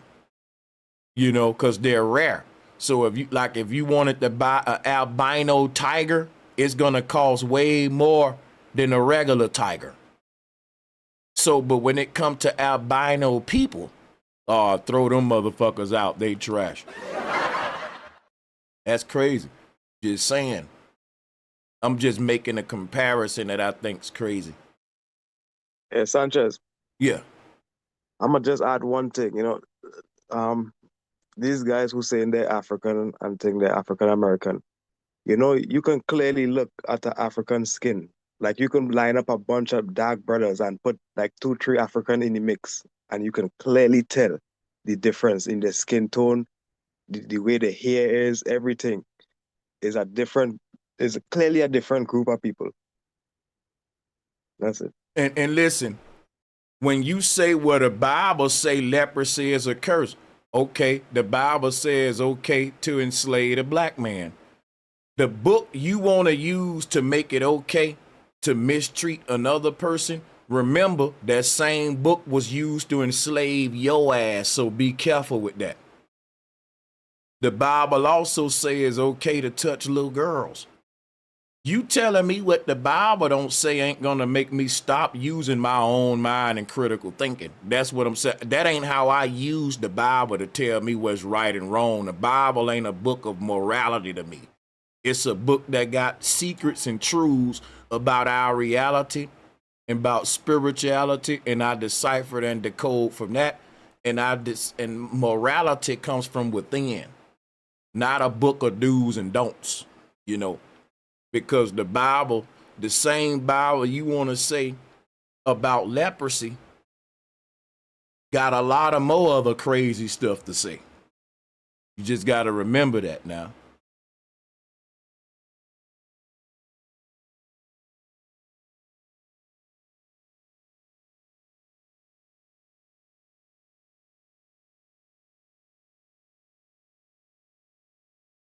See, hold on, let me see where we about to go to next, y'all. Hold on a second. And you know, one more thing, Sanchez, these real African treat the Americans like the albino, just like how they treat the albino. They don't want to have to do nothing with them. I just watched the video. I can pull this thing up. Let me see if I find it for y'all right quick.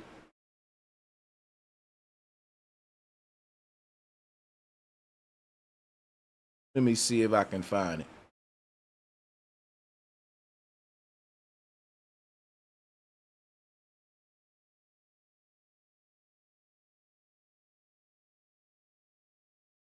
If I find this, bro, this is gonna make a good point. Because I saw a video, right? This African dude went out to the club and he murdered these 2 American women. And he said his daddy died and they was making fun of his dad all night, kept messing with him. It was overkill. He shot him a lot of times. But in the interrogation room, he was like, you Americans are violent and women keep attacking me in this country. I'm like, wow, the man that's violent making that claim. But in my mind, I'm like, okay, here go an African man in America getting bullied by women so much he had to shoot him up. And his excuse was, I'm not gonna get, he said, every time a woman jump on me and I keep getting beat up by women. It was weird, man. And I'm like, okay, I ain't using that on all Africans, but I was just saying how, like, they see Americans as violent when they're projecting a lot of times, you know, because a lot of folks will come over here, they'll be like, well, Americans are lazy. And then when you see the countries that they come from, you know, I'm just saying. But it ain't that I want to be divisive. I want to be truthful.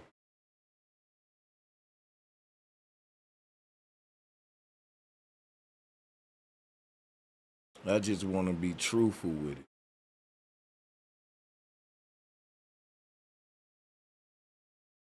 it. All right. We're talking about African American. Let me see if I can find this clip from Garfield channel.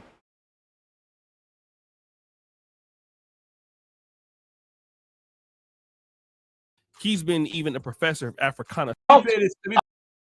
Yeah. When you are constant in using the N-word and you are constant in condemning an African simply because they're an immigrant and you're constant, then there's something wrong with your knowledge base, not just your analysis. You have to have a decent knowledge foundation to even make an analysis.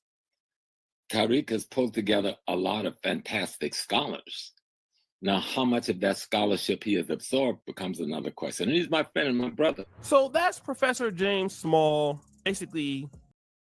You know, it's crazy, bro, because Tariq bring a bunch of different black ideologies and minds together. He ain't debating them. He's saying this for the people. You can hear from all of these guys and make your own mind up. But see, if one of those guys is forcing him to pick a side, it ruins the unity of the whole thing that Tariq has always been consistent with doing. Because just like you got a lot of different ideologies on a Hidden Colors project, that's the whole concept of FBA. We don't care about your ideologies. Let's just come together and make some shit, basically. He's consistent with that. But I'm gonna end my show right now. I gotta get out of here. Unfortunately, I was looking forward to George coming back, but I gotta get up out of here. We at the 5-hour mark. I'll be visiting this again, though. Salutes to all of y'all. Peace and much love. Peace, peace.